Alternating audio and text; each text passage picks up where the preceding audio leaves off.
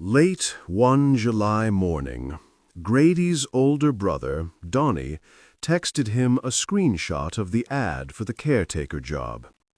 Caretaker wanted Hawaii, independent, resourceful, valid driver's license required, carpentry skills a plus, housing provided, salary TBD, firemantaisland.net. Grady laughed. WTF? That Craigslist? Yeah, I'm serious, dude, Donnie replied. Email him. Instead, Grady called his brother. It rolled over into voicemail, which meant Donnie was probably trying to find a place to talk in private. He was 4 years older and lived in a halfway house not far from Portland, Maine, a few hours south of where Grady was on the mid-coast. A minute later, Donnie rang back. "Where'd you see that job listing?" Grady asked, voice low so he wouldn't wake their mother, who worked the hospital night shift as an LPN. "Just now, waiting room." Donnie was midway through 2 years probation for fentanyl possession and had to take a weekly piss test. "I'm really serious. One of us should live in Hawaii, and you need to get out of Mom's house. And I gotta go." The call ended. Grady shoved the phone into his pocket and walked out onto the back deck. His brother could be a major difficult person, but he had a point. Grady had been living with their mother since early April, just weeks after the lockdown, almost 3 months now. Their father was long gone. He'd killed himself when Grady was 5. The suicide was like a black drain they'd been circling ever since, though only Donnie got sucked down it. Before the pandemic hit, Grady had worked as a finish carpenter, most recently on a long-term gig for a couple of mass-jerk plastic surgeons from Marblehead, husband and wife building their dream home on Kennebec Pond. Quartz kitchen countertops, a Japanese toilet with a heated seat that had its own temperature control. Who needed that? The job ended abruptly when the wife got COVID. Grady and the other crew had to isolate for 2 weeks. Grady definitely felt bad about that. They all needed the work. One guy had just bought a new truck. Another had twins on the way. No one got sick, but by the time quarantine ended, all the other building sites had shut down too. As an independent worker, Grady could collect unemployment. But after his application was bounced twice for no freaking reason, he gave up. His stimulus check went to back rent and 2 overdue truck payments, so he moved back home. Now it was July, and there was no work other than side jobs. Helping his friend Zeke load his delivery truck with firewood, or taking down trees decimated by venomous brown-tail moth caterpillars. Clearing brush from the Micmac campground so that rich COVID refugees from Boston and New York could park their RVs and go hiking in the state park while they pretended to quarantine. Grady scrutinized the screenshot again. Caretaker wanted Hawaii. The only person he knew who'd ever been to Hawaii was a heating contractor in Rockland. He'd taken his wife and 2 young kids and lived on one of the Hawaiian Islands for a year. The kids went barefoot the whole time, he'd told Grady after he returned.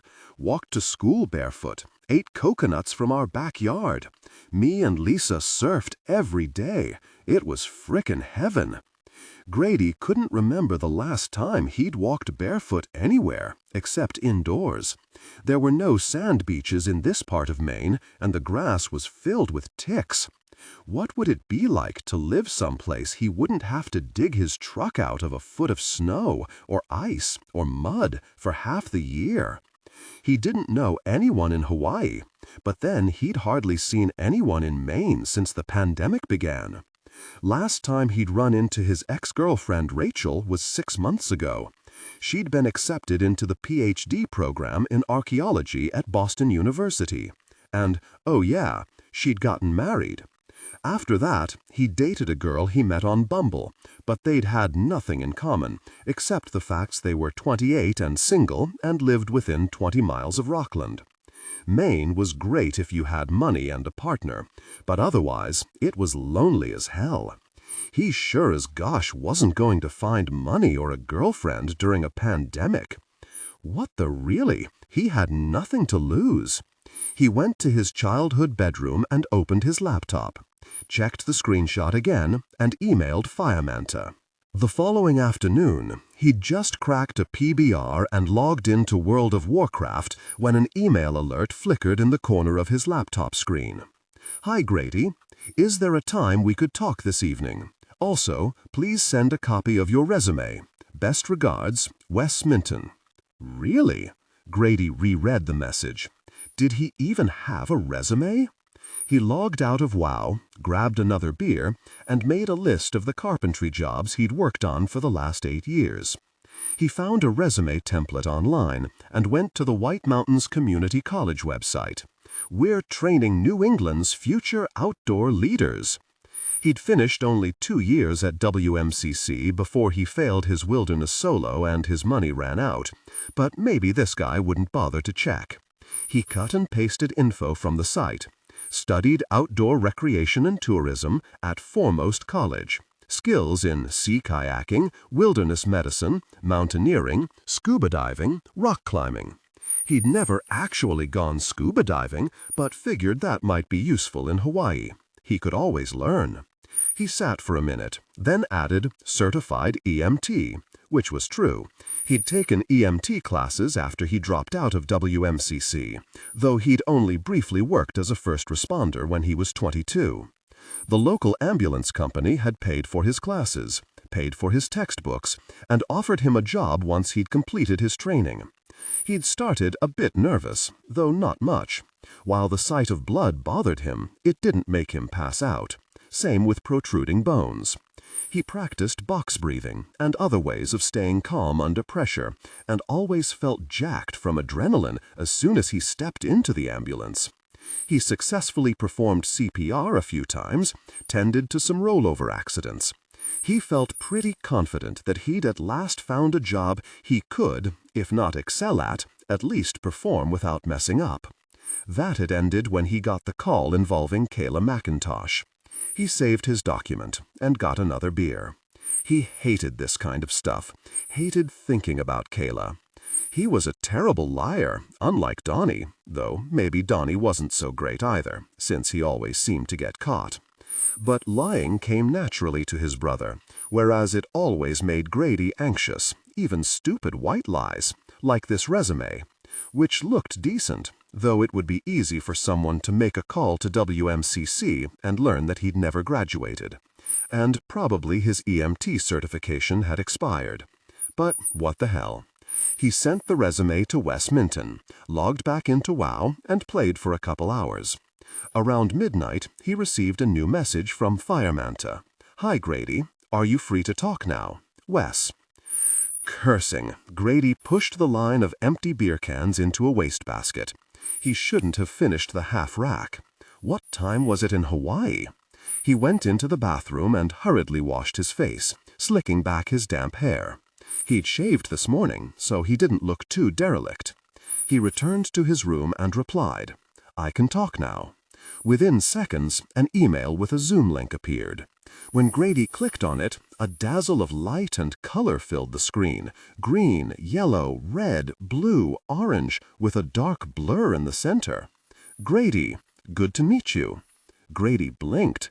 The colors were palm trees, gigantic ferns, a trailing vine that looked like a burning pink fuse. In the middle of it all was an older white man's face, tanned and ruggedly youthful, though his dark shaggy hair was mostly gray. "Hi." Grady adjusted the light on his desk. "Yeah, nice to meet you. What time is it there?" "Almost 1 A. Oof." Minton winced. "Sorry about that. Thanks for taking the time. I'm Wesley Minton. Wes. Okay if we go over a couple things?" Wes leaned forward, his face blotting out the brilliant garden. "You've done a lot of carpentry and construction, right? What about caretaking?" "Sure. Some of the people I worked for, they're only here a couple months in the summer. I keep an eye on their houses the rest of the year. And you're an EMT. Ever performed an appendectomy on yourself? What? Guy I know, a heart surgeon, he had to do that in Alaska. You'll be on your own a lot. You okay with that? Grady couldn't tell if this guy was joking, but before he could answer, Wes asked, "Ever been to Hawaii?" "No." "Really?" Wes looked stunned, like Grady had confessed he'd never driven a car. "Well, it's amazing.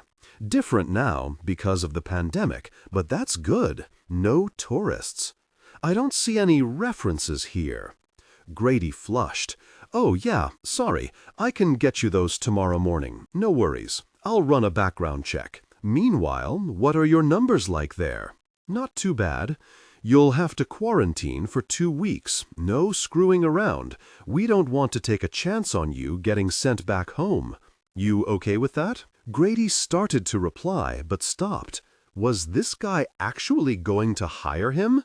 He nodded cautiously. "Yeah," Wes continued. "If you violate quarantine, they'll arrest you and send you back to the mainland.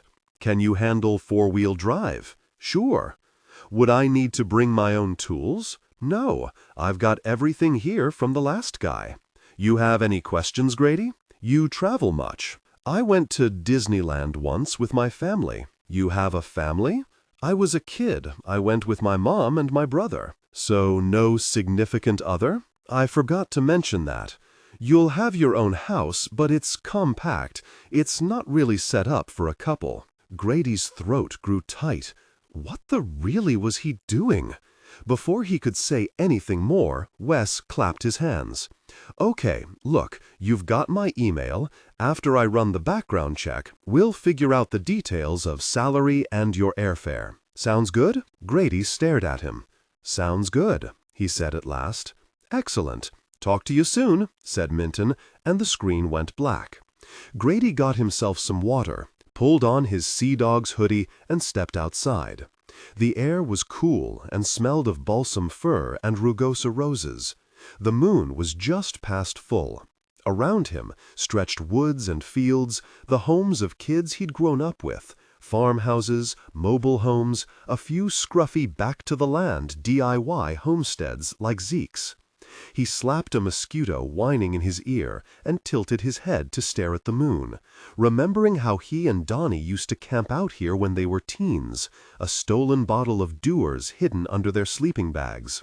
How they'd do a shot every time they saw a shooting star. Would you even see the same stars in Hawaii? Weren't there different constellations in the southern hemisphere? But he didn't know if Hawaii was in the southern hemisphere. His only impressions came from old surfing movies. Jurassic Park had been shot there, right? And Lost? He'd watched that show all during middle and high school, even when it made no sense to him, which was most of the time. Still, the island setting had been beautiful. He and Zeke and Donnie had gotten into arguments over whether it was all real or just CGI. As a young teenager, Grady had wanted it to be real. Not the story or the characters, but that place, with its empty beaches and empty sea and air that, even on their crappy little TV screen, seemed to shimmer with something he couldn't put a name to. A threat, maybe, even though that was a weird thing to wish for. The thought that the wider world might be very different from the little he'd seen of it. His rich clients always told him, as an adult, that Maine wasn't the real world.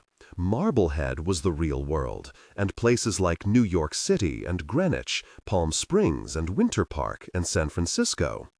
Grady had always thought they were just pissing smoke. But what if they were right? He didn't believe he was living in the Matrix or some crazy gosh like that, like the weird conspiracies Zeke spouted. But what if life was actually different in New York or California? Here was his chance to find out if all those rich people had been lying, the way they lied about getting him a check end of next week. Donnie or Zeke would give anything to fly to Hawaii, especially now. Grady would be crazy not to go. From somewhere at the edge of the yard, a barred owl called, "Who cooks for you? Who cooks for you?" Grady stared into the oaks, their branches skeletal and leafless from the very brown-tail caterpillars. He watched a ghostly shape emerge and then drop to the high grass, before rising like a cloud of smoke to disappear. The flight to LA was barely a third full. Solo travelers like himself, a few couples, 2 families with small kids. Everyone was masked, which made Grady feel like he was trapped in an airborne hospital waiting room. He had the window seat in an otherwise empty row, staring down as Boston gave way to sprawl, the rumpled green of the White Mountains, then nothing, as clouds overtook the airplane. He wadded up his hoodie and tried to sleep. After an hour, he gave up, his long legs cramping. There was no food or beverage service. Zeke had picked him up at 2 a.m. and driven him to Logan, but nothing had been open in the airport when Grady arrived. Now he had a freaking caffeine headache. Rubbing his eyes, he lowered his tray table and pulled down his mask, popped a few ibuprofen, ate half of the turkey and cheese sandwich he'd made the night before, drank some water. When he checked the moving map on the screen, they were only above Pennsylvania. Groaning, he sank back, knees bucking against the seat in front of him. He took out his cell phone and spent a few minutes reading a guide to the island's wildlife and outdoor activities he'd downloaded. A lot of fishing, but also hunting, wild boar and some kind of deer, both introduced by earlier waves of settlers. Maybe he'd get a gun and a gun license. He closed the brochure and scrolled through the messages he'd received from Wesley Minton in the days before he left. There was no further mention of a background check, so he assumed he'd passed. Only a flurry of texts about his flight itinerary, the address of where Grady would be staying, Hokuloa Road, no street number, and the name and cell phone number of someone named Delita Nakoa. Delita will pick you up at the airport. She will get any groceries you need. Text her list when you arrive LAX. Be sure to fill out health arrival forms and take ibuprofen before you land on the island. They will check your temp at airport. Use Delita's name as your emergency contact. Was Delita Wes Minton's wife or girlfriend? Why use her name and not his own? Because she was the one meeting him at the airport? He hadn't mentioned being married or anything else. When Grady had Googled Wesley Minton, he didn't find much. Some kind of hedge fund guy who made his fortune and moved to Hawaii. He was involved with a bunch of environmental groups, the Sierra Club, the Nature Conservancy, the Island Nature Trust, and the Hokuloa Wilderness Foundation. The same 3 images of Minton kept popping up, a generic corporate headshot and 2 photos at charity benefits, one a big environmentalist bash on the island, the other a Planned Parenthood benefit in Honolulu. In the first photo, Minton wore a Hawaiian shirt and a very long lei made out of green leaves. He stood beside a tall, beautiful Hawaiian woman who looked like a model. Grady recognized her name, Maxine Kaiwi. Local philanthropist Wesley Minton makes landmark donation to preserve island wilderness. The photo was dated 20 years ago, though Minton looked pretty much the same. He must have been in his mid-30s when it was taken, not much older than Grady was now. Lucky fellow. Grady stared at the moving map. They'd only just passed Pittsburgh. How freaking big was Pennsylvania? He closed his eyes and thought of his last conversation with his mom the night before. "Are you sure you want to do this?" she'd asked. You don't know anyone there. You'll be very alone. You'll be fine. I'll meet people. You're going to be in quarantine. And you don't know anything about this man. I know he's bought my plane ticket and given me a job, which is more than I have here, okay? He tried to keep his voice level. I just want to get away for a while. I've never been anywhere. I've never done anything except carpentry. You're always telling me I should aim higher, so I'm doing it. I'll be fine. At least it's the same country. It's 5,000 miles away. His mother's face tightened, a sign she was fighting tears. Once you're there, I'll never see you again. You will definitely see me again, said Grady, and leaned over to give her a quick hug. But as he finished packing, he wondered if he'd miss any of this. All of this, when he was gone. He wondered if he'd ever come back. He woke in the plane's window seat with a crick in his neck and a headache from the citrusy reek of hand sanitizer. As he pulled down his mask to draw a few furtive breaths, the pilot announced they would be landing soon. Across the aisle, a woman grabbed her companion and pointed out the window. "Those aren't clouds," she exclaimed. "It's smoke from the fires." Wildfires or not, they landed without a problem. By the time he finally found his gate, the island flight was pre-boarding. As the line inched toward the jetway entrance, he felt lightheaded with nerves, but also a strange relief. He was going to a place where he knew no one, which meant no one knew him except as the person on his resume, competent and experienced. He felt like he did driving late at night, when his attention would drift, then abruptly shift back to the road, and he'd wonder, am I dreaming? Am I really here? Including the flight attendants, there were 33 people on a flight meant for over 300. As he waited for takeoff, he texted a grocery list to Delita Nakoa. Tomatoes, ground beef, beer, PBR, chips, salsa, bread, crunchy peanut butter, potatoes. Beer. Delita replied with a thumbs up and an emoji of a brimming beer stein. The cabin crew closed the doors. Someone made a terse announcement. 5.5 hours flight time, no meal or beverage service, remain masked and seated as much as possible. The plane took off, the coastline receding behind them until all Grady saw was water. Boredom overwhelmed his anxiety, and he fell asleep. He didn't know what time it was when he woke. His phone still showed Pacific time. The plane had no in-flight entertainment, not even an in-flight magazine. Outside his window was an unbroken field of blue, no hint of where the sky ended and the sea began. There was no turbulence, just the loud background hum from the engines. The few passengers were sleeping or staring at tablets and phones. Across the aisle from him, a young woman gazed at a laptop, smiling. Long, dark, curly hair framed a round face, half hidden by a blue mask with yellow stars. She had deep-set, dark eyes behind oversized glasses and wore dangling earrings. She laughed out loud at something she was watching, glanced aside, and saw him looking at her.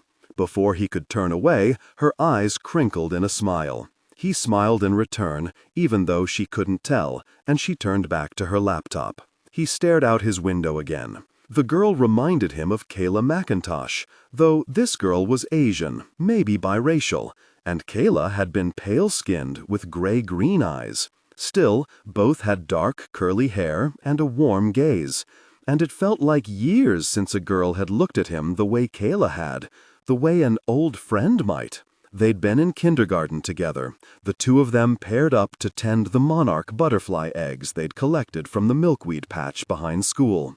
After that, they were inseparable. Kayla had moved after 5th grade, but in high school they were in the same English class. By then, Kayla was a skinny goth, her dark hair dyed green and her eyebrows stitched with silver rings and safety pins. She didn't seem angry so much. Mostly she just listened to angry-sounding music. They'd acknowledge each other in the halls. Sometimes she smiled, sometimes Grady did. A couple of times they hung out in the parking lot after school, sharing a jibbaha joint and talking about stuff they'd done as kids. School trips on the ferry to Islesboro, watching seals in Rockport Harbor. Kayla always had good weed. After high school, they fell out of touch. The last time he'd seen her had been when he was an EMT. The call came in from Rockland, a 911 from a woman who said she was suicidal and had taken an overdose of prescription painkillers. Grady and Amy and Cameron, his team that night, raced to a run-down single-wide on the south side of town. The door was open, and Grady rushed in first, armed with Narcan, a stomach pump, and a defib. He halted, shocked to recognize Kayla lying on the couch, her eyes slits. Her green-dyed hair had reverted to dark curls, and the piercings were gone, all except a tiny diamond nose ring. "Kayla," he stammered, fighting panic as he fumbled for the Narcan. "Kayla, can you tell me what medications you took?" She didn't need to tell him. He saw the bottle of Alprazole on the side table, along with a quart of Gilbey's, nearly empty. Her eyes fluttered closed, her mouth parted, so she looked like the girl who'd lain on the floor mats beside him in kindergarten, the two of them refusing to sleep during nap time. He'd pulled her upright, stuck the nozzle of the Narcan dispenser into one of her nostrils, and pressed the trigger, holding her as he counted off 2 minutes before administering a second dose. He never stopped chanting her name. "Kayla, come on! Kayla, hang on! We're here! Come back! Kayla, look at me!" He felt her die, knew the moment she was gone, by the way her body relaxed and the sigh that left her mouth. All gin and cough syrup. He quit the EMS after that, ignored the concerned phone messages and emails from his supervisor.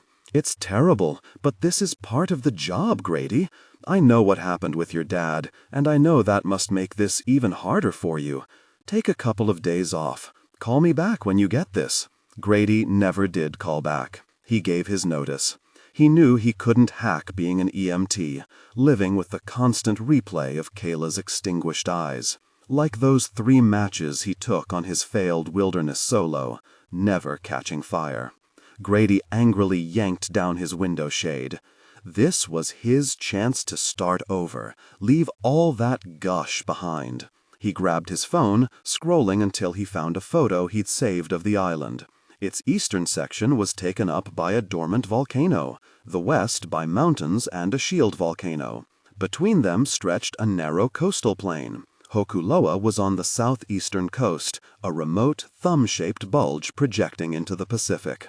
The airport was near the island's main city, Li'ola, nestled on the coastal plain's south shore. He'd shown the photo to Zeke and said, "Doesn't it look kinda like a dog's head?" "A dog's head?" Zeke laughed. "Dude, you're getting out of here just in time." Thinking of Zeke made him feel better. Zeke was a prepper who believed you could survive anything, even the apocalypse, with a good knife, good weed, and fresh water. "A knifeless man is a lifeless man," he'd been saying since they were in 6th grade. Grady's was in his checked bag, along with his Leatherman and Carpenter square, a few t-shirts, a white button-down, and a flannel shirt, a pair of heavy-duty work gloves, and his work boots. He stuck his phone into his pocket. With a yawn, he stood and stepped into the aisle, stretched his legs, and raised his arms to see if he could touch the ceiling. "Does your neck hurt?" He looked around in surprise. In the row across from his, the young woman stared at him. A thick paperback book was open on her tray. He squinted to read the title, The Pale King.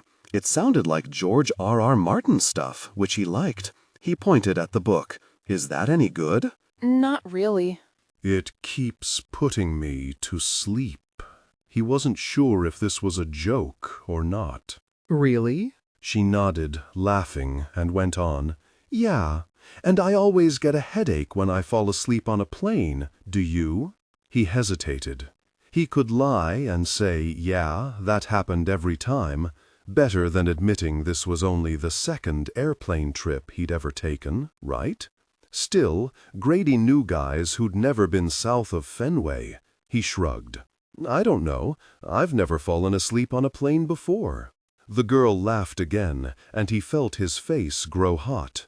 "But, yeah, I do kind of have a crick in my neck."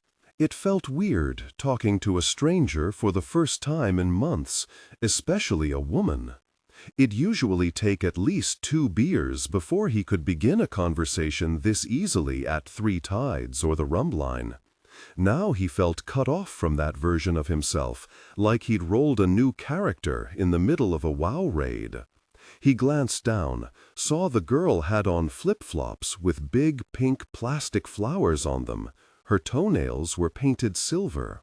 "This is my first time," he said. "To Hawaii." "Oh." She unbuckled her seatbelt, scooted into the end seat in her row. After a moment, he did the same, so they could talk across the aisle. "You will love it," she said, lowering her voice as though telling him a secret. "The first time I visited, it was—" She stopped, staring not at him, but at the floor. At last she lifted her head and adjusted her glasses. "It's kind of like the first time you look at the Milky Way through a telescope. Have you ever done that?" Or strong binoculars? Grady nodded. Binoculars, yeah. It was cool. Right. It's like that. I mean, you can actually see the Milky Way there. It's clearer than just about any place on the planet. That's why they have those massive telescopes on Hokuloa. The air is so clear. On the island, it's like that with everything. The ocean, the mountains, the rainforest. Her expression grew dreamy. You just see more. Grady nodded politely. This sounded like the kind of stoned revelation Zeke occasionally shared. Do you live there now? No, I'm going to stay with my girlfriend, Raina. She lives in Makani. But I've been a few times. I live in Century City, outside LA, so it's only a 5-hour flight. I'm doing postgrad work at UCLA, microbiology, but it's all online now. Why should I be in LA? Where are you staying?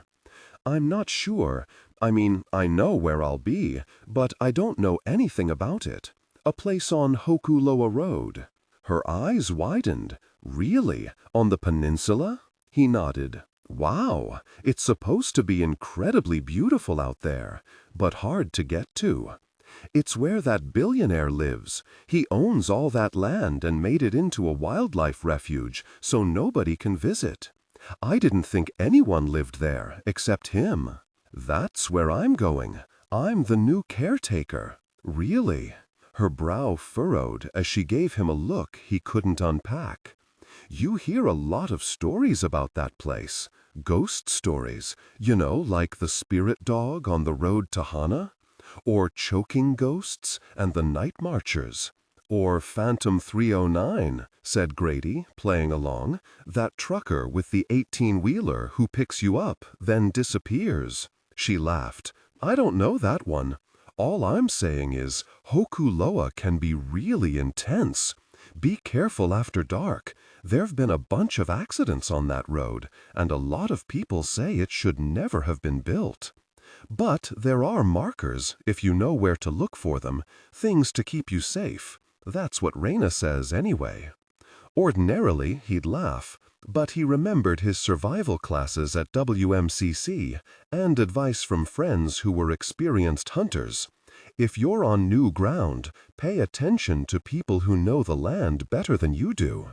Yeah, okay, he said. Thanks. A voice came over the speakers. 40 minutes to landing. The spell broken, Grady waved in farewell before scooting back to his window, and the young woman did the same. Nice talking to you. You too. Grady felt buoyed by the conversation, but also slightly creeped out. Zeke claimed his grandfather's ghost rifling through his gun cabinet, but then Zeke also said he'd seen a UFO by the Quaddy Head light.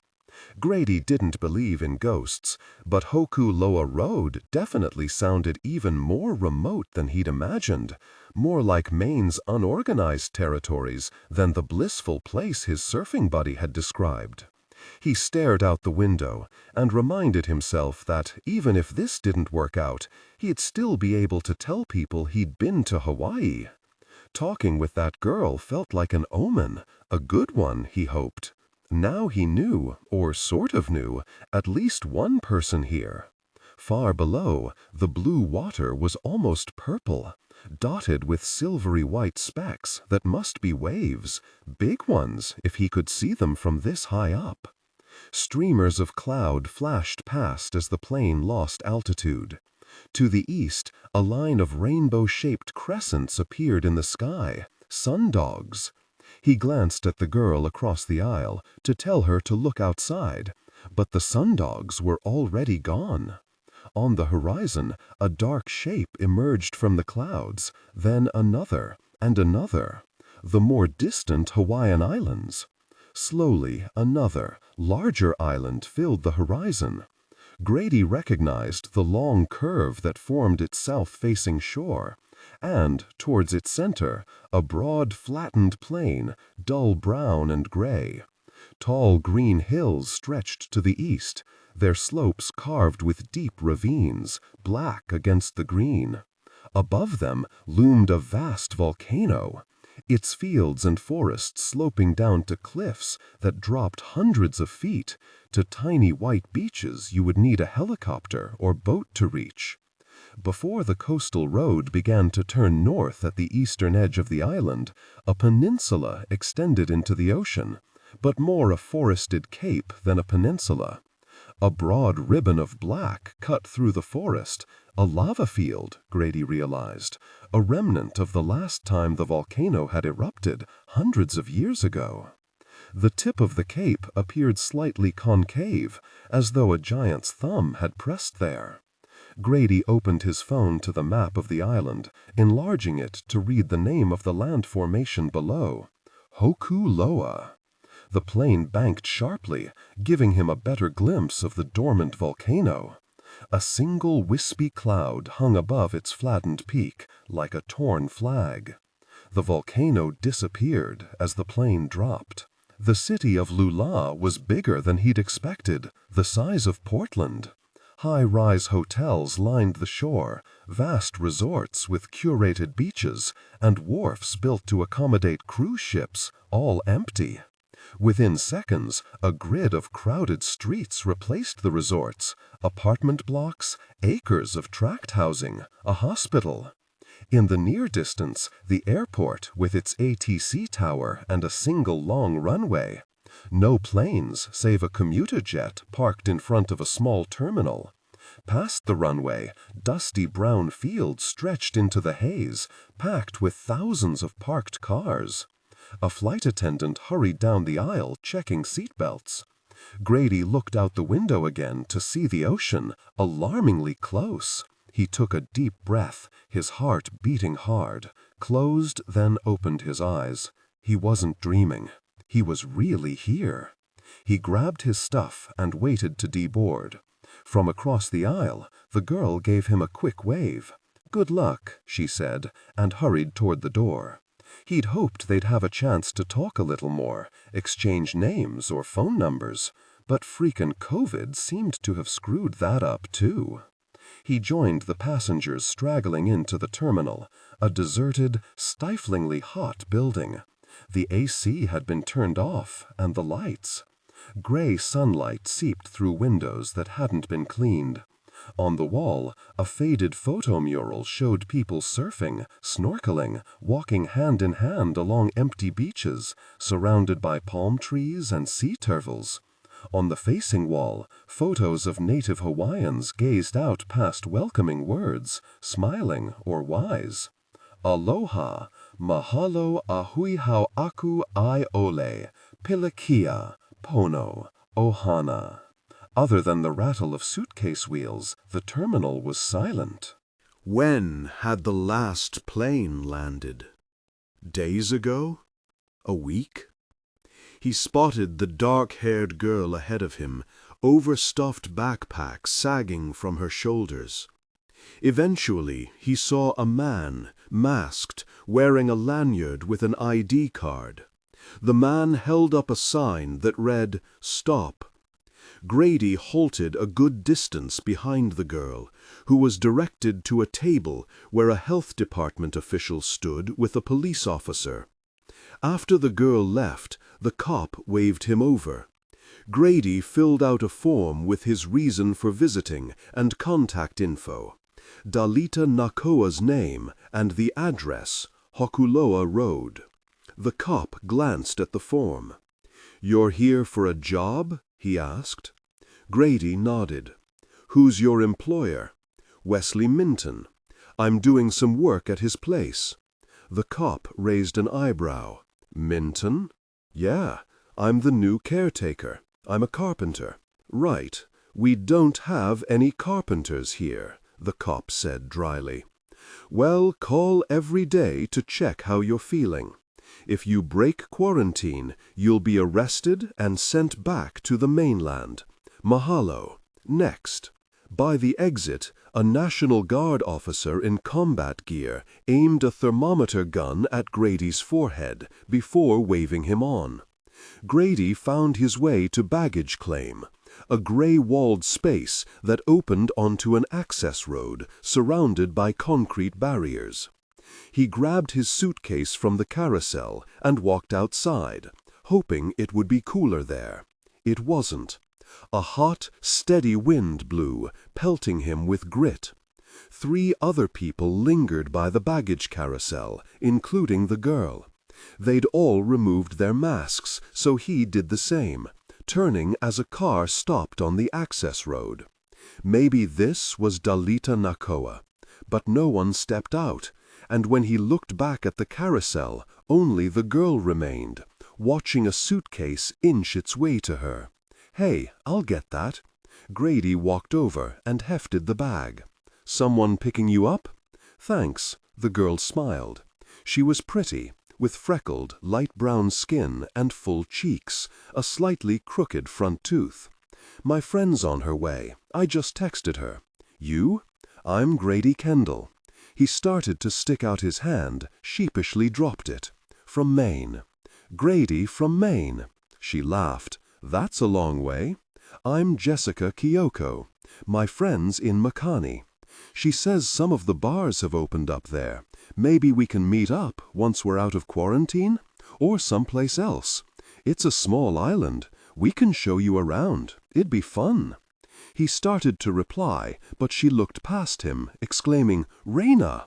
Turning to him, she added, "Nice meeting you, Grady. Good luck on Hokuloa. I'll probably run into you in a couple weeks." "That'd be great. Want me to carry that for you?" "No, I can get it, thanks." She stumbled from the terminal as a skinny young white woman ran to hug her, their voices shrill with excitement. The other girl grabbed the heavier bag and dragged it to an older Subaru Outback, maroon paint blistered from the sun. Wistfully, Grady watched the car drive off. He'd texted Dalita when he landed, along with his mom, Donnie, Zeke. His brother and mom had responded. Zeke, too, even though back home it was past midnight. Yawning, he leaned against the wall and waited. "Hey, you Grady?" He looked up to see a maskless woman standing on the curb. "Grady Kendall?" He picked up his bags and hurried to her. "That's me. Are you Dalita?" "The one and only. This is us. Here." He followed her to a battered white pickup. "You can toss your stuff in the back," she said, pointing to a truck bed crowded with a surfboard, wetsuits, kid-sized life jackets, a pink blanket covered with cat or dog hair. He pulled his sea dog's cap from his backpack and put it on. Even with sunglasses, it was almost too bright to see. He got into the truck's cab, which was as hot as it was outside. "Sorry, AC's broken." Grady fumbled in his pocket for his mask, but Dalita waved at it dismissively. "No need, worry about that." The cab smelled of sunscreen, weed, and French fries. He pushed a fast food wrapper from his seat as she cranked the engine, and they roared down the access road. The muffler was shot. Dalita looked him up and down, taking in his reddish hair and fair skin. "You brought sunscreen, I hope. You gonna need it." "I did." "You're younger than I thought." "I'm 28. "For real?" "You look the same age as my son." "No offense. None taken."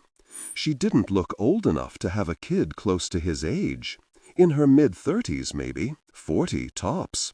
It was hard to tell. No makeup, attractive in a tomboyish way, with smooth, dark skin, a round face, dark eyes, black eyebrows and short black hair that looked stiffened by salt. On her upper arm, names inked in cursive: Lorelei, Paolo, Tim, Stella. She wore a black sports bra beneath a tank top boasting a faded logo, a hula dancer in a martini glass. She reached for the console between them, handed him a water bottle. "How was your flight?" He opened the bottle and drank gratefully. "It was okay. Thanks for getting me." "No worries." In the console, a phone pinged, and she picked it up to read an incoming text. The truck veered into the other lane, then back again. Dalita dropped the phone, shaking her head.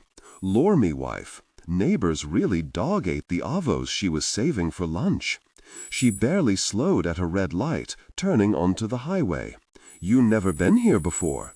Nope. And I've never met Wes Minton. What's he like? She groped at the console again, picked up a vape pen and took a hit of cannabis. Rich as very. Choke money. Nice, though. She held the vape pen out to him. No thanks. I got your groceries. Except the beer. She laughed as Grady's face fell. Jokes. You'll get plenty. Not enough? Let me know.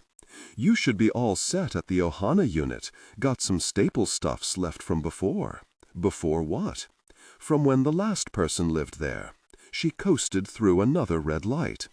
They were driving through a concrete wasteland of vacant strip malls and fast food franchises, bars and restaurants and chain hotels whose logos showed palm trees, waves, or dolphins or sea turtles. Past sacred fire tattoos, the Kundalini nail spa, Wiki Wiki fish house, glorious gelato, all closed. He saw no vegetation except for a few wind-blown palm trees and dusty hedges, some desiccated flowering shrubs in concrete planters. The only place open was Blue Island Food, a supermarket. That's where you can get groceries, said Dalita, slowing the truck. Only big one on the island. I used to cashier there.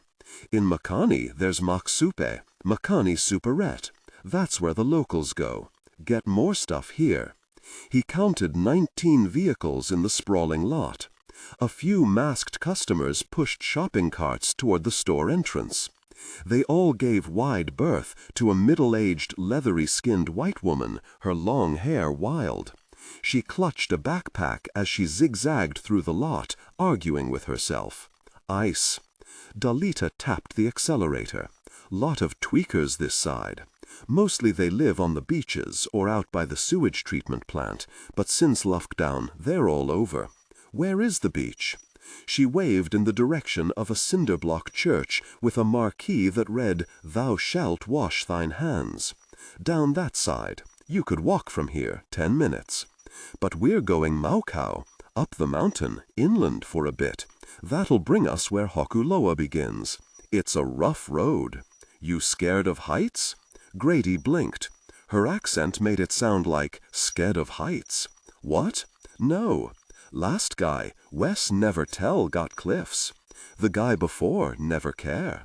He took another sip of water. So, I'm the third caretaker? Fourth, I think. First was me. Then had one guy, then another guy. But I always helped out in between, like the last few months. Till he hired you. You were a caretaker? Yup. I started, 8 years ago? Maybe longer. I was the first person he hired. Carl Gunnarsson was the last one, Carl from Colorado.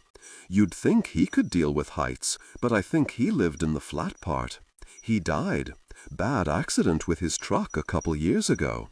I've been helping out Wes on and on since then. Staying a few nights a week, but since the lockdown I really need to be with my kids. Grady stared out the open window. They'd left the city behind them. There was almost no traffic. Now and then a car would zip by in the other lane, or a forerunner would barrel up behind them and pass, whether or not they were in a passing zone. But everywhere, abandoned cars rose like mirages, parked on the roadside or marooned in fields of yellowing grass, hoods pulled up to reveal empty engine mounts and words spray-painted on broken windshields. Aloha Express, gone holo holo, bye. There were shopping carts, too, frames buckled, jammed with black trash bags, clothing, broken appliances. He didn't see any cops, which he guessed was a good thing, considering Dalita's disregard for stop signs and the truck's failing exhaust system. Dalita's phone pinged again. She glanced at it and frowned. Gosh, I forgot to tell Wes I got you. Hey, boss, she said, setting the phone on speaker. Sorry, got caught up talking. You get him? Yeah, he's right here. I have you on speaker.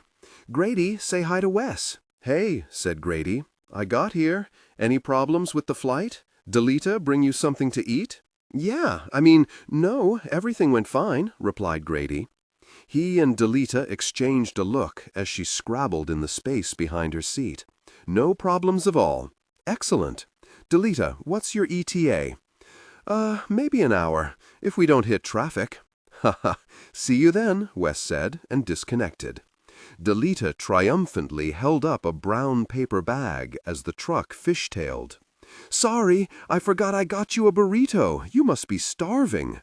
Thanks. Grady unwrapped a squashed tortilla filled with beans and rice. He wolfed it down, licking salsa from his fingers. There's more water. Delita cocked a thumb at several bottles jostling on the floor, glanced at him, and made a sad face. I feel bad I forgot your burrito. Got cookies, too. I'm all good, he said, willing it to be true. They continued to drive east. Behind them, the sun hung lower over a desert landscape. Gray-green hills to the left, a broad plain to the right, all scrubby plants and rocks. On the opposite side of the highway, roads peeled off into the hills. The few houses Grady saw were modest, cinder-block rectangles, modular homes, trailers, shacks with loose Tyvek flapping from the walls. Pickups were parked out front, older compacts and rusty RVs with orange extension cords running to carports. He'd flown halfway around the world to find himself surrounded by the same freaking mess he'd grown up with. Maybe Maine was the real world after all. He turned his attention to the landscape on his right. Lots of cactus, dense thickets of saplings like overgrown weeds, a tree massed with neon pink flowers that reminded him of Halloween as a kid, the girls all dressed as Disney princesses or fairies. Bougainvillea, said Delita. Not native. Those prickly pear not either. The koahala, too. Believe it or not, this used to be wetland. Some guys worked out a deal in the 1980s and they drained it. That was when the drug money came here, in the 80s. Before that was mostly hippies, and before that was surfers from the mainland. But the 80s, that's when everything really changed, when they built the resorts that stole all the water. She gestured straight ahead, away from the dead-looking flatlands to the downslope of the dormant volcano, forests and dark cliffs giving way to the ocean. In the distance, a dark promontory seemed to hover between hazy sky and sea.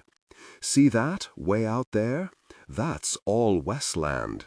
It ends at Hokuloa Point. Hokuloa looked like something Grady couldn't put into words.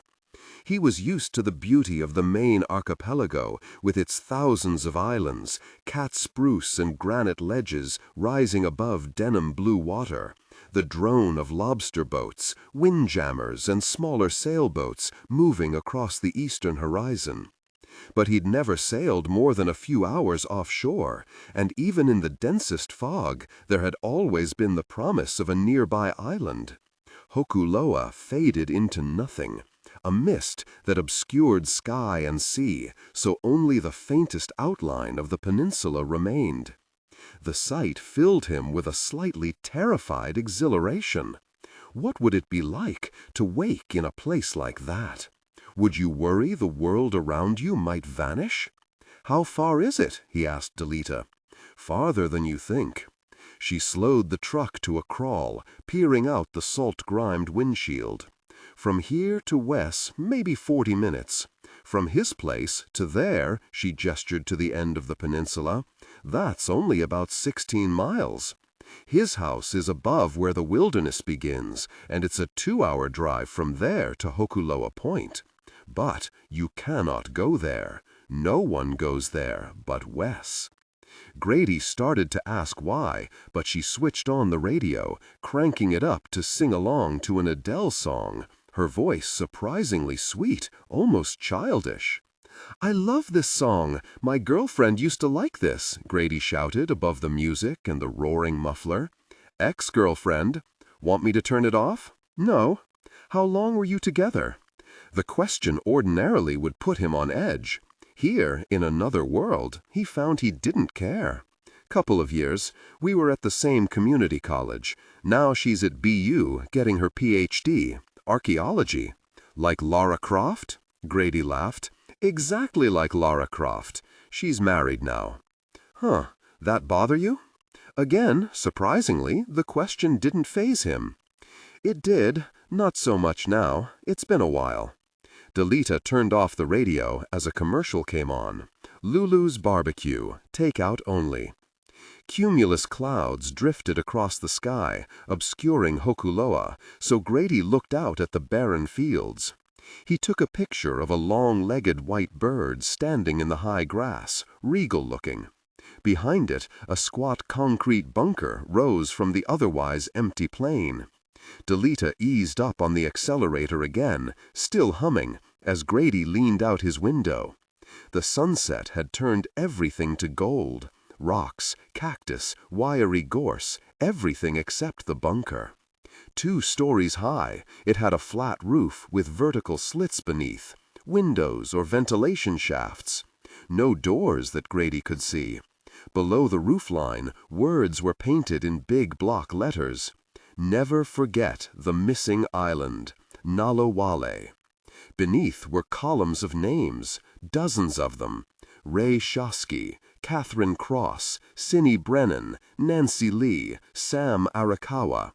Grady turned, craning his neck to read more names on the building's side. Brian Kapule, Kai Miramoto, Nat Smith, Amanda Wellesley, Corey DeSoto, Lance Nguyen. Grady looked at Delita. What the hell is that? Communications building. What? She reached for her vape pen. She took a hit, glancing into the rearview mirror as the building dwindled behind them, and gunned the truck to 70. Very. It's getting dark. Sorry, I wasn't paying attention. That building. Yeah, no, I mean, I need to get home before dark. That building, there was a naval air station here during the Pacific War. World War II. I know what the Pacific War was. Well, there were landing strips here, hangars, and, gosh, and that building was some kind of communication center, like air traffic control.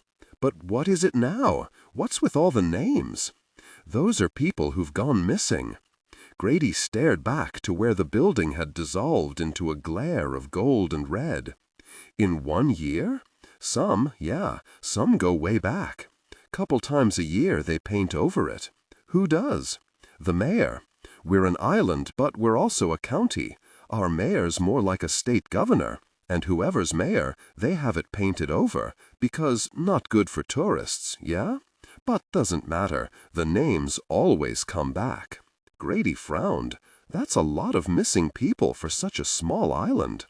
People disappear here. Nalawale, what's that mean? Lost or vanished? Delita tapped the gas pedal, and the truck hit 80, broken muffler rumbling like a thunderstorm. Long ago, people on the other islands thought our island could disappear. Warriors would make the crossing in their canoes, but they couldn't find the island. There's this atmospheric thing. Fog comes out of nowhere and settles on the coast. The people here would wait and attack the invaders at night, or leave them to the sharks.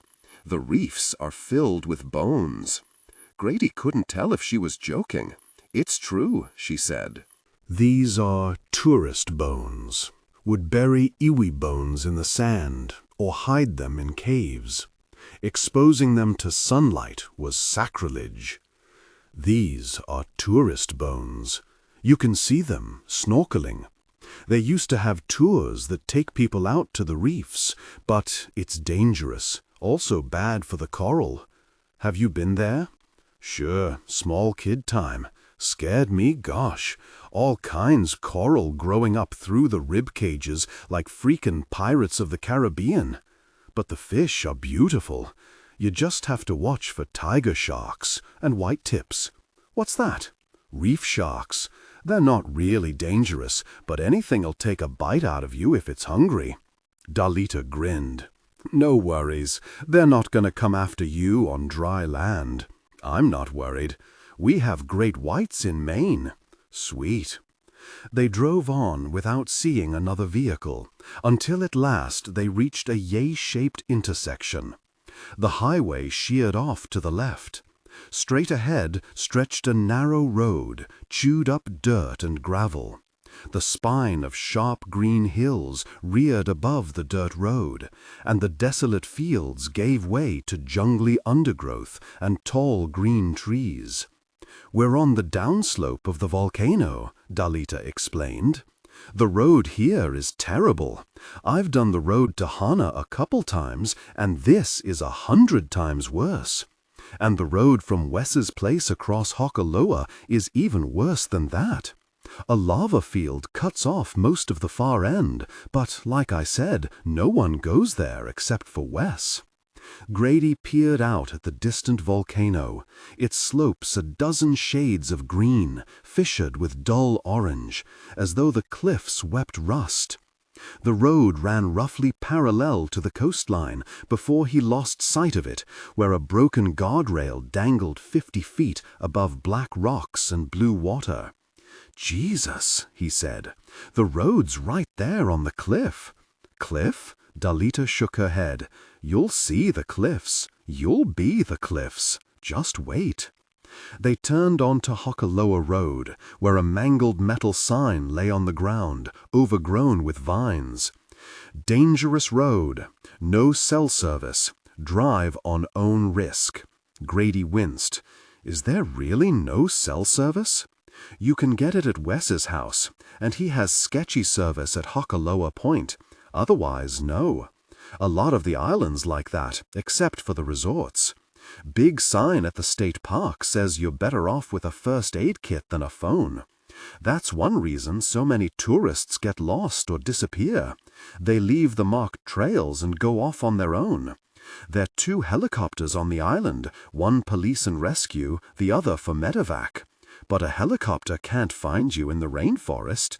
And the currents are some strong, so if you're not a good swimmer—" She drew a finger across her throat. "The resort beaches are pretty safe, but that's not where the best fishing or surfing is. This guidebook came out a few years ago, Blue Island Secrets, telling tourists how to find places where no one goes, not unless you know what you're doing. Some of those places are sacred. They were never meant to be public." She downshifted as the truck began to climb. "Help yourself to that vape," she said, "if you need." "I'm okay," Grady muttered, but already he felt carsick. The truck rumbled along, chunks of broken rock flying up behind them. On Dalita's side, the land rose steeply from the roadbed, nearly vertical. An insane jungle sprang from the black rocks and reddish soil.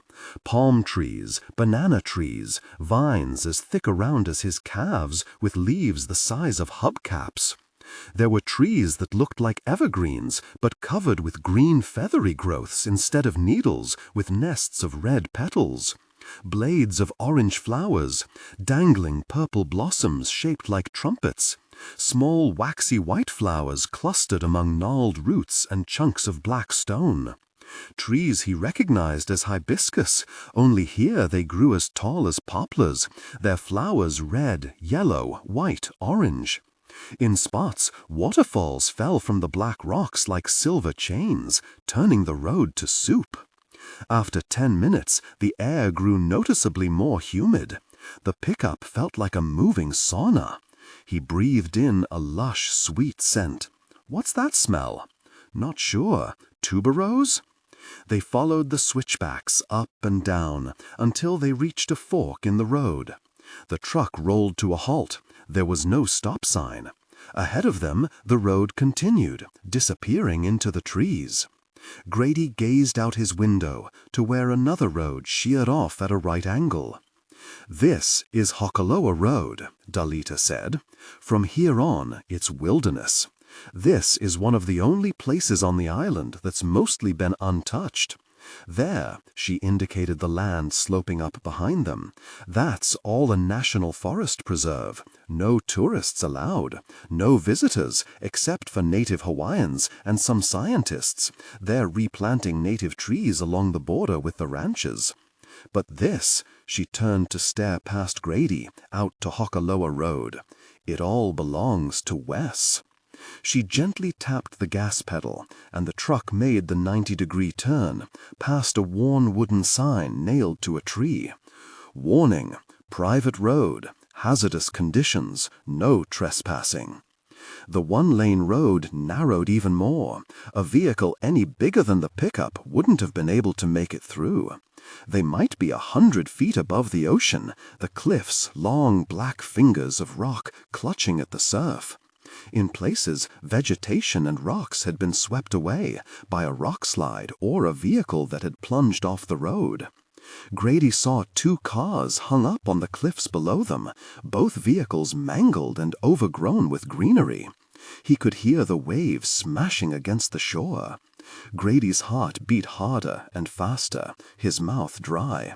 He was tempted to roll up his window to provide a barrier between himself and that gnawing blue mouth far below, but he remembered that people drowned because they were unable to smash free if their cars plunged into a lake or river. "You okay?" asked Dalita. "Yeah, kind of." He adjusted his seatbelt. Ahead of them, a small sign was nailed into the rocks on the hillside. 5 miles an hour, he said. 5 miles an hour? First time I've seen that. This is where we no-like run into traffic. Traffic? Grady laughed. Yeah, like Wes, or me. As the pickup crept around the turn, Grady fell silent. The road had deteriorated to crumbled lava and dirt, immense broken palm fronds and flowers strewn across it as though for some demented wedding ceremony. Leaves and branches scraped the side of the truck, reached through the window to tug at his hair. He thought of what the girl Jessica had said on the planet. There are markers, if you know how to look for them, things to keep you safe. He saw no markers here, no guardrails, no walls, no warning signs.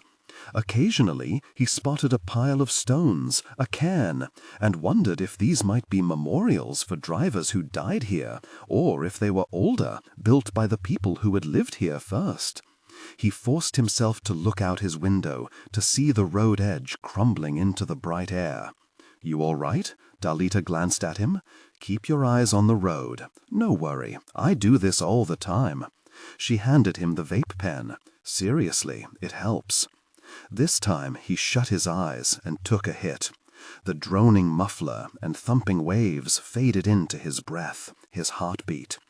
The pickup rolled along like a miniature tank. "What do you do," he said at last, "if a car comes the other way?" "That never happens. But there's pullouts." She gestured to a tiny crescent carved between the towering hillside and what passed for a roadbed. The space looked barely big enough to accommodate a person, let alone a vehicle. "And usually you can see them coming." She indicated where the road jackknifed in a series of hairpin turns, climbing higher and higher.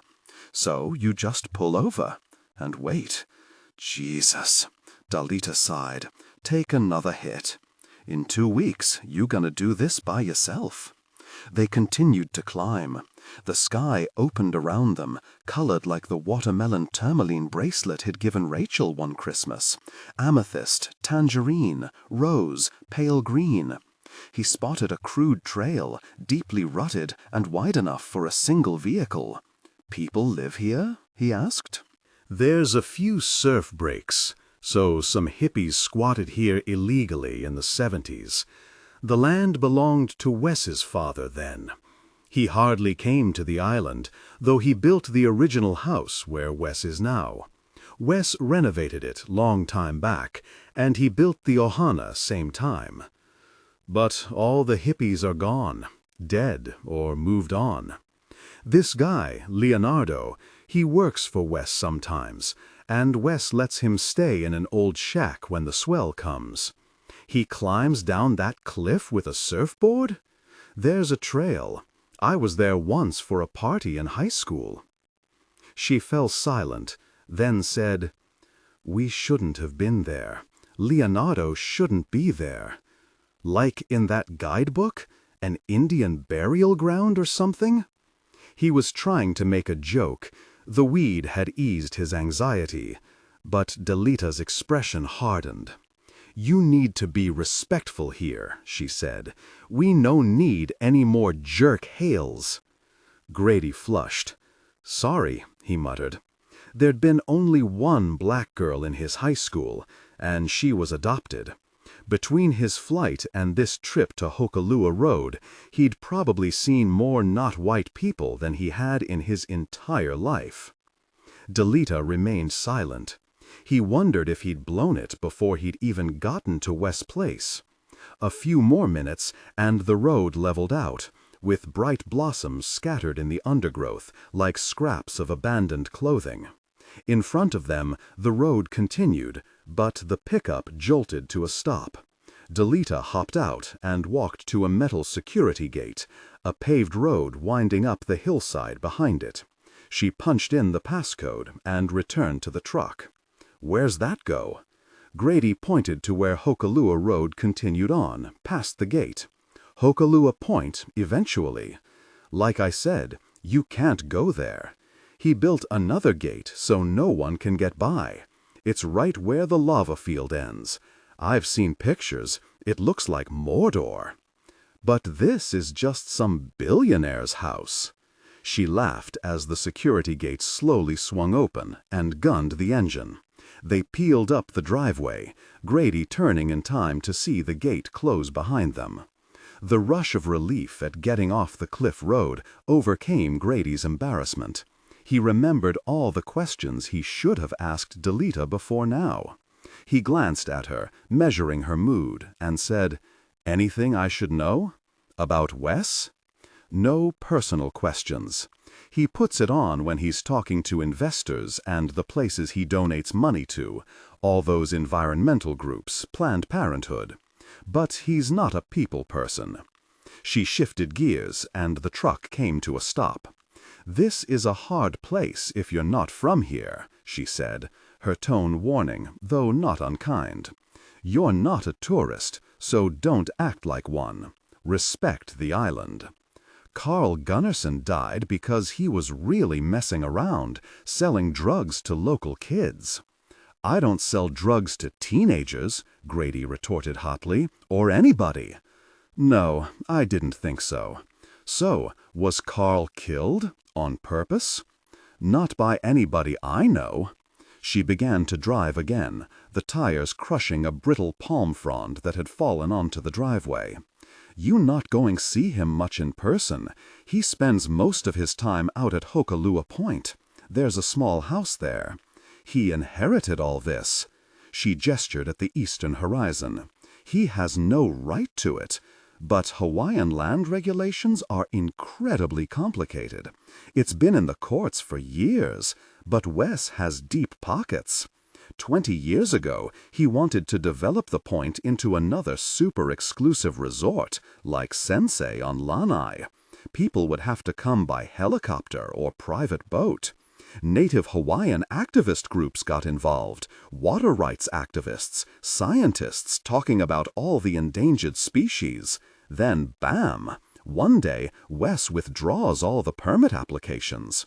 Maybe he just didn't need another $100 million. No, he eats and sleeps and gosh money. And he'd already shipped in construction materials years ago. It's all still out there, waiting. For what?"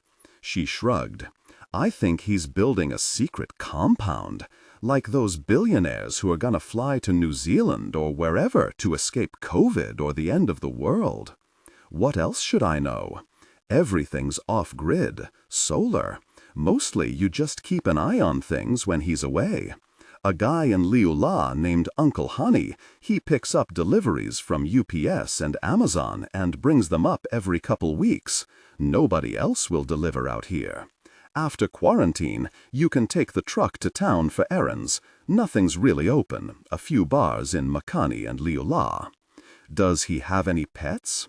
He keeps sea urchins and a lot of birds."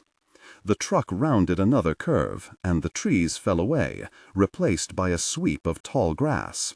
Stone steps led up to Minton's house, a sleek construction of cubes and reinforced steel that was nearly all windows, so the building appeared to melt into the darkening sky.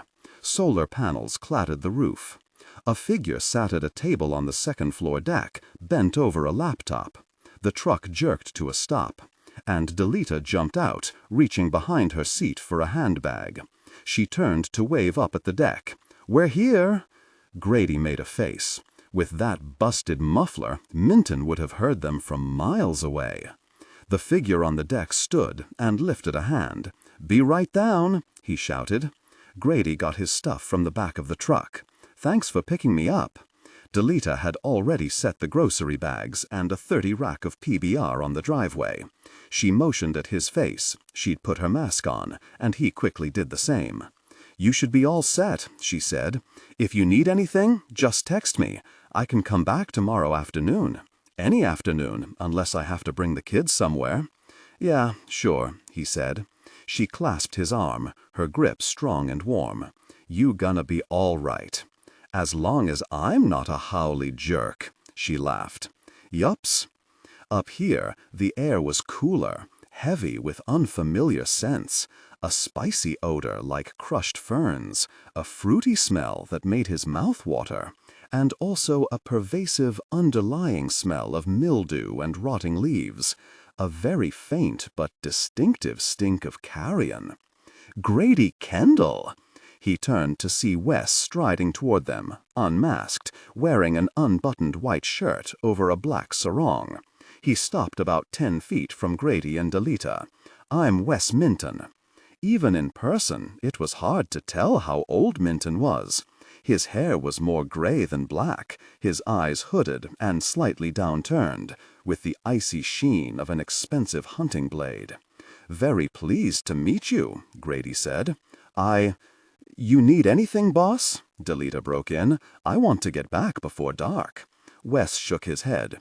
"You go on. Thanks for picking him up." "No worries. Grady, nice meeting you. Just text me if you want me to pick something up for you." "See you, Wes." She climbed into her truck, whipping off her mask. Grady gazed after her wistfully as she waved, and the truck barreled down the driveway. "Let's get you settled," announced Minton. "You must be beat. We can talk tomorrow." Grady walked with him, thick, rough grass crunching beneath his sneakers. Minton was barefoot, the sarong's hem taut against his calves. In a corner of the fabric was a bright yellow image, some kind of logo, a circle with crooked lines radiating from it like a child's drawing of the sun. "You'll be in the Ohana unit." Minton gestured at a small wood-framed building about 50 feet from the main house. White-painted shiplap siding, a pocket-sized deck with 2 reclining outdoor chairs and a small table. The kind of faux rustic accents Grady recognized from places in Maine, owned by rich people from away. Behind the Ohana loomed the forest, tall evergreens and unknown plants that cast long shadows across the grass. Minton halted in front of the Ohana's door. "I've got some calls to make, and Delita should have everything set up for you. See you tomorrow." Grady waited till Minton returned to the main house, then yanked off his mask. He pushed the door open and stepped inside.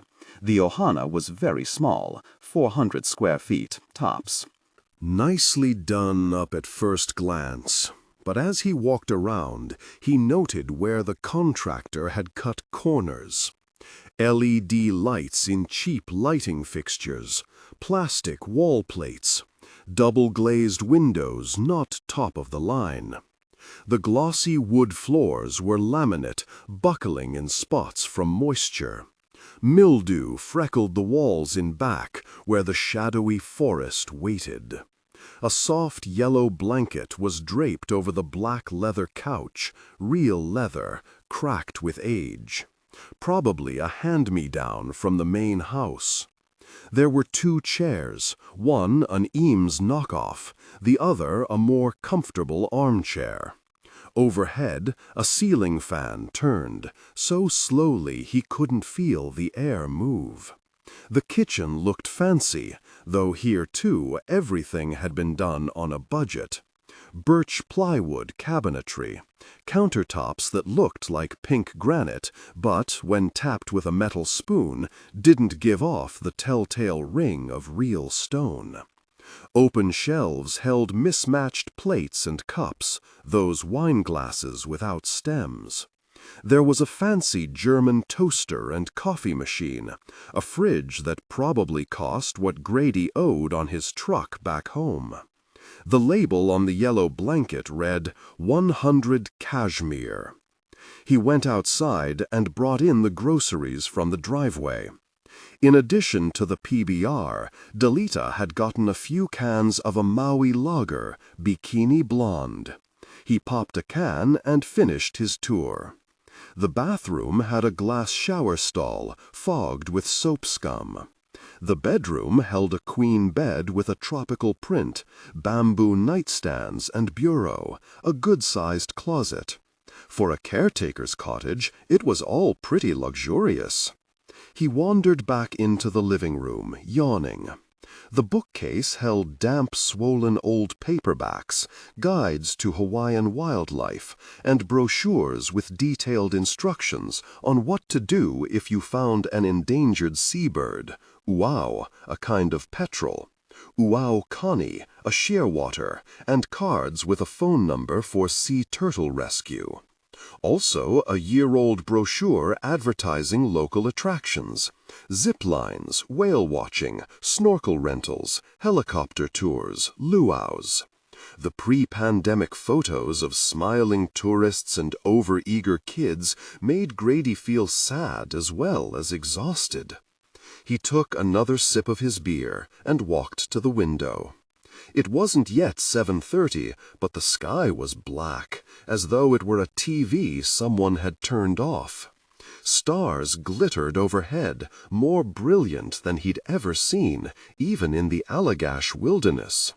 Birds fluttered and called from the trees, an unfamiliar chorus of croons, and a single, persistent cry, like scissors cutting heavy cloth. He opened the French doors onto the side lawn, letting in a cool breeze that smelled of perfume. He stepped outside and inhaled. It wasn't perfume. The air really smelled like this, here. The sky really looked like this, so vast and beautiful, it was like he'd fallen into a movie, something he'd always longed to happen when he was a kid. The tract houses and pickups he'd seen from the highway had made him feel that perhaps this place wasn't all that different from Maine. Now, despite his fatigue, he felt exultant, knowing he'd been wrong. He had no trouble falling asleep, but woke just after midnight to the sound of heavy rain. The loud drumming soothed him back to sleep. When he woke again, the rain had stopped. It was 2 a.m., 8 a.m. back east. His mother would just be getting home from work. Donnie and Zeke would just be starting. He lay in bed and scrolled through a string of messages from his brother, all joking variants on what a weak person Grady was for actually hightailing it to Hawaii. Really didn't think you'd ever really do it. I love you too, Grady typed and set down his phone. He used the bathroom, went into the dark living room, and sank onto the couch. He'd never been jet-lagged before. Was he now wide awake, or could he fall back asleep if he tried? He stared out the French doors to the overgrown lawn and the forest beyond. He'd turned off the ceiling fan before he went to bed, a good thing. He was surprised by how cool it was after the downpour. His bare arms had goosebumps. He yawned. The air coming through the screens felt thick and sticky and seemed to coat the inside of his mouth, a sensation between a taste and smell that he could only describe as green. He stretched, paused when he heard an odd ticking noise from the ceiling. Peering into the darkness, he saw nothing. Seconds later, the same sound came from the opposite corner of the room. Tick, tick, tick, tick, tick. Like someone tapping on the ceiling. There was no second floor to the ohana, and he couldn't imagine someone crawling on the roof. Some kind of insect, he decided. A cricket, or maybe a bird. He opened one of the French doors, then its screen door, and stepped outside. Behind him, whatever it was, ticked again, more urgently. Palm fronds crackled in the night breeze, spattering the ground with moisture. He wondered if it might rain again, but the night sky was cloudless, save for a ragged arc of silver directly overhead. The Milky Way. He'd seen it while camping, but that was nothing like this. A lunar brilliance, edged with a black that seemed somehow more solid than the surrounding sky. He recalled what Jessica had told him on the plane, how the Milky Way looked different on the island. That had seemed unlikely, but now struck him as, perhaps, true. Gradually he grew aware of an odd odor, musky, though not like a skunk or fox, more rank, like roadkill. From the ohana came another insect alarm. Tick, tick, tick, tick, tick, tick, tick, tick, tick, tick, tick. He turned to go back inside, and stopped. An animal crouched at the edge of the forest, watching him, its head at about the height of Grady's waist. A dog, Grady thought, and remained motionless. It had erect, pointed ears and a broad muzzle, slightly flattened. Stockier than a coyote, but he knew there were no coyotes here. So a dog, a good-sized dog.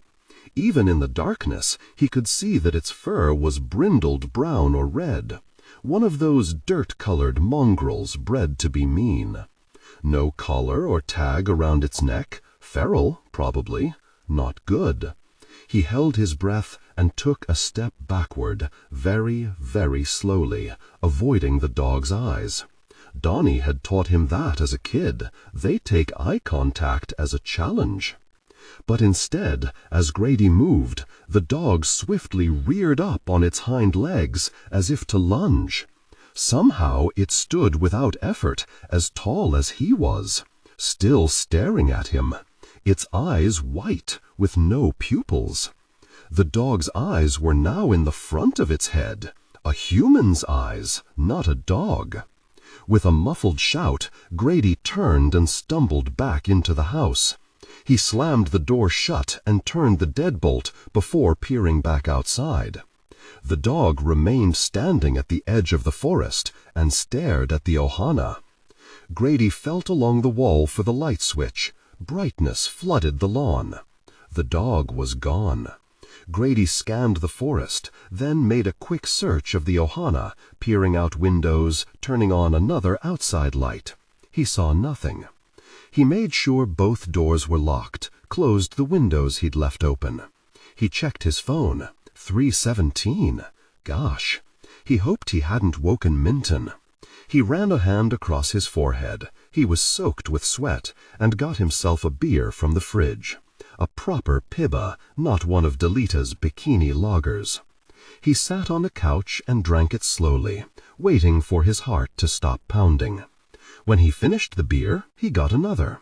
Gradually his heart slowed, his terror fading, the way it did after the terrible dreams he still sometimes had about his father and Kayla. He felt embarrassed, even though there were no witnesses. Maybe he'd been half asleep. He'd been traveling for almost 24 hours. And didn't some dogs have eyes like that? Like a bulldog, or those little pugs that always looked like they'd run into a four-wheeler? But this dog hadn't remotely resembled a bulldog. It had been too big for one thing, and the wrong color, that strange dark brindled red.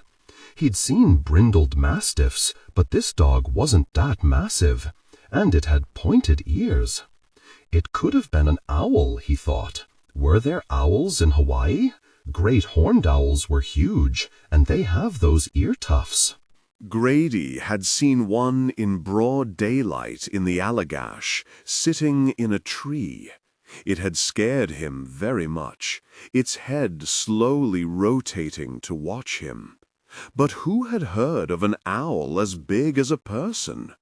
He finished his beer and stepped over to the French doors, opened one to peer through the screen door.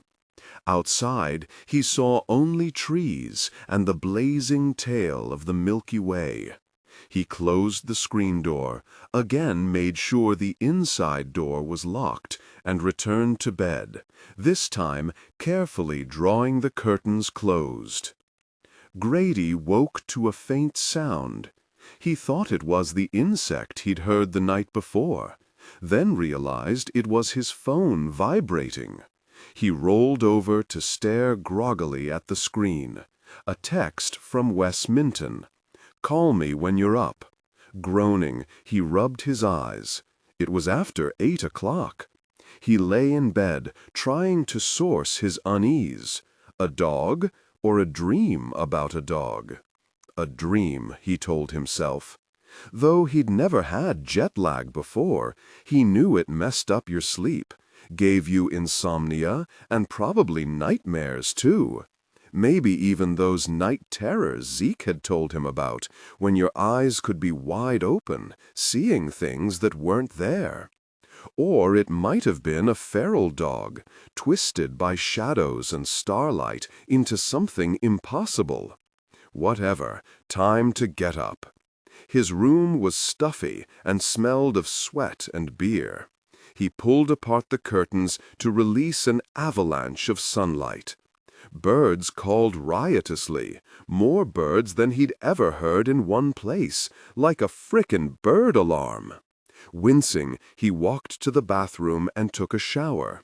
He heard a loud, rhythmic thunk, thunk as the pump kicked in.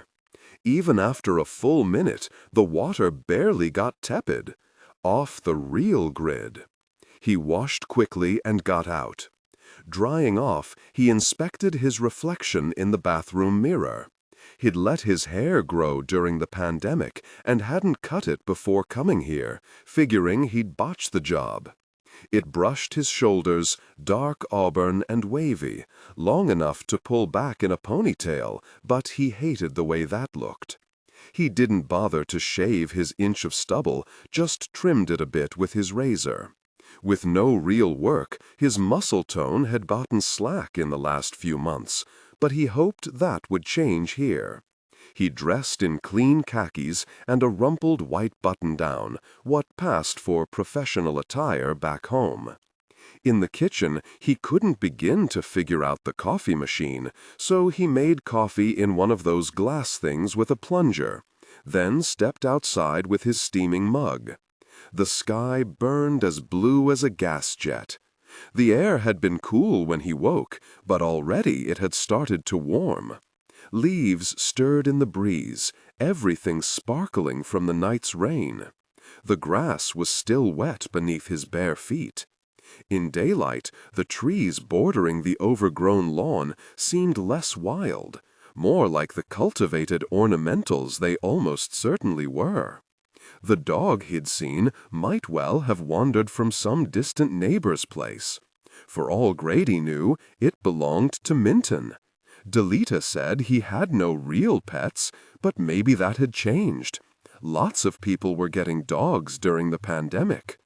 The closer he looked at this property, the clearer it became that, for all the efforts to make it appear wild, Minton's compound was more like the resorts Grady had seen from the plane. Meticulously designed, if not well maintained. It was a rich person's fantasy of what Hawaii should look like. He thought of the rich people in Maine who managed their properties so that you never saw a blowdown or drifts of dead leaves. Their woodpiles tightly stacked like boxes of ammo. Driveways plowed so you never saw a speck of snow. It was really crazy. Nature was chaotic. Might as well accept that and not be so freaking uptight. Grady took a final gulp of coffee and dumped the rest onto the grass, went inside, and called Minton. "Grady, how'd you sleep?" "Fine. Good for you. Second night's always the worst for jet lag. How about you come here at 10? We can go over a few things. I'll show you the lay of the land. You like espresso?" "Yeah, sure," Grady lied. "Excellent. See you soon." Grady squinted at his phone. 9:37 a.m.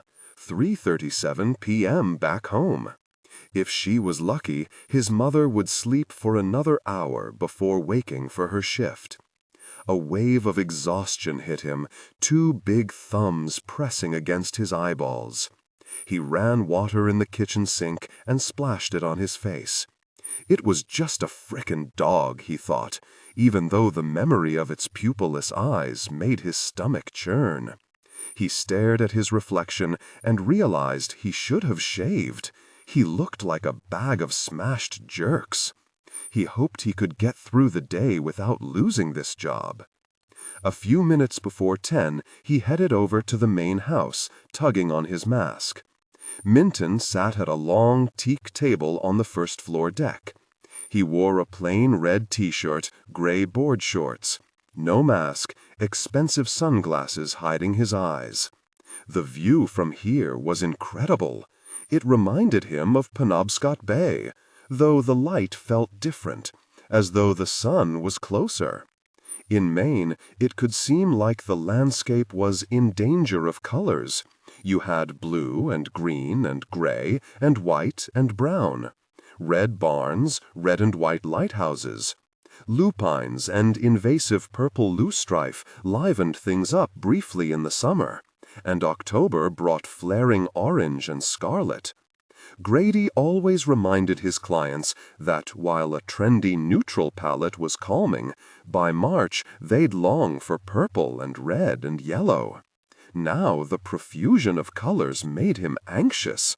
There was too much of everything here. Too many stars at night, too many strange smells, too many sounds. The only thing there wasn't much of was people. He sat in the single other chair, kitty corner from Minton, and forced a smile under his mask. "Quite a view you got," Grady said. Minton nodded without looking up from his laptop. A smartphone was propped alongside it, and a tablet, and Minton seemed to be monitoring all of them at once, along with the smartwatch on his wrist. There was also a set of binoculars, a German brand that Grady recognized. Two of his customers, a couple who owned a 54-foot Hinckley yacht, had a pair. The wife had told him they cost $7,000, which Grady hadn't believed, but he'd looked them up online and, yup, 7 frickin' grand. Just a sec. Minton's fingers moved across the keyboard, incredibly fast. He glanced at Grady, then the binoculars. "Check those out if you want." Grady picked them up and peered through, whistling. He trained the sights on a tree at the foot of the driveway, watching as a small yellow-green bird hopped along a branch. "These are incredible." Minton closed his laptop. "Done. You said you like espresso." Before Grady could reply, Minton stood inside the house. The wide glass doors were open, revealing an open-plan space, as sparely furnished as the Ohana, though Grady suspected none of this furniture would be knockoffs. He set down the binoculars gingerly. He'd never spent that much money on anything, except maybe his student loans and repairs on his truck. After a few minutes, Minton reappeared, bearing 2 espresso cups. "Here you go. Hang on, I've got some bagels." Grady picked up one of the thimble-sized cups, black with the same logo of a sun he'd seen on West Sarong the day before. A curl of lemon peel floated atop the espresso. He grimaced, and Minton returned with a plate of toasted bagels and a butter dish. "They're from the freezer, but still good. No cream cheese, sorry. I figured you might not have had breakfast yet." "No, I didn't. Thanks. This is great." Grady reached for a bagel. He realized he hadn't had dinner either, unless you counted beer. He scraped on butter, raised his mask to take a bite, then, ravenous, wolfed down half. "Sorry," he said, wiping away crumbs with a napkin. "I forgot to eat last night." Minton smiled. He looked tired, a web of fine lines visible in the bright morning light. "That happens. How'd you sleep, really?" "Okay for a while." Grady hesitated. I got up once and saw a dog outside. Startled me. A dog? Minton sipped his espresso. What did it look like? It was hard to tell. Pointy ears. It looked like Grady recalled his queasy terror at those white, pupilless eyes. Like a coyote, maybe? But I don't think you have those. Coyotes? No. There are wild dogs, not a lot, and not around here. Wild boars are what you have to watch out for, but I hire a guy to take care of those. I haven't seen any for a while. Minton picked up his phone and started scrolling. Grady ate his bagel, grateful for the interruption. The more he thought about it, the less convinced he was that he'd seen a dog. It could have been a boar, or more likely a deer. The wildlife guide had said there were deer here, some species from India, spotted all over, with large ears. He might have seen one of those. Minton set his phone down, and Grady changed the topic. "You've been here a long time?" "Since 1993. I used to commute back and forth from LA, but I got tired of it. Usually I go back a couple times a year, but not since the lockdown. It's been great, actually. No distractions from work, no tourists." Grady wanted to ask what work consisted of, but Minton had again turned to his phone. He ate another bagel while Minton tapped out a long text message. "Okay, yeah," Minton said. He picked up his bagel and took a bite. "Isn't it hard to eat with that mask?" Grady nodded, his mouth full. "So take it off. We're outside. You're on the other side of the table. The wind—" Minton shrugged. "I think we're safe." Grady removed his mask and drew a grateful breath. "Thanks. When you're finished, I'll show you around. My father built this place, off the grid, though they didn't call it that back then. It's the only part of all our land that could be built on. Legally, anyway," Minton added, and laughed. "But he was never here, so he sold the house and this piece of property to Niles Jarbashever. Hear of him?" Grady shook his head, and Minton continued. "Music producer, made a fortune in the 80s. He and his wife split up, and she kept the house. Maxine Kaiwi." Grady recognized the name of the beautiful young woman from the photo online. "The model?" Minton nodded.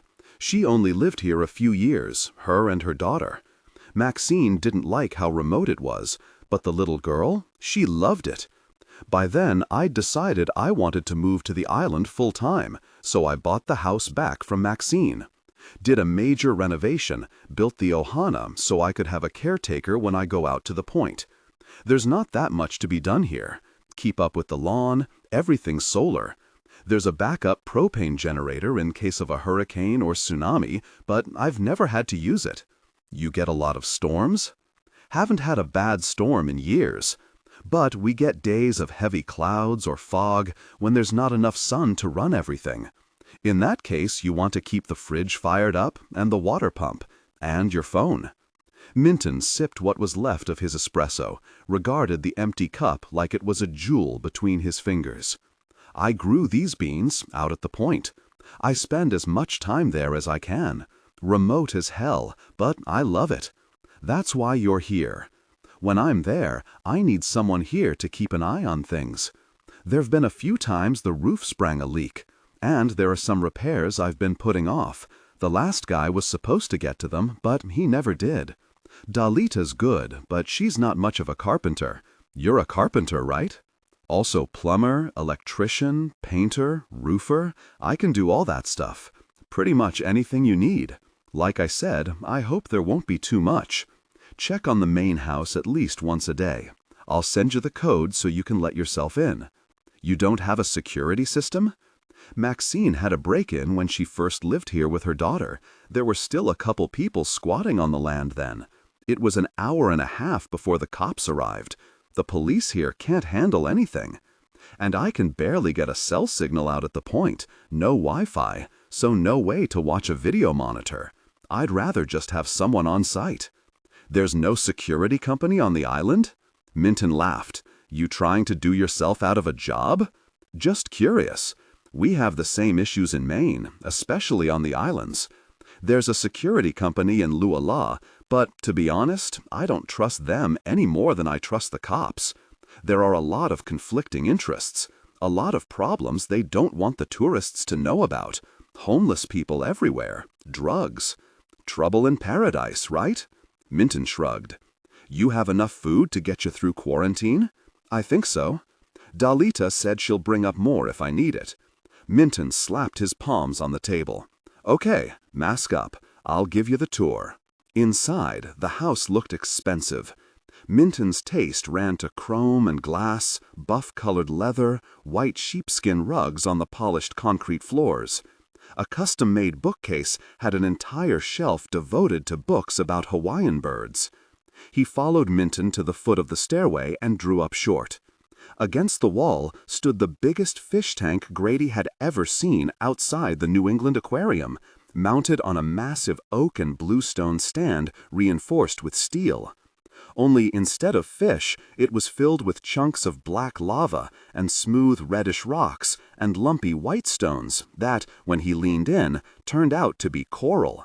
Also, sea urchins, lots and lots of sea urchins. They covered the tank's sandy bottom the way the urchins in the Gulf of Maine had in his childhood, before overfishing and warming waters had all but decimated them a decade ago. They didn't look like the sea urchins he'd grown up with on Penobscot Bay, gray-green and covered with small spikes. These resembled small lavender jellyfish, only more opaque and covered with rows of tiny bumps. Don't stick your hand in there, Wes warned him. I knew someone who stepped on one of those when he was snorkeling. Spine broke off, and a year later worked itself out of his chin. He started upstairs. Grady continued to stare into the tank, marveling. He'd worked for a rich young Belfast .comer who bred tarantulas. At least this tank wasn't filled with spiders. Wes's voice echoed from the landing above him. You coming?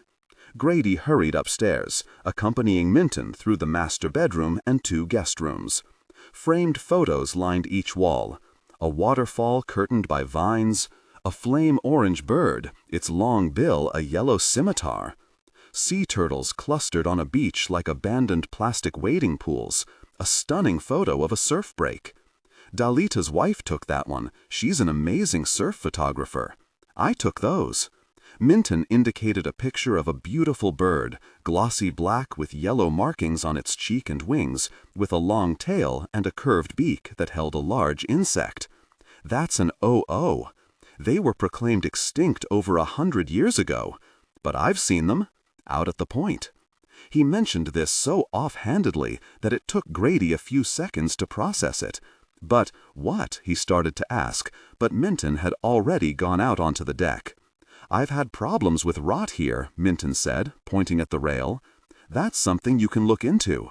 The wood on the deck was pressure-treated, but that was no match for decades of salt air and heavy rain.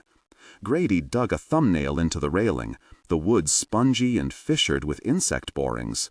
Back inside, they continued Minton's inventory. The shower in the master bath dripped. The ceiling fans looked old, their wooden blades frosted with spider webs. One last thing up here, and then I'll show you the solar setup, Minton said. They walked down the hall to a back room. The door was closed, and when Minton opened it, light streamed into the hallway. A screen weighted with magnets separated them from what was inside. Minton held it aside so that Grady could walk in first. He stepped into a high-ceilinged room brilliant with skylights and floor-to-ceiling windows and filled with plants in oversized terracotta pots and wooden planters. An artificial waterfall cascaded 4 feet into a small concrete pool. Its burbling vied with a chorus of whistles and whirring sounds, a persistent cry like a squeaky door. Grady looked around, delighted but also confused. If you lived in a tropical paradise, why would you need a garden on the 2nd floor of your house? He realized why, as a brilliant scarlet bird zipped past him to land on a branch. It had an orange beak and black wings, a bright black eye that regarded him with intelligent curiosity. Within seconds, an identical bird dive-bombed it, and they both flew off. Grady saw that the room was filled with birds, thrusting their long beaks into tubular pink blossoms, swarming around clusters of yellow flowers and ferns, watching him from trees 10 feet above his head. "My aviary," Minton pronounced proudly. "I'm trying to establish a breeding colony. There's a drip irrigation system and a mister that comes on when it's needed. Everything's programmed, same as with the wana downstairs. When I'm here, you don't need to do anything. When I'm gone, just check to make sure everything looks the way it does now." Minton gazed into the tangled web of leaves and branches, the darting bursts of yellow and red and orange. Grady again felt like the dream world had somehow swallowed the real one.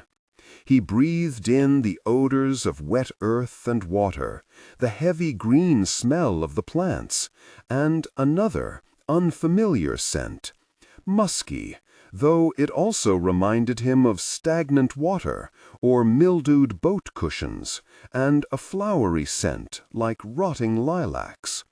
It wasn't unpleasant, just odd. "It's the honey creepers," Minton nodded at a bright orange bird hopping from branch to branch. "That smell! Can you imagine coming to these islands 1,200 years ago, and there were so many of those birds you were overwhelmed by their smell?" Grady couldn't. It was as if Minton had told him that the sea urchins could talk. Birds were precious, and their feathers were worn by kings, made into capes and caps, even used for currency. There were special bird catchers for the kings, po kiamanu. A kiamanu knew the birds by name and song. He knew where they lived, how they lived. He shared a sacred bond with them. The kiamanu believed the birds had personalities. The iwi was cheerful, the o'o melancholy. But, of course, we humans used this knowledge to betray them. This Grady could believe. How did they catch them? They used kapau, bird lime. It's sticky, so they'd smear it on branches or sticks, then carefully remove the birds so as not to damage the feathers.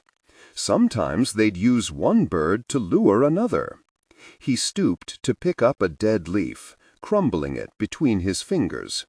"You'll need to check and make sure the waterfall's going. Sometimes the filter gets clogged. I've planted oya trees and other flowering species for the birds to feed on. They've had years to establish themselves, so it's a fairly self-sufficient little ecosystem. Uncle Honey brought in some of the native bees, and they've made themselves at home in the forest outside. There are a few small openings where they can get in, and other insects that pollinate the plants here. Keep an eye out for mildew around the windows." He turned and walked out, leaving Grady to try imprinting the riotous display on his memory. "You coming?" Minton called impatiently, and Grady hurried after him. He followed Minton downstairs and outside to the shed that held the solar battery bank and inverter. A standard setup, no bells or whistles here. Grady hadn't seen much that would drain the batteries, other than the hot water heaters and water pumps, possibly the irrigation system for the aviary. He asked, "You don't have AC or any heating?" "Don't need it. It cools off at night, but not much. When it gets hot, I just move with the sun, or pull the drapes." "How do you get your water?" "Catchment system, gravity-fed. There's a pump that kicks in. I'm sure you've heard that. Tools and your truck are in the garage." The detached garage had 3 bays, one occupied by a new silvery blue Tesla, another by an ancient pickup. The Tesla was a yawn SUV model, brand new, but already with a few dings. The pickup was older than Grady, yellow, with a big dent in the hood and an even bigger one in the passenger door. Peeling bumper stickers, a bunch of empty Coors cans in the truck bed. Last guy liked his beer, Grady observed. That he did, said Minton. The garage's remaining bay looked like an exploded yard sale. Sawhorses, a craftsman lathe, a portable generator, a sawzall and table saw were all nearly hidden beneath piles of other stuff. Wetsuits, a scuba tank and flippers, chainsaws, hacksaws, a mountain bike, a motorcycle engine, an electric lawnmower. 6 toolboxes, half of which looked like they'd never been opened. Looks like you're all set up for tools. Grady rescued a spirit level from a busted carton crammed with plastic goggles and a soiled derp cloth. Okay if I spend a couple of hours organizing this? Knock yourself out. Minton glanced down as his phone buzzed. Look, I think that's everything. The truck is yours once you're out of quarantine. Keys should be in there somewhere. Take it easy for the first couple of days. Jet lag can really slam you here. It takes about a week for your brain to adjust. There's nothing here that can't wait. I'll let you know if anything comes up. He turned and walked back to the house. Grady linked his hands behind his neck, murmuring, "What the, really? Who kept this much stuff and never used it? Or maybe every caretaker before him had just bought more stuff, piling it on to the mountain that was already here." He spent the next few hours organizing. He moved aside plastic milk crates stuffed with flashlights. He uncovered black Decker power tools, some in boxes that had never been opened. When he'd cleared enough space, he moved the saws and work tables so they could actually be used. He found several plastic bins, all empty, that he could use for recyclables, and began to fill them with flattened cardboard boxes, empty water bottles. He'd transfer the recyclables to bags when the time came to take them to the dump. He also found a bunch of takeout containers that, when he made the mistake of opening them, released flying cockroaches as big as hummingbirds. He stuffed the containers into a bag, hoping the roaches wouldn't find their way into the house or Ohana. By late afternoon, he'd made a dent, but there was a ton of stuff left to go through. Still, he could see part of the wall now and navigate the space without tripping over an air compressor. His head pounded from exhaustion as he walked back to the Ohana. He showered, then ate a granola bar for dinner, chasing it with a beer, undressed, and fell into bed.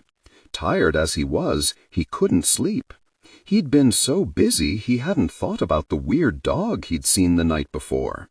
Minton didn't seem concerned, except for the possibility that it might have been a wild boar. But whatever Grady had seen, he sure as gosh knew it hadn't been a boar. More likely he'd had some kind of bad dream he'd been unable to shake because he was so disoriented. Still, the memory of its staring, pupilless eyes clung to him like a hangover. What if it had been real, a feral dog sniffing around for food while Grady slept? What if it was out there now? Had he closed and locked the doors? Groggily, he started to sit up, but it was too much effort. The rain had already begun to fall, sluicing down the roof of the Ohana and drowning out the monotonic tick-tick-tick of whatever insect lived in the corners. Next thing Grady knew, it was morning. Grady's first week in quarantine passed, marked by brain-numbing heat during the day and drenching rain at night. Time was almost evenly divided between dark and light, with no real dusk or twilight. Night fell with the immediacy of a cranky neighbor yanking down a window curtain. When he woke every morning, it was to a brilliant day exactly like the one before. He missed Maine, something he'd never experienced before. How could he, when he'd never been anywhere else? He'd always thought homesickness was some kind of made-up thing, like jet lag. Now he felt both, two persistent aches that didn't subside. Not even beer helped. Every time he stumbled to the bathroom at 3 a.m., he'd glance at the window, overcome by dread that he might see something there. The 6-hour time difference made it hard to talk to anyone at home. Grady texted Zeke the photo he'd taken on the drive-in of the white, long-legged bird in the field. "Gosh poke," replied Zeke, his name for a heron. "Not a heron, it's an egret." "Gosh poke," Zeke texted back, along with a gif of a cartoon bird exploding in midair. Grady laughed. But when he tried to describe how he felt to Donnie, his brother was not sympathetic. "You're in really Hawaii. Be quiet. I'm at work." Minton was still around, but a day might pass before he'd reply to Grady's texts asking if he needed any work done. "No thanks," or "not today." So Grady would stand in front of the Ohana and stare out at the Pacific and remind himself that this was paradise. But the truth was, he'd have given anything to be back home. After several days, Grady's brain fog began to lift, along with the creeping dread that had dogged him since he arrived. Minton had said it could take a week to get over jet lag. Now, for the first time, Grady felt like he could actually get some work done. Up till now, he'd spent much of his time poring over a book on Hawaiian birds and some field guides to local flora that he'd found in the Ohana. He felt the same quiet joy and pride he'd experienced when he was training to be a Maine guide, memorizing animal tracks and spoor, differentiating between an osprey's cry and a bald eagle's, the silhouette of a red-tailed hawk or a gyre-falcon. Now he was absorbed by the variety and rarity of honeycreepers and other birds, the sad roll call of all the ones that were now extinct: Ula Ihawane, Mamo, Amakihi, the lesser and greater koa-finches.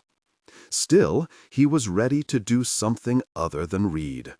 He texted Minton, "Gonna work on the garage again unless you need something else?" Minton replied within a few minutes, "Thanks, no. Heading into town for groceries and errands, back late afternoon. You want anything?"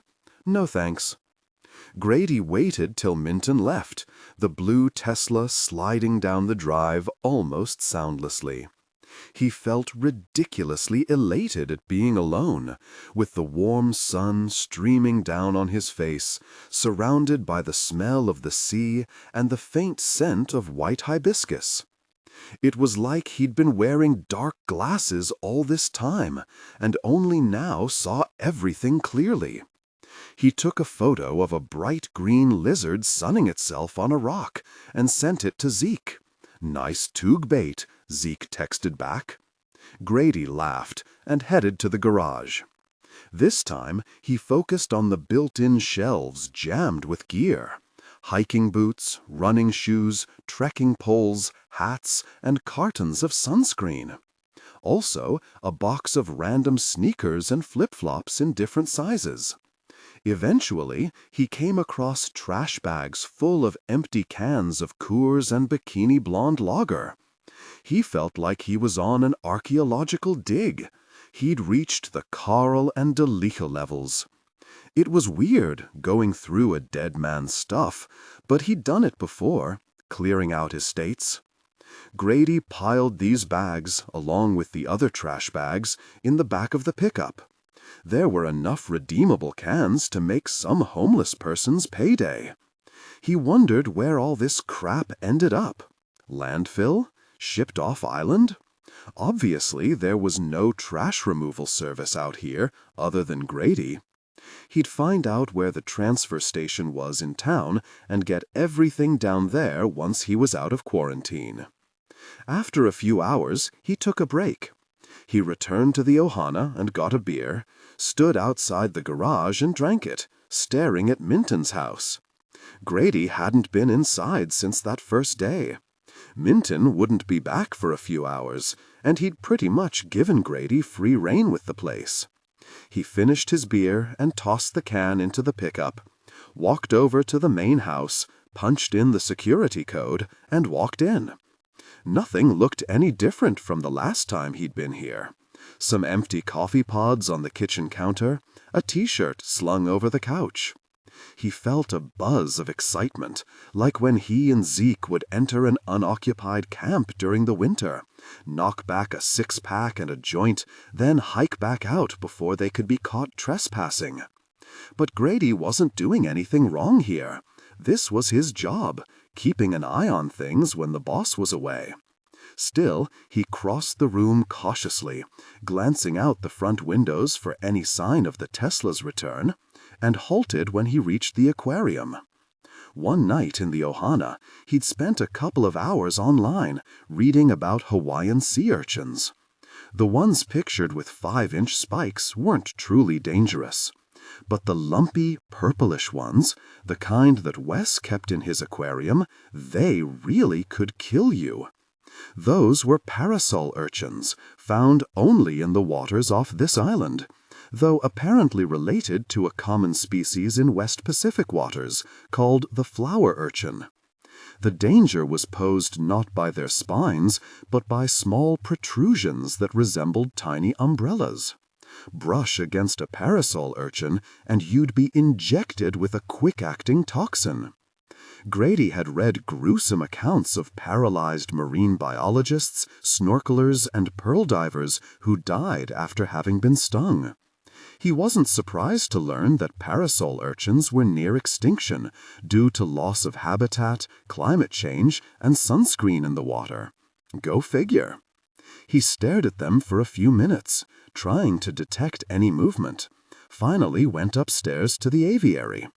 He let the screen fall shut behind him and stood in the middle of the room, entranced. Birds whistled everywhere and darted past him, completely unafraid. They seemed scarcely to notice him at all, hopping onto branches inches from his face, tilting their heads to gaze at him with keen black eyes. Once, a brilliant crimson bird perched on his head, its tiny claws digging into his scalp. He inhaled its musty smell, closed his eyes, and tried to imagine a world where millions of these creatures had once filled the forests, a world without humans. He opened his eyes, and for a fraction of a second, he could almost believe it still existed. A sound from downstairs made him jump. The front door closing. Minton had returned. Grady slipped back out into the hall, his heart racing even though he'd done nothing wrong. "Hey, Wes, I'm up here," he yelled from the top of the steps. He hurried downstairs. Wes stood outside the kitchen, a canvas carry bag at his feet. He glanced up as Grady walked over. "Sorry, I was checking on the birds," Grady said breathlessly. "You have anything else to bring in?" Wes shook his head. "Nope. I'm going out to the point tomorrow. Everything's already in the car. There's only one spot where I can get a signal out there, so if anything comes up, text me." "How does that Tesla handle the roads?" "The Y's great. Perfect for here. Good turning radius. And I never have to worry about oncoming traffic," Wes added with a grin. He set a few bags of coffee on the kitchen counter and barely looked at Grady. Grady stood awkwardly, waiting to be dismissed or given some task to do.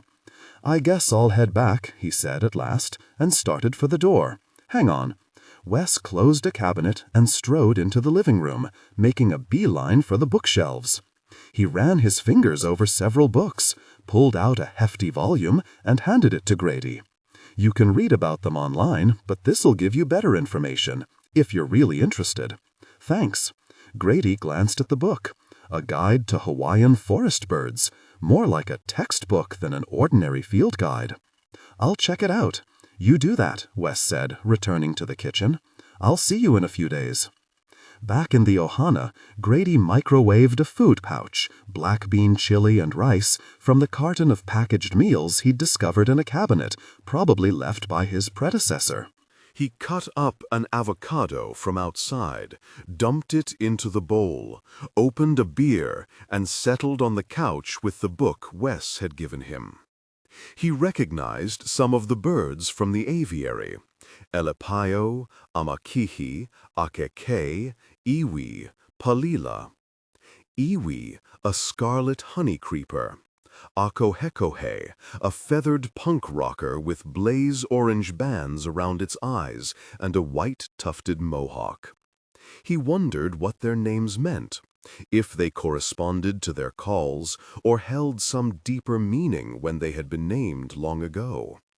He went online to listen to bird calls, entranced by their unfamiliar cries, playing them over and over again to memorize the sounds.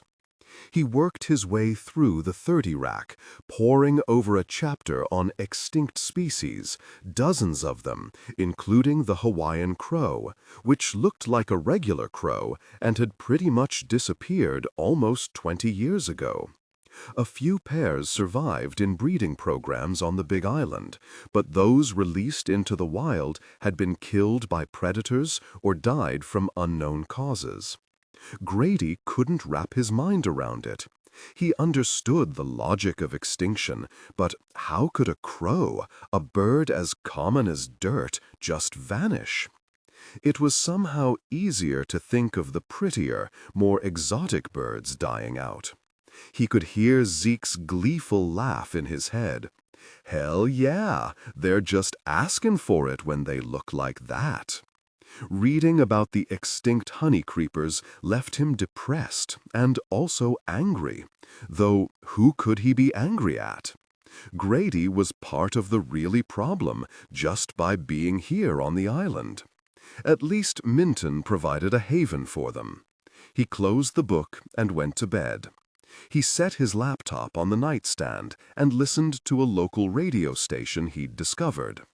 Between ads for used cars and Lulo's barbecue, it played a mix of contemporary Hawaiian songs, Jawaiian, which was like Hawaiian reggae, and local hip-hop, but also older music, steel guitars, men and women singing in Hawaiian, their voices sometimes melancholic but mostly exuberant, like they were at a big party.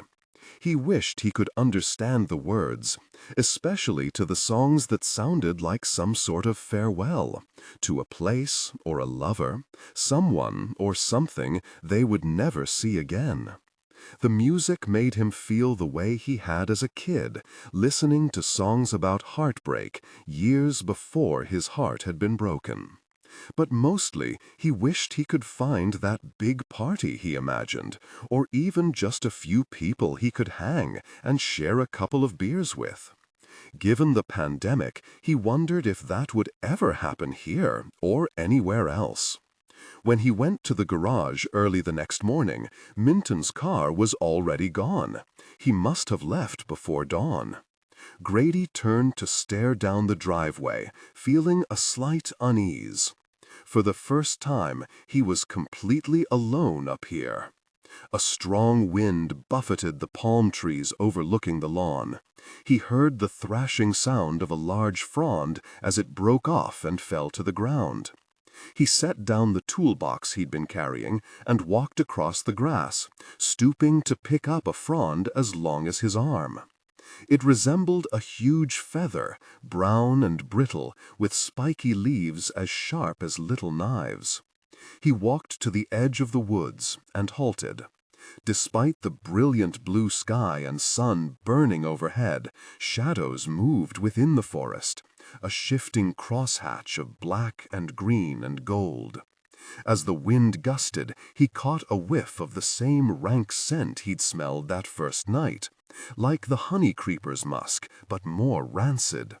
His neck prickling, he chucked the palm frond into the woods and hurried back to the garage. He cleared off a workbench, setting it up like the one in his garage at home. He had better hand tools there, including some chisels that had belonged to his father and grandfather. By the time he'd finished with the workbench, he felt calm, the morning's momentary unease forgotten. He stepped back, admiring the job, then made a circuit of the garage, picking up a pair of broken sunglasses and the crushed display panel from an old flip phone. He tossed them into a wastebasket and gave the built-in shelves a look over. For the first time, he noticed a door hidden in the corner. He walked over to examine it. He rapped and heard a dull ting.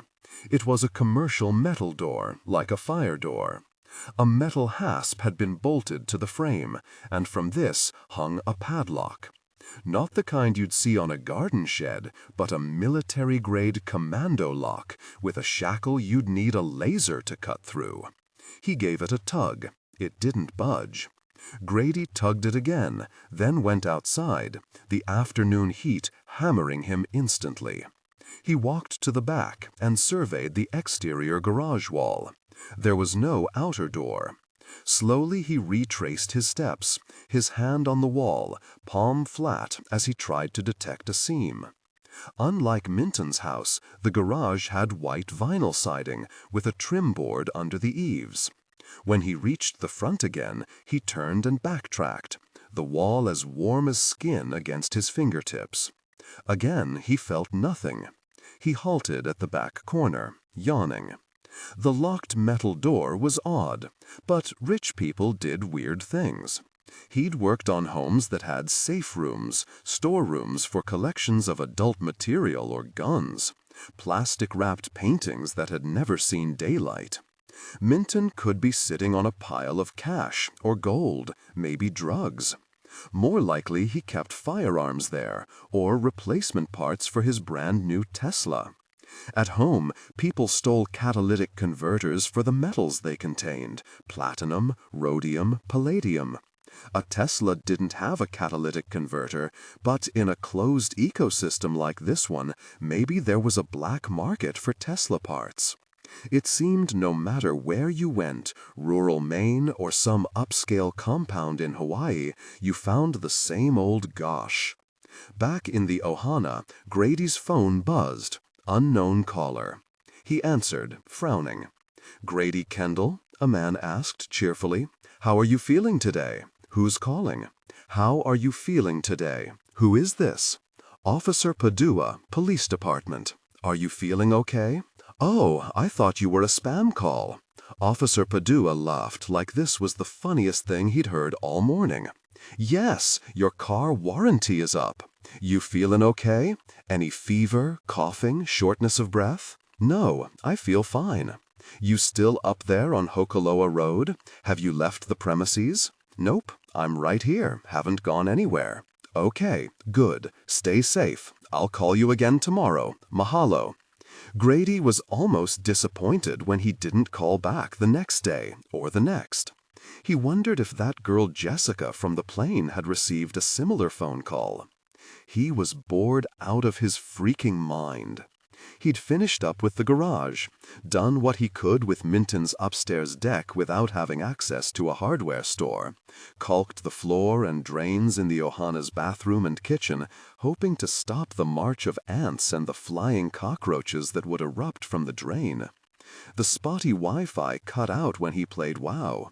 There was no TV and no sports on any case.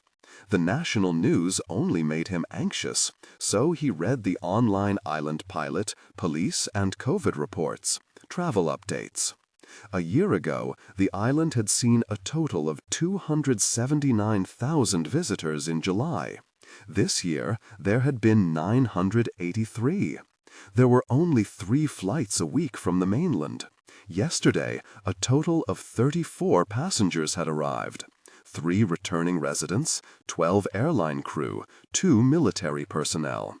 That left 17 people like himself. All the resorts were shuttered. 24,000 empty hotel rooms, more if you factor in family-owned motels or Airbnbs.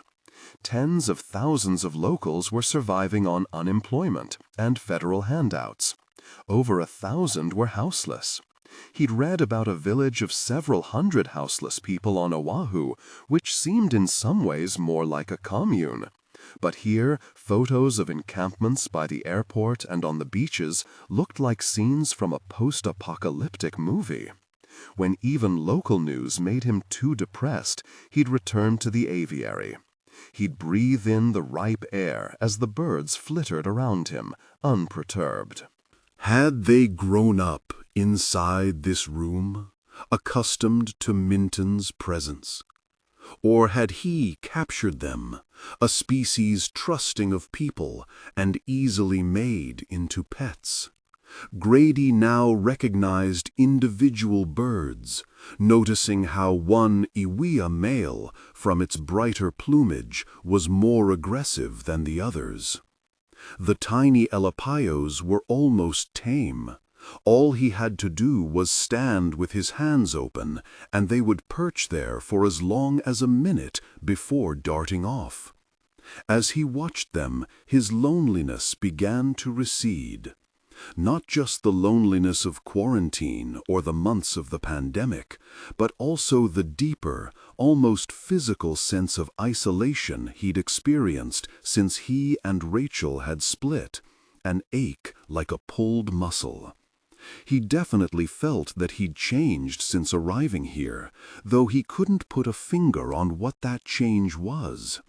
It was like some microscopic shift, like his molecules were being replaced or rearranged while he slept or watched the birds or stood outside at night staring at the stars.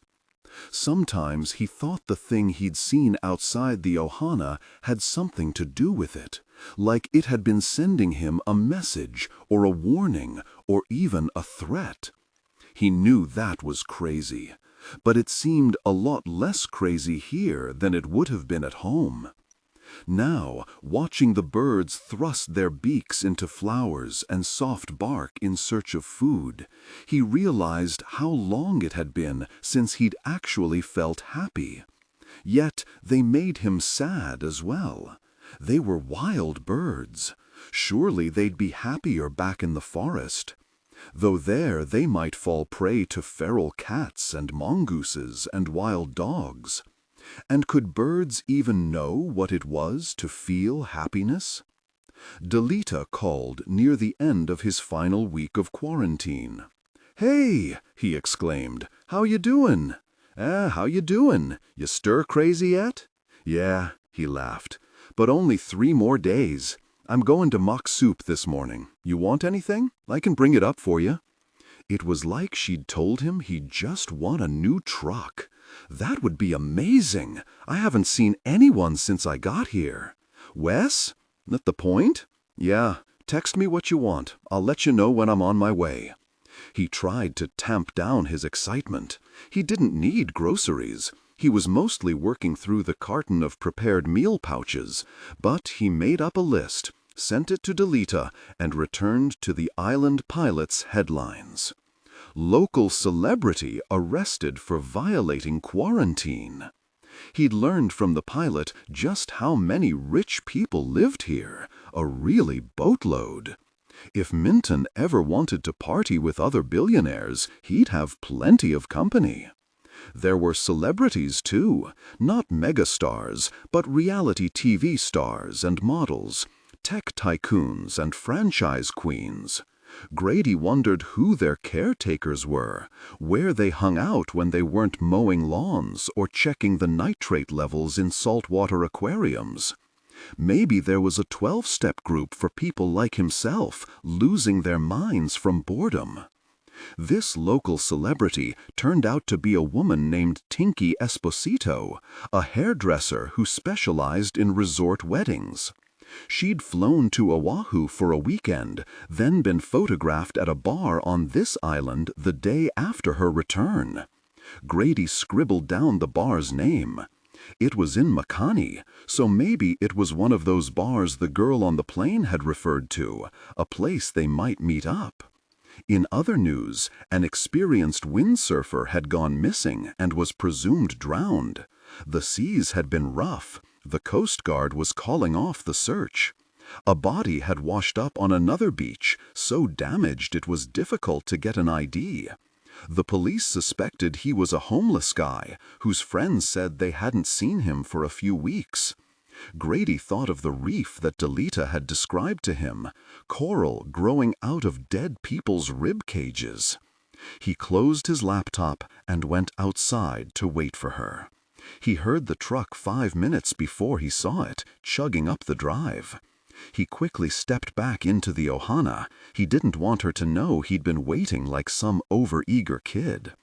When the engine fell silent, he ambled out to greet her. "How's it?" Delita stepped from the cab, grinning. She wore a flowered bandana over her cropped black hair, surf shorts, and a cropped red t-shirt emblazoned with another hula girl. "I'm good." He touched his face. "Dang, I forgot my mask." "You not sick?" "You don't know that." "Yeah, I do. You'd be feeling something." She hauled out a couple of canvas totes. "My tutu had it. In February. They had her on a ventilator for a week, but she's okay now." They carried the groceries into the ohana. Delita set a 30 rack of PBR beside the fridge, watching him unpack the bags. "So, you Lolo yet?" she asked. "Going crazy?" "I'm getting there. I used to go crazy here, and I wasn't under quarantine." She reached into the fridge for a lager. "It's beautiful, but how long can you just look at that, gosh? I don't want to look at the water. I want to be in it, right? Wes, he doesn't surf or anything. He just watches the birds. You like his fish tank? It's pretty sweet. Yeah, just don't touch those wanahi, sea urchins. Their sting can kill you." She swigged the beer, wiped her mouth. "He show you the aviary?" Grady nodded. "That's crazy. Actually, it keeps me from going crazy." "How long's he been keeping birds?" "Long time. Long as I've known him anyway." "Where does he get them?" "I never ask." "What's it like at his other place? On Hokuloa Point? I never been. Must be beautiful." She smiled, her dark eyes glassy. He wondered if she was one of those people who were always stoned. As though she'd read his mind, she dug into her pocket and handed him a pill bottle. "Friend of mine makes these. Maybe you like try. Help you through the rest of quarantine." The bottle held brightly colored blobs, green, red, orange, yellow. "THC gummies," explained Delita. "They're not that strong." "I don't really get high," Grady admitted. "I mean, I have. It just always makes me sleepy or paranoid. This is a nice buzz, very calming. You could do only half of one." She shrugged. "Whatever. I just thought it might help pass the time." "Well, thanks." He lingered over putting all the groceries away. He didn't want her to leave. But she didn't leave. She wandered into the living room and stared at a corner of the ceiling. He's still there. Who? Mashi, that gecko. He always hangs out in the same place. Grady gazed up at what looked like a grasshopper on the ceiling, saw it was actually a tiny lizard. "That's a gecko? Sure. You don't hear him at night? Tick, tick, tick." She grinned. "He kept me company. I wanted a dog, but Wes doesn't want dogs here." "I saw a dog." Grady stared at the gecko's tiny splayed hands, its pinhead eyes. "The first night I woke up. Actually, it was that guy who got my attention." He gestured at the gecko, which skittered into a crack. "I heard that noise and came over to the door. There was a dog outside. I thought it was a coyote at first, but there are no coyotes here, right?" Delita nodded, her expression guarded, and he continued. "Anyway, it just stood there watching me. And then it stood up. I must have fallen asleep on my feet, 'cause now I'm looking at this dog, and it's standing there like a person, staring at me. The weirdest thing was, I'd swear it had a person's eyes." He touched the inner corners of his eyes to illustrate. "Only they were all white, with no pupils. Weirdest friggin' dream I've ever had." Delita said nothing. At last she said, "That is one Lolo dream. I'll ask Laura Lath. That sounds like one of her auntie's chicken skin stories." "What stories?" "You know, ghost stories. Like creepypastas, urban legends like that." Only some are true, like the night marchers. What's that? Serious? You never heard? So many stories, they're famous. The ghosts of ancient warriors. You hear them drumming and see a line of torches coming down the mountain. You have to run inside and lie face down on the floor and stay there till morning. If you look at them, they'll kill you. Lore's Uncle Way says they walked through his house when he was in high school. They came through the walls and walked right over him and went out the other side. He said he almost lost control. That's really bad. Yeah. Some stories, they're made up, but too many people see night marchers. Not here so much, but on the Big Island. That dog? She paused like she was about to tell him something. Instead, she walked to the bookshelf, pulled out a faded attractions brochure, and shook her head. No sunset cruises this year. No fake luau's or snorkelers. So, the fish are back. Lore was on the water a few days ago. She saw 2 manta rays and some seals. We haven't seen seals for years. She put back the brochure and headed for the door. I gotta go. I told Lore I'd be home before lunch. Grady followed her, hiding his disappointment. Thanks again for getting all this stuff. What do I owe you? She handed him the receipt. He looked at the total and whistled. Delita laughed. Sticker shock? Yeah? $7 for a gallon of milk? Nah, at least your beer was cheap. Did the police ever call to check on you? Just once. He said they'd call every day, but I haven't heard anything since then. So lazy, the cops. Outside, she surveyed the grounds appraisingly. You're allowed to walk around here, if you're going crazy. It says on the quarantine website you can walk around where you're staying, as long as you don't leave the grounds. There are no paths, so it's easy to get lost. But you used to be a wilderness guide, yeah? Grady gave her a nod. He pointed at the garage. I cleaned up in there. Whoa, impressive. Yeah, I'll make a dump run when I'm done with quarantine. Delita swung into her truck's front seat. 3 more days, she yelled as she backed out.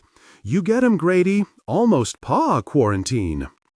He woke the next morning feeling alert, almost excited, like someone had pressed a reset button in his brain. Only 2 more days. He dressed, made coffee, and drank it as he wandered across the lawn, halting to peer at a messy web that looked like it had been spun by a minuscule drunk. A spider the size of a pencil eraser crouched near the center. Its body looked like a tiny anime face, a scowling warrior or demon. Elsewhere he found a bigger web, shining with last night's rain like silver spray paint. An enormous spider sat in the middle, with a fiery red body and neon green head, its legs striped yellow and black. His phone pinged.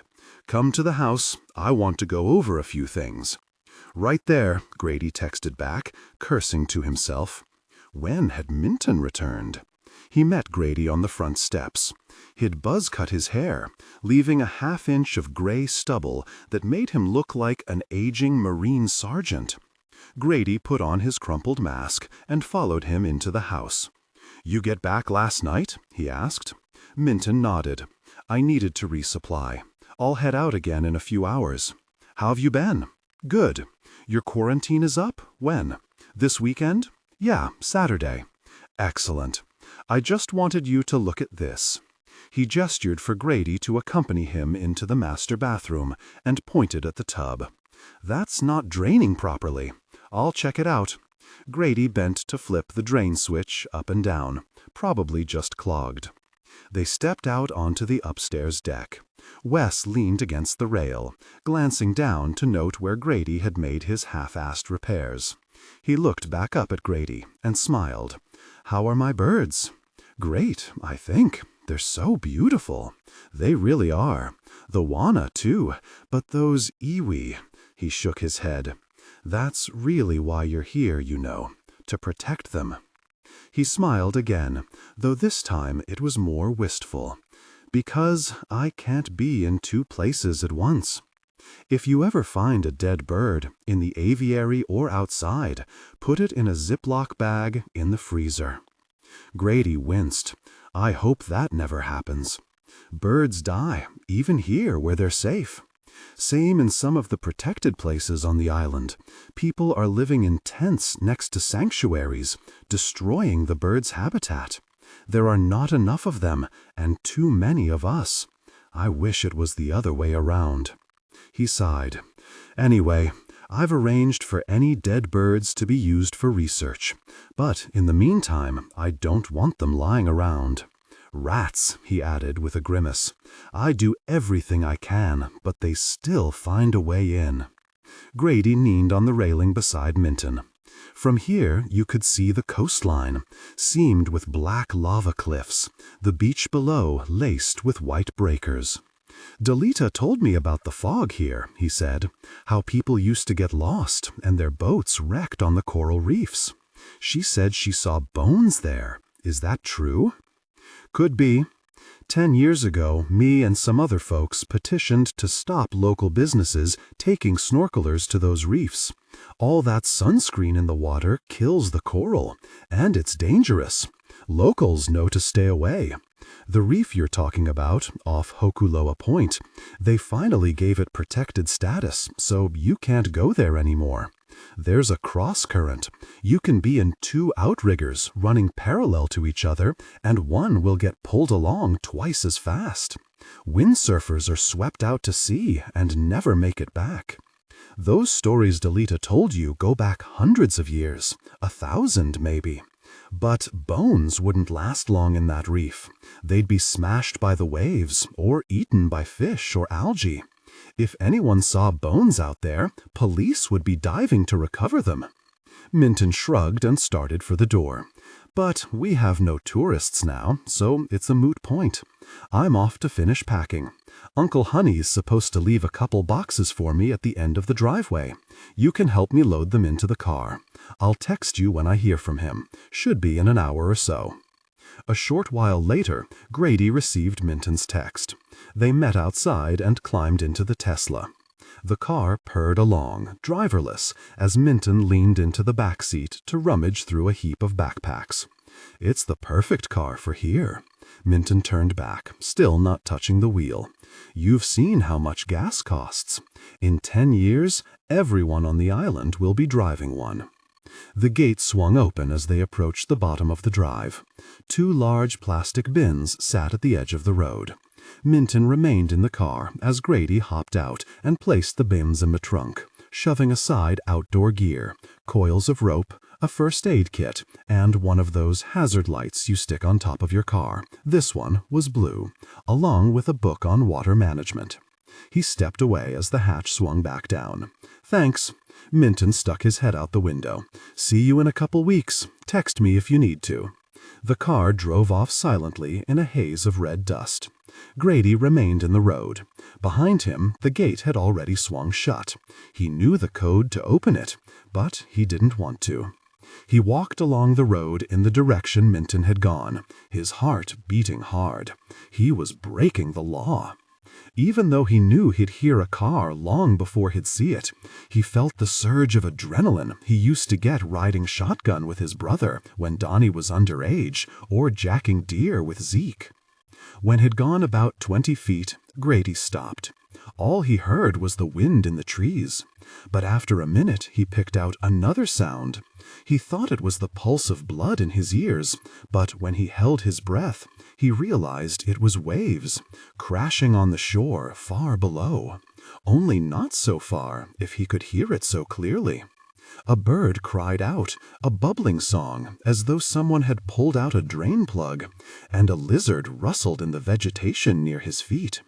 It must have been 90 degrees, yet Grady felt the hairs on his arms and neck stand up. He had no clue what was out here beyond the confines of Minton's compound. chicken skin, he thought. He turned to head back. The rest of that day, Thursday, passed with grueling slowness. Same with Friday, then Saturday, his final day. He checked on Minton's house multiple times, fixed the bathroom tub drain, which was clogged with hair. Minton must have buzzed it when he was in the shower, though some of the hair was blonde. Grady had seen no evidence of a girlfriend or boyfriend, but the blonde hair could belong to a previous caretaker or a house guest. He'd known people who waited years before they broke down and hired a plumber. God forbid they do the nasty job themselves. As Saturday morning crept by, he couldn't stop thinking about Jessica, the girl from his flight. She, too, would be enduring her last day of quarantine, though she'd had her girlfriend for company. He wondered if she was gay, if this was a girlfriend or a friend-girlfriend. He'd already decided that Makani would be his first stop once he could get into town. He'd ask Delita where people hung out, offer to buy them drinks, her and her wife, dinner even. That way he wouldn't have to go alone. He'd gotten up before sunrise, and by 10 it already seemed like an entire day had passed. By noon, he felt like he was losing his mind. How had his brother survived months in prison? He walked outside and thought of the 3-day wilderness training he'd done at WMCC. 72 hours alone in the North Woods, with only a compass, 3 matches, and a plastic tarp. How had he gotten through that? The first 2 days it rained, and he spent most of the time huddled beneath the tarp in a shelter he'd constructed of pine boughs. His 3 attempts to make a fire failed. The only food he found was a handful of tiny, sour wild strawberries and some wintergreen berries. On the last day, he managed to wrench his ankle and had to be helped back to the pickup point. He dropped out of the program after that. He couldn't see taking on any more student debt for something he obviously wasn't suited for. He headed to the top of the driveway in front of Minton's house. From there, he had a clear view of the entire peninsula. He gazed at the eastern horizon, where high white clouds slipped past the promontory by Hokuloa Point. What would it be like to hike alone through this landscape? He'd always felt like he'd turned his back on something crucial when he failed his wilderness solo and never bothered to try again. Would he be someone else today if he'd continued with the program? If he'd successfully started a fire with one of the matches? If he hadn't quit his EMT job after Kayla's suicide? Why was he always so afraid of messing up? His brother sure wasn't. At least he'd gone for this job. He thought again of how no one on the island knew him. He didn't have to play it safe all the time. He could take chances, and maybe he wouldn't mess up. Even if he did, so what? He continued to stare at the horizon, brooding. After a few minutes, he returned to the ohana and found the bottle of THC gummies Delita had given him. He prized off the plastic cap and shook out a bright yellow blob, divided it in 2, and popped half into his mouth. The gummy tasted like it had been doused with condensed lemon juice and sugar, neither of which disguised the dank bite of cannabis. He swallowed it without chewing, rinsed his mouth out, drank some water, and brushed his teeth for good measure. The pungent residue remained on his tongue, now tinged with toothpaste. He went to the living room. What he'd told Delita was true. He didn't like to get high. He liked beer, the way you could measure it out, bottle by bottle, and calibrate the way it made you feel. People talked about addiction like it was a disease, something you had no control over, but Grady didn't believe that. Drugs and hard liquor were like beautiful, dangerous animals. You made the choice to let them into your house, your body. If they tore you apart, that was on you. Whereas beer was a lazy indoor cat. No surprises, no excitement. Just a comforting, dependable warmth while you watched a game or hung out with friends. He briefly considered why he'd decided to take the gummy now. Part of it was curiosity. Part of it was so he could feel like he wasn't such a wuss. Was weed even illegal here? He had only a few more hours left of quarantine. It would give him something to talk about the next time he saw Delita. Mostly, though, he was just bored. He yawned. He needed to get more oxygen into his lungs. He decided to take a walk. He stepped outside and started down the driveway. The breeze lifted his t-shirt, rich with the scent of plumeria. He closed his eyes, still walking, and imagined he could taste the blossoms on his tongue. When he opened his eyes, he stood just a few yards from the gate. How had he gotten here so fast? Those gummies must be really strong. He turned to gaze up the driveway, where a wind-blown palm frond skittered across the pavement like a large brown rat. He continued, punched in the code, waited as the gate swung open, stepped out onto the road, kept walking. From the corner of his eye, the ground seemed ablaze with kuloa, its red and yellow flowers like small dangling hibiscus blossoms. And the air was sweet with the scent of nanu, which smelled like coconut suntan lotion, plants he'd learned the names of over the past 2 weeks. The sky seemed a richer blue here, as deep as twilight. He remembered something Rachel once told him, that ancient mariners had such acute vision that they could navigate by the stars even during daylight. Now he thought he saw sparks in the sky, shining, then disappearing. When he lowered his head, he had the spins. He walked in the middle of the road, heading towards town, his arms held out to either side as though he were balancing on a tightrope. He saw tire tracks, presumably from Uncle Honey. Otherwise, there were only the footprints of a big dog and those left by a good-sized bird or birds. The road was so narrow that if there had been walls to either side, he could have touched them with his outstretched hands. 100 yards ahead, the vegetation sheared off and left a big blue hole in the greenery. It was difficult to spot the demarcation between sky and water. Wind-shredded clouds might have been the reflection of waves. The shadowy shapes of distant islands might have been clouds. He heard the wail of seabirds and another noise like the distant thrum of a generator. After a few more paces, he halted. There was a steady vibration in his legs. When he stooped to press his palm against the ground, he felt it there too, even more powerfully. The weight of all the water in the world crashing against a sliver of rock in the middle of nowhere. He straightened and stared at his hand, red with dust. When he wiped it on his jeans, it left streaks like blood. Gosh, he said aloud, he hadn't known it was possible to feel this stoned. His face tingled, but that wasn't from the gummy. He'd forgotten to wear a hat or sunglasses. He had the beginnings of a bad sunburn, maybe sunstroke. He'd also forgotten his phone. Still, he didn't want to go back. He found a palm tree and broke off a large fan-shaped leaf, stuck the stem down the back of his t-shirt as a makeshift parasol. He resumed walking, and soon noticed another break on the seaward side of the road. He paused, trying to remember why this seemed familiar. At last recalled passing it in the truck with Delita. Some guy who'd done work for Minton stayed in a shack here. Leonardo something? What had she said? We shouldn't have been there. Grady walked to the head of the path, scarcely wider than a deer trail. Tire ruts had been washed away to reveal red rock, smooth and glistening like raw meat.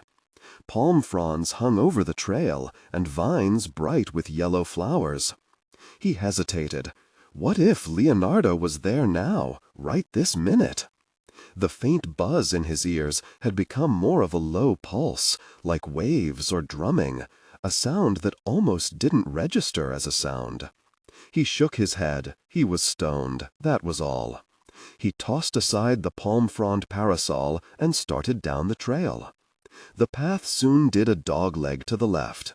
The undergrowth fell back, revealing an area that had been cleared, where spindly trees grew clumps of shiny red fruit like skinny bell peppers. A ladder leaned against one of the trunks. Grady picked a fruit and took a bite. His mouth flooded with a sweet, flowery taste, like a girl's flavored lip gloss. He ate 3 in quick succession, and despite also remembering Delita's warning, "We shouldn't have been there," kept walking. Another minute, and he reached a small building with a concrete post at each corner, plywood walls reinforced with 2x4s. Its corrugated metal roof was rusted out. Grady listened for any sound from inside, but heard nothing. A pickup truck was parked behind the shack, a Chevy, 40 years old if it was a day, mottled black and gray where it had been repainted and repaired with Bondo. Red dust coated it, though the windshield was clear, it had been driven recently. No back plate, both taillights busted. A surfboard sat in the truck bed, partially covered by a ripped blue tarp. Alongside the shack, more surfboards lay on a metal rack. "Hello?" he called softly, then more loudly. No one replied. He jumped when a bird screamed. For a fraction of a second he thought it was a person, but then he caught the shadow of huge wings in the trees. He remained where he was, holding his breath. The scream came again. A long, wavering cry, not a bird, but a woman's voice, rising, then dropping to a low moan. It seemed to echo from the shore below the cliffs. Surely he'd misheard, but as he strained to hear, the cry grew more urgent and sounded nearer, like it was in the underbrush in front of him. He stood as still as he could, willing his heart to slow, his breathing to stop, listening. He stared at the green thicket as the moan rose to a shriek that might have had words in it. "Please," or "me," or "see?" Yet now it once more seemed farther off, echoing from the beach. Where the hell was it? What was it? The scream faded into silence, then resumed. It clearly came from the beach. He scanned the trees, the sky. Seabirds screamed. They sometimes fooled you into thinking they were children's voices. But there were no birds. Overhead, the blue sky rippled as though a squall had moved in. The cries continued, only now they were an uncontrollable sobbing, a woman's voice. He took a deep breath, but it didn't seem to reach his lungs. Go help her, he thought frantically, but how could he help her if he couldn't even breathe? He clenched his hands and took a step, looking for something he could use as a weapon. He saw nothing within reach but dead palm fronds, dead grass. The woman's voice grew softer, as though she was losing strength, or was farther away. Had she been swept off by waves? Had that wild dog he'd seen attacked her? Grady's chest heaved as he fought for air. He tried to yell, but it was like shouting in a dream. He heard the sound inside his head, but nothing came out. He should run to the beach, he was convinced now. A woman was being attacked or abducted. But terror had short-circuited all his instincts, everything he'd learned as an EMT. It was all he could do to remain upright, to not drop to his knees. And what if it, whatever it was, came after him? He needed to get out of here, needed to run. As abruptly as they had begun, the cries ceased. The air fell still, so silent he couldn't hear the wind or the waves. Grady gasped, his head throbbing like he'd been punched, but he jolted upright when a different strangled shout echoed from the beach. A man's voice, even more frantic than the woman's. His shouts rose to a howl, the words garbled, torn by wind, teeth, into a series of hoarse grunts. Had the woman turned on her attacker? The grunting grew deeper, almost frantic, like a bear's warning huff, huff. Grady knew that, whatever it was, it couldn't be a bear. And if it sensed or heard him, he'd be next. Above him, the clouds parted like they'd been split with a knife, loosing a shaft of sunlight that made the leaves burn 1,000 shades of green and gold behind him as he turned and fled. It took him 3 tries to punch in the security gate's passcode. His hand shook so badly. When the gate finally opened, he lurched into the driveway, doubled over and dry heaving. When finally he looked back, Hokuloa Road was empty. He stumbled to the top of the drive, past Minton's house, to the ohana, hurried inside to lock the front and side doors. He started to close all the windows, but stopped when he realized that would make it difficult to hear if anyone was outside. He went to the kitchen sink, ran the cold water, and held his head under the tap. Then he filled a glass with water and drank it, filled again, and again, till he felt like he might puke. His face was burning hot. Whatever really had happened down there, he definitely had sunstroke. He checked all the rooms, but everything seemed just as he'd left it. He took a quick cold shower, wrapped a towel around his waist. He stared at his reflection in the mirror above the sink. His cheeks and forehead were bright red, his auburn hair silvered with sun. He walked, dripping, into the living room, where he turned the ceiling fan to high and sank onto the couch, closed his eyes, and let the air cool his face. What really was wrong with him? Why hadn't he helped them, whoever they were? Why really had he run? His phone pinged. He picked it up and cursed. While he was in the shower, a call had come in from an unknown number. He hit redial. "Police Department, Officer Padua speaking." "Yeah, this is Grady Kendall. I received a call from this number." "Grady who?" Padua sounded like he'd just woken up. Kendall. Grady could hear his own voice shaking and hoped that Padua could not.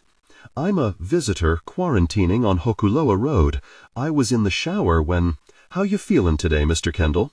"I'm fine." "No fever, coughing, anything like that?" "No, I'm good. You still at Hokuloa Road?" "Yeah." "Well, your quarantine ends at," he heard Padua tapping at a computer, "5:17 this afternoon.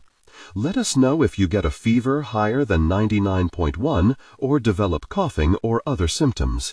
Wear your mask, avoid crowded places. Okay, Mr. Kendall? Mahalo, enjoy your stay." Grady set down his phone, shivering despite the heat. The memory of what he'd heard by the shack overwhelmed him. It had been an assault, right? Or an abduction, even a shark attack. Or a wild animal might have attacked a couple of sunbathers. Yet what if he'd imagined it? The weed gummy, all the unfamiliar birds and animals and noises, the unrelenting heat and sun, his isolation. He could have had some sort of hallucination, like that white-eyed dog. He hadn't even seen anything, just heard it. His ears were ringing like they'd been boxed. The cannabis might have caused all of this. He still felt so stoned he couldn't think straight. He gazed around the living room, books piled on the floor, last night's empty beer cans on the coffee table. Everything looked exactly as it had when he'd left, which was pretty much the way it had looked since the day he arrived. What if he called Officer Padua to report what he'd heard, what he thought he'd heard, and the cops came all the way out here and found nothing? Worse, what if they do find something and held him for questioning? At the least, they'd wonder why he'd said nothing when Padua called. Technically, had violated quarantine. There were only a few hours left, but they could still charge him, maybe send him back to the mainland. He pressed his hands to his face. Was he feverish? Delirious? Could he possibly have COVID? Didn't it cause hallucinations in some people? When he was little and didn't want to go to school, insisting every cold was some exotic flu, his mother, the nurse, would say, "Don't hear zebras when it's horses, Grady." He had sunstroke, that was all. But what had he heard on the cliff? And what really was wrong with him? Even his jerk brother would have run down there and pounded the gosh out of whoever was attacking a woman. It's never too late to make something right. That was something else his mother used to say. He stood, still wearing the towel around his waist, walked into the bedroom, and opened the top drawer of his bureau, where he found his folding knife in its leather case. At home, he'd carried the knife everywhere, and while he used it when hunting and fishing, mostly it was a talisman. His mother hadn't told him how much it cost, but Donnie had. Almost $250, dinkhead. Grady knew his brother coveted the knife, just as he knew all the reasons why their mother had never given one to Donnie. Made in Norway, it had a 4-inch stainless steel blade that nestled in a birchwood handle, like a finger curling into a fist. He opened the closet, yanked a white button-down shirt from a hanger, and put it on.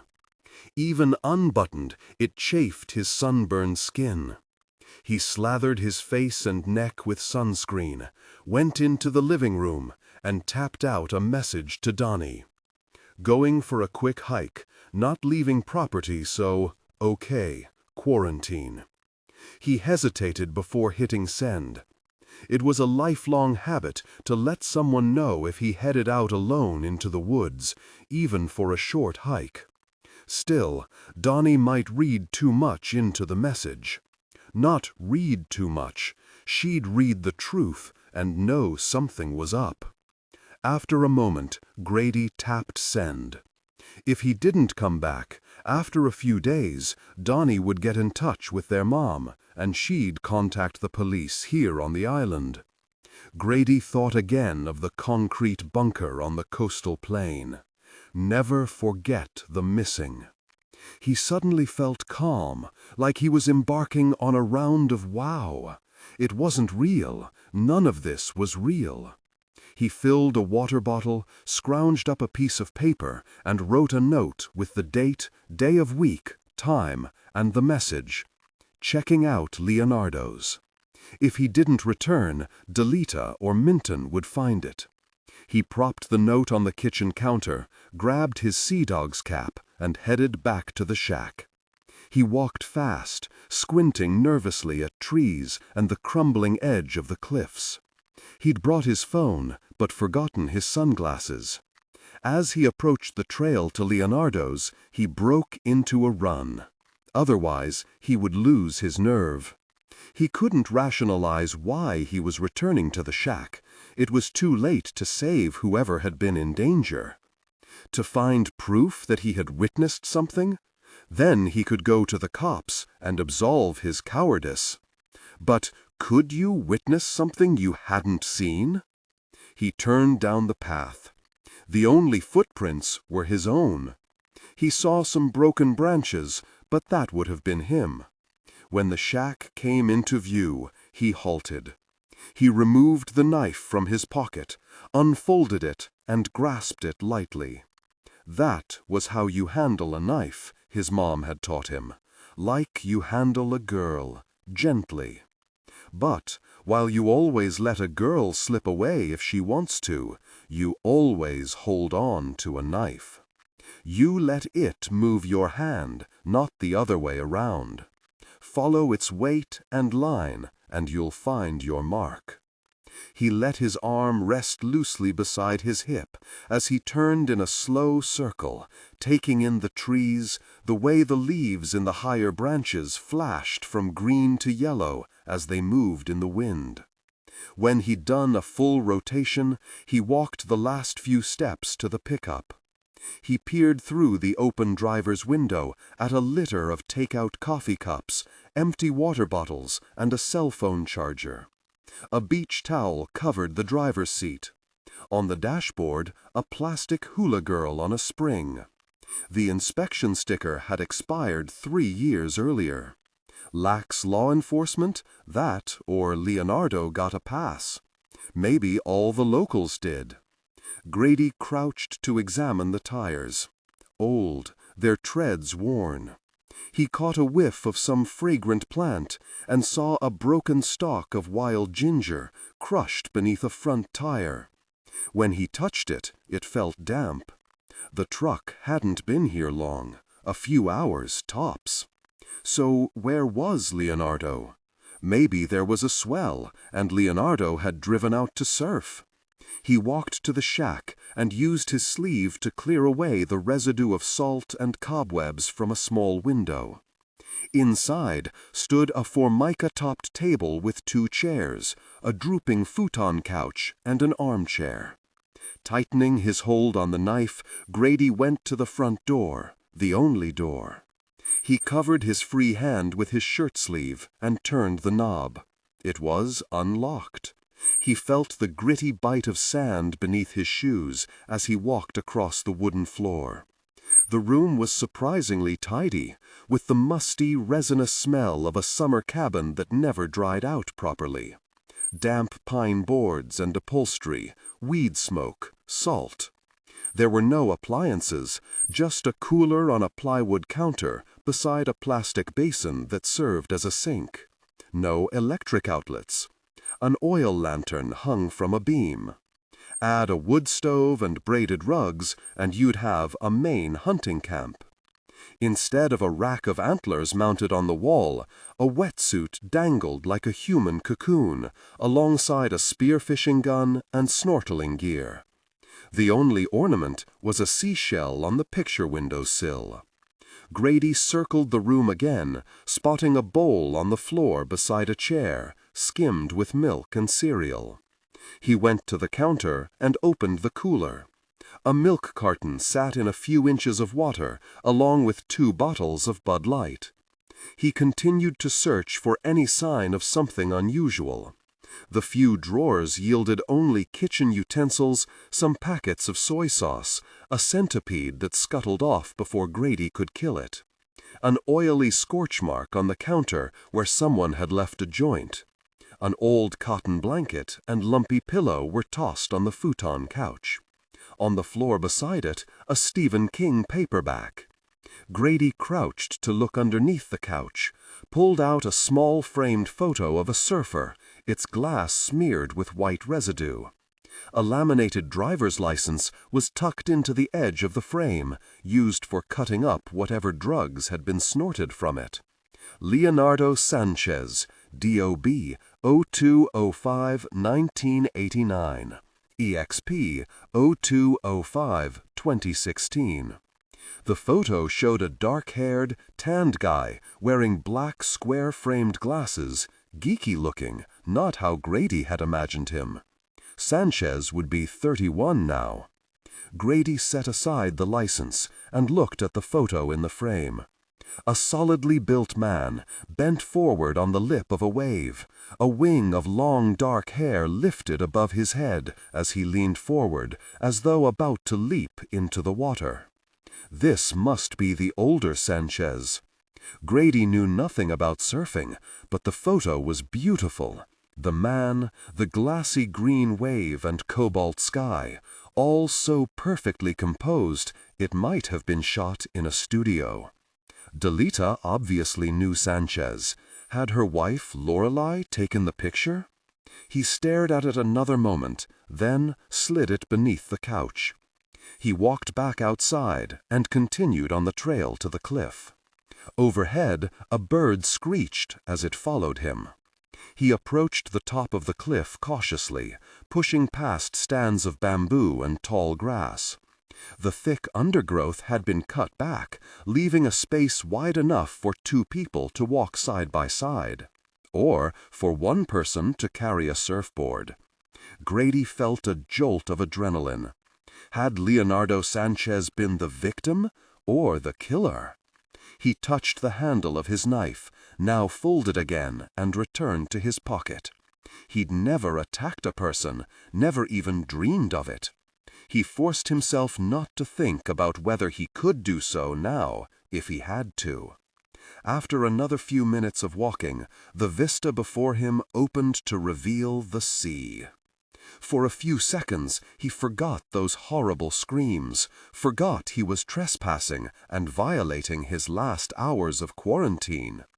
He could only stare at the ocean, every shade of blue from indigo to aquamarine. The wind smelled fresh and saline, without the North Atlantic reek of decaying kelp. Farther out, a line of swells broke against what must have been a reef. Closer to shore, they became waves, the sound of their booming on the beach reverberating against the cliffs like an uneven drumbeat. They broke before reaching the area directly below him, a crescent of grayish sand fringed with immense jagged black boulders that made it inaccessible except from this path. A keening cry startled him, the same bird that he'd heard before. He glanced around, but he was still alone. At his feet, a switchback path had been hacked out of the earth. He began to pick his way down, grabbing branches to keep his balance. More than once, his feet skidded on the packed earth, but he caught himself before he could fall. How the hell could anyone do this, toting a surfboard? He found out when he reached the bottom. Right at the high tide mark, a natural outcropping in the cliff formed a small cave, about 6 feet deep and twice as wide, high enough that a man could crouch inside. 2 surfboards were stacked on the sand in front of it, secured with bungee cords to a tall black stone. The surf was deafening here, amplified by the cave. Steeling himself for what he might discover, Grady ducked behind the surfboards. He saw nothing but sand and the stone walls of the chamber. No blood, no footprints. He wiped sweat from his face, eyes burning from the sunscreen, and made his way to the back of the chamber. The rock formation was shaped like a wave, and as the wind funneled through it, the sound of crashing surf deepened into a deep thrumming, almost a growl. When he pressed his palm against the ceiling, he could feel it vibrating. A claustrophobic terror flooded him. The stone would collapse, the sand give way. He stumbled backward, tripping on the surfboards, and hit the ground. Catching his breath, he looked up. The rock above him was covered with carved human figures. Some were straight lines with only a perpendicular line indicating a head. Others had triangular torsos with thick jointed legs, smaller arms and heads, and, confusingly, spiral tails. Scattered among the figures were circles, some concentric, others with rays shooting from them, suns. One dog-like creature's head tilted back to gaze at a crescent. Another dog-like figure stood upright and held a spear. Marveling, Grady touched the roof with a finger. He knew how long it took to carve something from a block of oak or maple. How many hours had someone spent here with a chisel, using stone tools that would also have taken unimaginable time and effort to create? And how long ago had they done it? He crept along, the chamber growing narrower, until he reached a spot where he lay flat on his back, the roof an inch or two from his face. His shoulders ached, and he flinched as something cut his arm. A fragment of rock. He picked it up, hoping it might be an arrowhead or some other artifact. But it was just a broken bit of stone, and as he glanced around, he saw the floor in this spot was littered with more of the same. He remembered the first summer he'd been with Rachel, when she was doing field work for her undergraduate degree. He'd accompanied her to a red paint people dig on an island near Vanilhaven, where she taught him to recognize rhyolite and flakes of chert left by knapping tools. He'd loved how she knew so much that he didn't. It was one of the things he missed most, how she made everything seem like an adventure, like they were always on the verge of discovering something. "This is an ancient factory," she'd said, indicating the seemingly random bits of rock that had been buried beneath the soil. The rocks in this chamber weren't evidence of ancient tool-making. They'd been left by a jackhammer and modern chisels. Above him, someone had cut away a portion of the rock to a depth of several inches, removing a large piece, roughly 2 feet square. Really, Grady whispered, who the hell would do that? Grady felt like he did when he saw very old trees clear-cut to improve the view of some masshole's second home in violation of zoning rules. People were so really messed up, even here.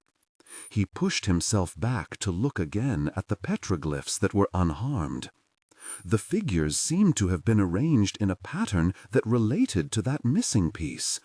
The dog-like forms all pointed that way, muzzles aimed at whatever had been there. To Grady, the petroglyphs weren't crude or sinister, but beautiful. They meant something, though he had no idea what that might be. Abruptly, he grew aware that the thrumming he'd heard earlier had grown louder, almost a roar. Even flat on his back, he felt dizzy. Not enough air, he realized. He'd wedged himself against the back of the cave and was hyperventilating. A weight seemed to crush his chest as the sunlight dissolved into black. When he tried to move, his limbs flopped helplessly against the sand. He was going to pass out.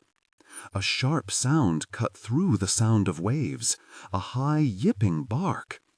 With all his strength, Grady rolled onto his stomach, gasping. He could breathe again. The dog barked once more, louder, as Grady crawled across the floor of the chamber, out onto the beach. Light engulfed him as he staggered to his feet. The stone chamber was once more a nondescript alcove.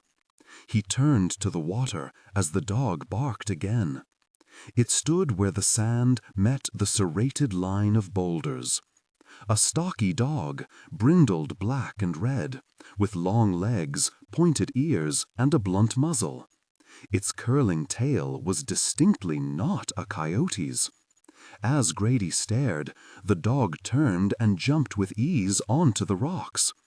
It picked its way carefully until it reached a stand of skeletal trees, where Grady lost sight of it. He stood, catching his breath, then quickly walked to the water's edge.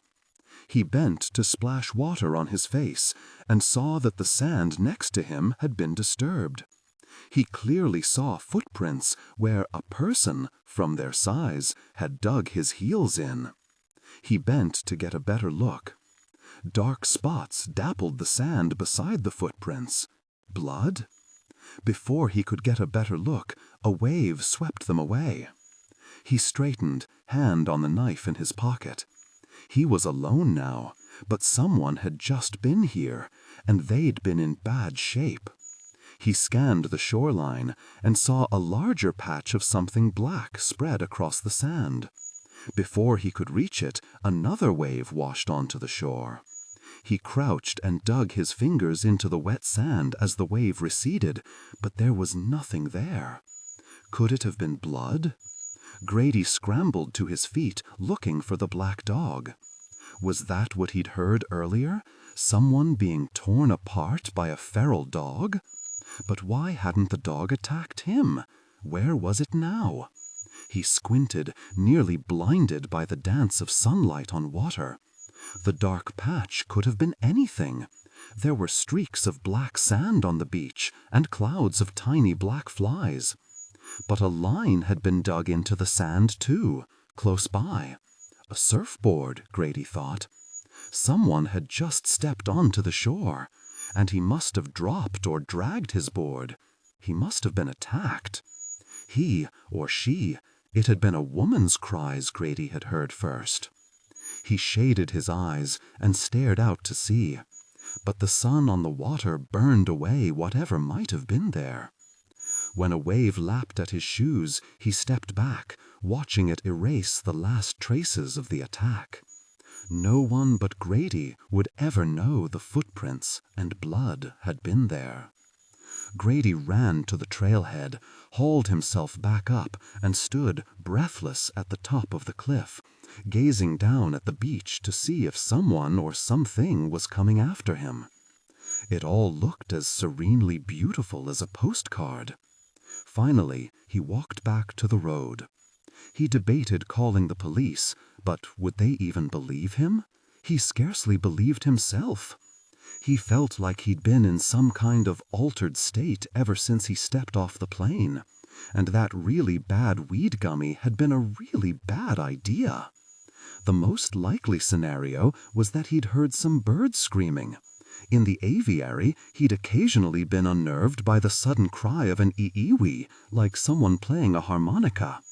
He'd just been so freaking high that he conflated an unfamiliar but normal sound with a person's screams. Weed always made him paranoid, and he'd spent enough hours listening to Zeke's stoned conspiracy theories and QAnon ravings to know how easy it was to fall down some crazy rabbit hole and never climb out. Seriously, how likely was it that he'd landed here and witness a murder, or that anyone in this sunlit place had been murdered? He slowed then, recalling the bunker he'd seen with Delita.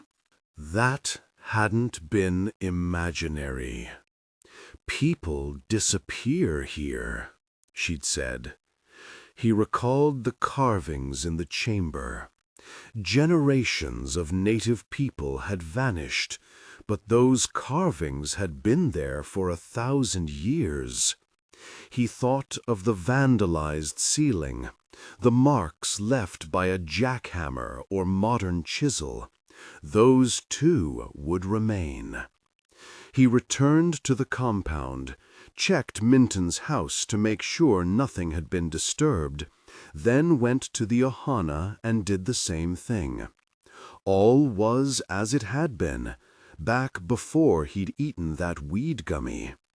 An entire day seemed to have passed since then, but it was still only early afternoon. Despite the sun and warm breeze streaming through the windows, he felt a dread he'd only ever experienced in dreams, that he'd done something terrible and would be caught.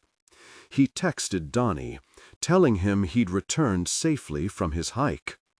Donnie texted back a gif of a man falling from a cliff. Grady rolled his eyes, set aside his phone, and drank a beer. Too fast, then a second. He settled on the couch with his laptop and killed the last hours of quarantine by obsessively checking the Island Pilot for any report of a murder. He stopped when he realized his search history might point to him as a suspect, and cleared the caches on his laptop and phone. He knew the police had ways of restoring that information. Still, there'd be no way to connect him. The waves would have washed away any footprints. The steady wind would have done the same around the shack and on the road. He had a momentary panic that the dog he'd seen might have been a police dog, but that was ridiculous. He got another beer and refreshed the pilot's homepage. A new headline took up most of the screen. "Local surfer missing." "Really?" muttered, and clicked on the link. The Coast Guard has called off the search for a local man. Leonardo Sanchez, 31, was reported missing on Thursday after he failed to show up for work. Sanchez's primary residence is in the Keoha Apartments, but he is known to stay on Hokuloa Road near Gunshot Point.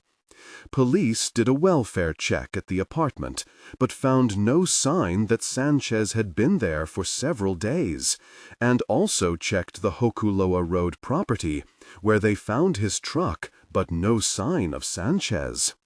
Friends say that Sanchez, an experienced surfer, often went out on the water alone at Gunshot Point. "I'm thinking he encountered a shark," a friend who asked to remain anonymous told the island pilot. "Nothing else makes sense. Anyone with information is asked to contact police." Yet what he'd seen of Sanchez's truck, not to mention the footprints and surfboard tracks at the beach, suggested that Sanchez had been at his place. Dalita had said Sanchez would head out here to surf when the waves were running high. Maybe he'd skipped work Thursday night, laid low someplace, and gone down to the shack this morning, after the police checked on him. Maybe Sanchez was who Grady had heard being attacked. Grady read the article again, his stomach turning. The police had searched Sanchez's place. When? Had he just missed them? Could they have had something to do with whatever he'd heard? What if they suddenly show up here after all? He slammed his laptop shut and shoved it away. He needed to stop thinking about this mess, needed to focus on something else, something normal, like finding a place to grab a beer and maybe meet up with Jessica Kyoko. His phone buzzed. Dalita. Thank God. He snatched it up. "Hey, today's the day, yeah? You're done?" "Not till 5:17. They time it to like the minute. 2 weeks since I landed. Can you come by tomorrow lunchtime?" "Is Wes around?" "No. He came back and left again, I think for a while." "Perfect. So you come here around 11. We can sit out back. You can meet Lorelei and everybody else." "Like me!" a kid shouted in the background. "And really, Peanut, watch it!" Dalita yelled at the kid. Then to Grady, "Peanut's the really cat. You want a cat? I'm guessing not this one. Smart. I'll text you the address," she said, and rang off. Grady looked up Dalita's place online. The street view showed a small house behind a chain-link fence in a nondescript neighborhood, miles from the nearest beach, backing onto acres of brown grass with stands of chinnaberry, monkey-pod trees, and gorse. A pin identified the old pasture land as Lahiki Preserve. Googling it, Grady learned it had been part of a ranch, now under conservation easement. The land was to be restored as habitat for an endangered owl species. Grady stared at the withered landscape and shook his head. Good luck with that, he thought. The next morning he texted his mom, Donnie, and Zeke to let them know he was out of quarantine. Then he walked over to the main house, ostensibly to make sure everything was safe, but mostly so he could visit the aviary. Just stepping inside it calmed him, at least for a short time. The birds' now familiar scent, the way they seemed to trust him, even welcome him, landing on a nearby branch to regard him with a bright, curious gaze, feeding from a kula blossom held gently between his fingers. He sighed with regret when he left, the sounds of bird song and the artificial waterfall receding as he went back downstairs. The island pilot had no further news about Leonardo Sanchez. Another homeless guy had gone missing, but otherwise there was nothing but recent COVID numbers and letters of complaint about the homeless encampments and beach closures. Grady only got himself in gear when Dalita texted him mid-morning. Don't forget lunch. Don't bring anything, just yourself. He rinsed his coffee mug and went to the garage. He should have checked out the truck before now, but he wasn't a big car guy. The pickup was beat to ghost. The passenger side looked like someone had taken a baseball bat to it, and the front bumper was attached with baling wire. Still, when he turned the key, it seemed to run fine.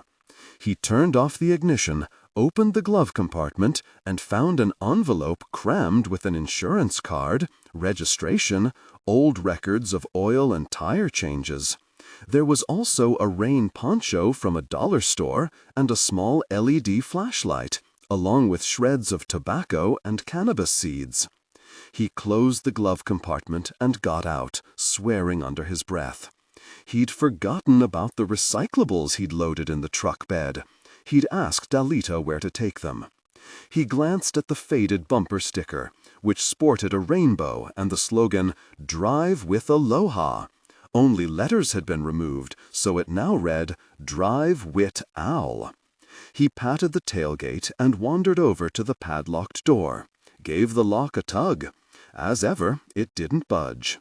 He returned to the Ohana to grab his cap, a water bottle, sunscreen, and a towel. If he had time, he'd check out a beach, a real beach with people on it. As he passed through Minton's security gate, his heart started to pound, and didn't slow until he was well past Sanchez's place. He gripped the wheel so tightly he got trigger finger, approaching every hairpin turn as though an 18-wheeler might be careening toward him on the other side. When he at last turned onto the highway, he felt a rush like he'd reached the top of a roller coaster. Vehicles, people, not many of either, but still. He accelerated to 80. He was afraid the truck might fly apart if he went any faster. He eased up when the drab coastal plain appeared in the distance. The concrete bunker looked like a black door cut into the barren landscape. A car roared by him, passing in a no-passing zone and throwing up a smoke screen of dust. Grady glanced in his side mirror as the bunker receded behind him. Never forget the missing island Nalola.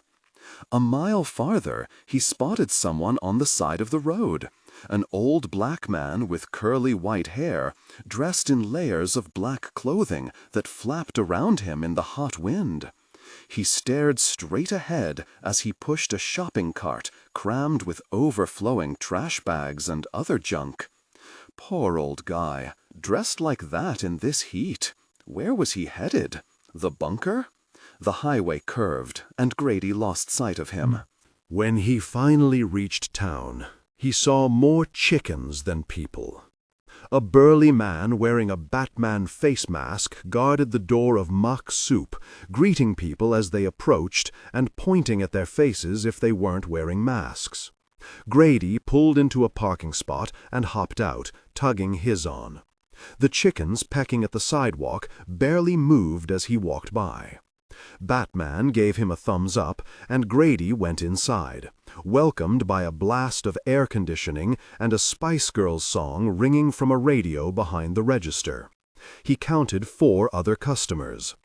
2 young women, who looked like they might be sisters, stood behind the register, singing along with Wannabe, faces hidden behind matching candy-striped masks as they rang up lottery tickets and cigarettes. Grady wandered around the store, looking for something he might contribute to lunch. Dalita had told him not to bother, but his mom had always said to ignore that statement if a woman made it. Everything cost at least twice what it did at home. A lot of shelves were empty. There was no toilet paper or other paper products, but a lot of beef jerky. Some flowers in a glass-fronted refrigerator turned out to be Lays, each packaged in a plastic clamshell. He had no idea what the protocol was for giving Lays to people you didn't really know. It seemed like something a stupid white person might do, plus they were expensive. He ended up buying a bag of tortilla chips and a jar of salsa, along with a 6-pack of local beer. It was what he brought to parties at home. Mahalo, the girls at the register sang. He didn't get much change from his 20. DeLeva's road was on the other side of town, one of many that led to similar-looking neighborhoods. He made the turn and eased the truck over several speed bumps, looking for her house number. Chickens were everywhere. Some had long, brilliant orange and green tail feathers and crests, as spectacular as birds of paradise, strutting along the crumbling sidewalk, roosting in trees, ignored by the cats that lazed beneath the cars. The houses were surrounded by chain-link fences and cement walks, all overflowing with flowering vines. Most houses had only one floor, though some sported DIY additions. A loft with a gable, a second story with a nice deck. Barking pit bulls charged as his truck crept past, then returned to loll under carport awnings. The yards were crammed with stuff. Big-wheel trikes, wading pools, flowers and succulents in terracotta pots, car parts, gas grills, fishing gear, surfboards. A propped-up vintage Mustang, new powerboats hitched to old trucks. The lawns were brown and patchy.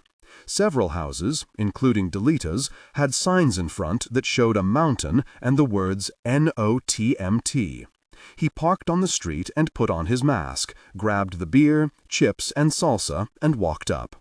Two small children raced tricycles across the lawn and yelled, "Hi!" without looking at him. Grady was checking to see if there was a scary-looking dog on sight when Delita appeared in the doorway. In lieu of a mask, she wore a loosely tied blue bandana. "You got here!" she yelled. "Come on in." He opened the gate, sidestepping chunks of sidewalk chalk. He recognized Delita's truck, parked beneath a carport alongside a Camry, missing one back window, which had been replaced with cardboard. Delita walked up, poking at his mask. "Come inside and meet Lorelei. You can take that off when we go out back."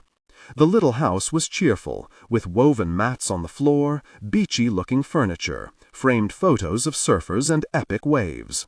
A fat tortoiseshell cat blinked at him from a chair. Grady asked, "Is that really Peanut?" Delita laughed. "The one and only." Someone moved in the kitchen, where a radio blasted hip-hop. He smelled pork simmering and barbecue sauce.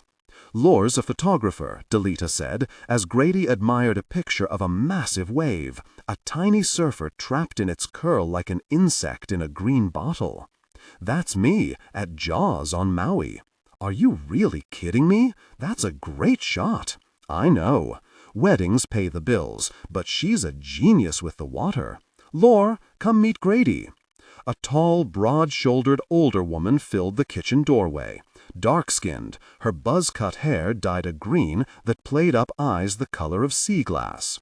She wore bone earrings shaped like fish, a loose white shift patterned with big orange flowers. A tattoo of a wave circled one upper arm.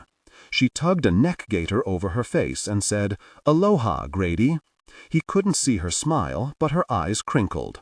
"You survived quarantine." "I guess so." He laughed uneasily. "Barely." "That bad?" "Not really. I'm glad it's over. Us too." Lorelei had a deep voice, calm and confident, and smelled of lavender. Grady could imagine her presiding over weddings as easily as photographing them. "You and Lita go outside. I'll be there in a few." Grady turned to Delita, holding up the six-pack, chips, and salsa. "I wasn't sure what to bring." Beer is appropriate for every occasion. He followed her to the backyard. It was larger than he'd expected, with papaya and banana trees planted around a wooden fence blocking a view of the depressing nature reserve, and a garden bed with tomatoes and peppers in wire cages. Stacked lumber lay beside the garden. "Home improvement project," Delita said as he stepped over to investigate. "We're pulling down an extra $1,200 a week with that unemployment bonus, so we're gonna build the kids a playset." Grady crouched to inspect the wood. "You're gonna want pressure-treated wood, at least for the base." "I know. They were sold out. Everybody's sold out. I got some Thompson's water seal. They were almost out of that, too. Everybody's doing the same thing, building a shed or lanai or whatever." She looked at the pile of wood and shrugged. "It's okay. The kids'll outgrow it in a year. Just trying to get them out of the house so we don't go insane. Have a seat. A blue-striped beach umbrella shaded a picnic table, set with plastic bowls, paper plates, napkins weighted with painted rocks. Delita set down the beer, tore open the bag of chips, and dumped them into a bowl. You brought all the major food groups. She opened the jar of salsa and dumped it into another bowl. Help yourself, and you can lose the mask. You haven't seen anybody, yeah? Just you and Minton. Grady cracked a beer, and Delita did the same, digging into the chips. Nice sunburn, she said, taking in his exposed face. Sorry I didn't call more. Lore was at Kanyai this week, taking photos for this millionaire tech bro who lives out there, a parasailer. It's dangerous, even in his big boat, but she loves it. So I had the kids. Those two out front? 3. Stella and Paolo, they're the little ones. Tim's with his dad this weekend. He's mine. He's 15. Dad lives out past Kanyaye. She broke into a grin as the back door opened. Stella by starlight. This is Grady. Grady got along with kids, one of the things clients liked about him. He didn't mind if they hung around watching him pound nails. It was better than when the clients lingered, running their mouths and giving him advice, thinking they knew what they were talking about because they watched Property Brothers. Kids were a lot easier to deal with, and sometimes he'd ask the older ones to give him a hand. This girl looked around 7, skinny and long-legged, with fly-away black hair and pale green eyes. She wore a Frozen t-shirt and had a fake, he hoped it was fake, butterfly tattoo on one arm. Hi. He nodded, smiling. The girl smiled back, not shy at all, threw her skinny arms around Delita's neck and tried to climb into her lap. Can I eat? Soon, said Delita. Ow, go ask Mama if you can help bring out stuff. But I'm starving. The faster the food gets out here, the faster you eat. The girl made a face, hopped from Delita's lap, and scooted back into the house. They're going low. Delita reached for another chip. Usually we go to the beach, but they had a shark flag up, so we decided to wait. Shark flag? Grady gulped a mouthful of beer. He thought of Sanchez's shack, footprints on the beach, and blood like engine oil soaking into the sand. Last night, he said, that Leonardo guy you mentioned, the surfer, I read he went missing. Yeah, this morning they found his board out past Gunshot Point, nearby where you are. Couple of guys spearfishing, one of them recognized it. They think a shark got him? I don't think so. No marks on the board. But another fisherman did see a shark up North Shore. He was pretty sure it was one great white, so he called it in, and the Coast Guard sent out a spotter plane. Was it? Not likely. Attacks are rare, and most here are tiger sharks. They'll take a chunk out of a surfboard or your leg, but they never killed anybody that I know of. So what do they think happened to him? He asked, trying to sound casual. Leonardo? Don't know. Maybe it was one shark. I'd laugh if was. Who? Grady turned as a boy a little older than Stella emerged from the house, carrying a tray heaped with sandwiches. Leonardo? No. Mind your business. Delita took the tray from him. Grady, this is Paulo, big ears. Paulo, this is Grady. Go tell Mama we need more napkins. Lunch was pulled pork on hamburger buns. Lorelei joined them, tugging down her neck gaiter as she yelled at the kids snatching food. Hey, where's your manners? I'm a shark, Paulo laughed. Oh my God, they need to be in school, moaned Lorelei. It's summer, they wouldn't be in school, retorted Delita. They need to be at soccer camp, nature camp, anything. Grady, please eat. Grady did. Lorelei helped herself to the beer he'd brought. I like this better than that gosh bikini beer you get, Lita. Got it, said Delita. No more gosh beer. Lorelei laughed. She wiped her mouth with the back of her hand and took another pulled pork sandwich. Grady, what do you think of our island? This is the first I've seen it, he said. But yeah, it's beautiful. Different from Maine. How's your boss? I don't see him much. Or anyone. Grady swallowed a bite of his sandwich. "This is great pulled pork. Do you make your own barbecue sauce?" Lorelei nodded. "Of course." Liar. Stella nabbed another sandwich. "She gets that orange sauce from Lulu's." "I augment my sauce with Lulu's barbecue," Lorelei said airily. She grasped Stella by the wrist, pulling her close to kiss her. "Go get us a couple more beers, please, and ask Paulo to bring out that fruit salad." Delita leaned over to wipe barbecue sauce from Lorelei's mouth. "Grady read about Leonardo," she said when the kids were out of earshot. She glanced at Grady. "Was that on the pilot?" He nodded, and Lorelei shrugged. "Well, I won't miss him. You saw a girl went missing, right?" "What?"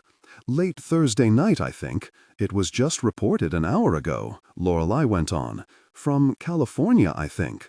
She got here right around when you did, about 2 weeks ago. She was breaking quarantine. She went to a bar in the Quad." "That's in Makani," said Delita. "Big tourist hangout. And even though they're no tourists, they opened most of the bars after the 4th of July. For the locals." Lorelei nodded. "She and a friend were at Fitzhugh's. I guess her girlfriend left early.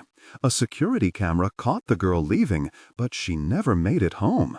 Grady stared at Delita. He tried to swallow, but his throat felt scorched.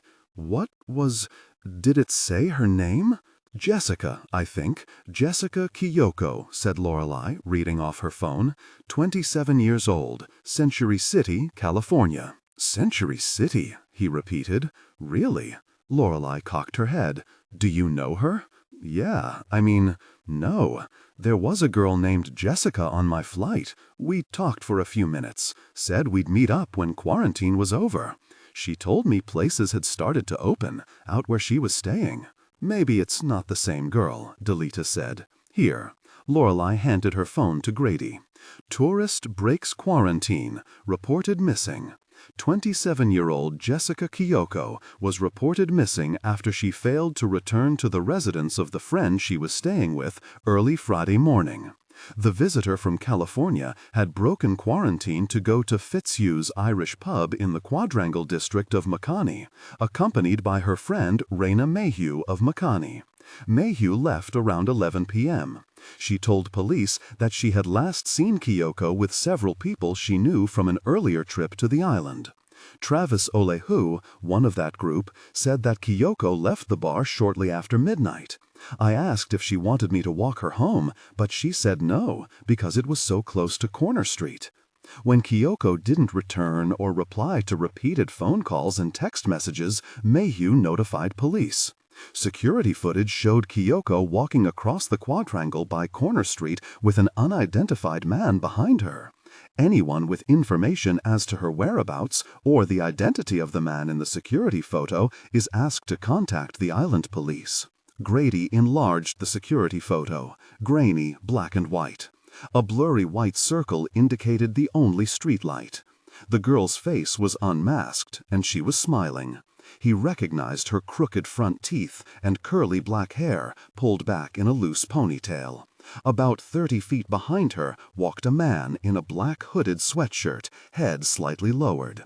A dark bandana covered his mouth and nose, shadowed by the hood. His hands were in his pockets, and he leaned forward, hunched, as though he walked into the wind, or as though he was getting ready to lunge. Grady handed the phone back to Lorelei, hoping she didn't see his hand shake. "That's her," he said, as he struggled to keep his voice steady. "That's Jessica." "Oh my God," Delita murmured. "So you do know her?" "No." He took a deep breath to remain calm. "Like I said, I just talked to her for a few minutes on the plane. She told me her name was Jessica. And Raina, the girl who picked her up, that was her name. I saw her outside the terminal." Delita glanced at Lorelei. "You think he should go to the cops? Why?" Lorelei looked at Grady. "Unless you know something else, like this guy in the photo." "Jeez, no. How could I even recognize him in the dark?" "He did it." Delita smacked the table. "Look at him, the way he's dressed. He knew no one could ID him." "Maybe she met somebody else she knew," Grady said, feeling slightly desperate. "This guy, he could just be a guy in a hoodie and a bandana face mask. Nobody in the quad wears a mask, said Delita. Every time I drive by there, everybody drinking and hanging out, no mask. Who are they? Locals who don't give a really. Maybe a few tourists, but there cannot be more than 100 on the whole island right now. Locals are the ones spreading a virus. They fly to Oahu for the weekend to party, then come back. Nobody is quarantining. Grady did, said Lorelei. How do we know that? Delita winked at him. He's up there alone. He could have got up to all kinds of gosh. Not really. Grady forced a smile. Just cleaning out Wes's garage. That's a major accomplishment. Delita opened another beer. Seen any more wild dogs? The question caught him off guard. This was his chance to mention the screams, the feral dog on the beach. But what the hell would he say? I was lying. I broke quarantine, and I think I heard someone, 2 people, being attacked. But I never found any bodies, and probably I imagined it because I was so really stoned. He could feel the women watching him. No, he replied. I told Lore, Delita said, about your dream. Dog spirits are a big thing in Hawaii. Lore used to tell Tim stories about them, scared the gosh out of him. He started wetting the bed. That was the end of that. Lorelei stood and gathered the empty plates. Can I help? Grady asked, hoping to change the subject. No, you stay here with Delita. I'll enlist the kids. She walked inside, where Grady heard her yelling for Paulo and Stella. That's so weird you know that girl, Delita said. Grady ran a hand through his hair. Why the hell did she keep bringing it up? You were right, he sighed. People do disappear here. It's on the national news, Delita said. You don't want to read the comments. Everybody blaming her, especially here. Stupid Haole, difficult person. She broke quarantine. She deserved it. Gosh. Too many girls. They're killed, or sometimes trafficked off island. Used to be, no one did a really thing, especially if the girls were black or brown. At least now we have HNP. HNP? Hola na Pua, new life for our children. Still harder to get attention if it's not a white girl gone missing. Jessica's not white. If it was a guy. Some of the names on that bunker are guys, Grady argued. Some, but not enough? Leonardo Sanchez, maybe. Hell, balance it out. If he's dead. Brah, that's harsh, Delita said. That building, it's the tip of the iceberg. Have you seen the homeless camp out by the sewage treatment plant? They say 20 residents have disappeared in the last 5 years. Probably more. They're not reported as missing because they're already missing. The camp by the city airport? Yeah, just past the airport, by the state park. The beach over there is awesome. I used to surf there, but it got really sketchy. 6 years ago, some homeless people jumped this photographer, Lore knew, local guy. He was taking pictures of the sunrise. No one knows what happened, but he was killed. One of the attackers got 7 years. Since then, they keep breaking up the camp and moving people out. They're using the pandemic as an excuse. Big problem. People can't afford to live here anymore. But finally, the health department and police gave up. Everybody's too scared of COVID, so they just leave them alone now. Seriously, it looks like Mad Max out there. Grady rubbed his arms, chilled. That's awful. I'll tell you what's awful. Behind them, the screen door opened. Lorelei stepped out and sat beside Delita. 30,000 empty hotel rooms, and people are sleeping in their cars. Working people can't afford to live here. I inherited this place from my tutu, otherwise we couldn't afford to live here. No one spoke. From inside came the kids' voices, arguing over the iPad. Grady stared at his beer. At last he asked, "Why did Wes hire me?" "I'll let Delita take that one," Lorelei said. Delita shrugged. "You're a carpenter, right? You can fix stuff and keep an eye on things." All I've done is unclog a drain and straighten up his garage, put a couple screws in the deck railing, and keep an eye on the birds. Well, that's what caretakers do, right? But it hardly seems like he's there at all. So, isn't that part of the job too? It means you have the place to yourself. People would kill to live there, Grady. I'm just wondering why he didn't hire someone local, someone who knows the island. That's how people usually handle it. I'm local, retorted Delita, and Grady saw that Lorelei was watching her. Yeah, but it sounded like you were just filling in for that last guy, Carl, Grady countered. Carl from Colorado. Who was before him? Long time was, when Wes still thought he could build his resort, said Delita. I left when I got pregnant with Tim. You forgot Al, said Lorelei. Al from Utah. He only lasted a few months. Why'd he leave? No one knows. One day, he was gone. No note or phone call. Jesus, Grady laughed, but he felt disturbed. It's like the friggin' Shining.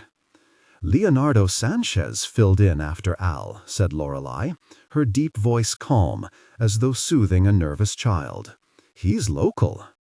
Grady drank the rest of his beer as Lorelei went back inside. Delita stared at him, eyebrows raised. You okay? He gazed at the empty bottle. I should tell them, he thought, feeling trapped. I should tell them. Why don't I just tell them? He couldn't do it. Running over the events in his own mind was bad enough. If Zeke or Donnie had recounted them to him, Grady would have told him to sober up. And these two women hardly knew him. Delita might go to Minton and tell him the new caretaker was batshit crazy.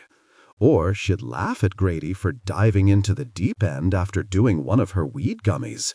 That might almost be a relief, since part of his brain needed to believe he might have hallucinated it all. He blinked and saw that Lorelei had returned and was staring at him too, her brow furrowed. I'm fine, he said, and opened another beer. Just, it's been a while since I've seen anyone.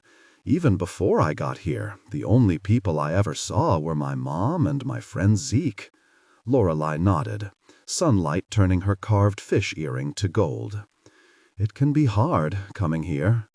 Tourists, people who move here because they like to surf, or they're rich, or whatever, they all have an idea in their head of what this place is like. Some people never adjust to the reality. Rich people, they can just avoid it.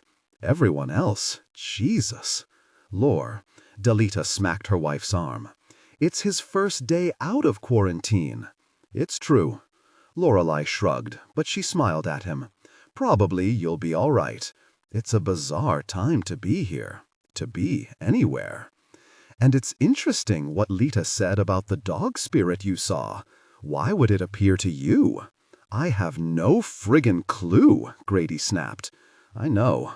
Lorelei held his gaze until he looked down, flustered. That's what's so interesting. Those TMT signs out front, he said, hoping again to change the subject. What's that about?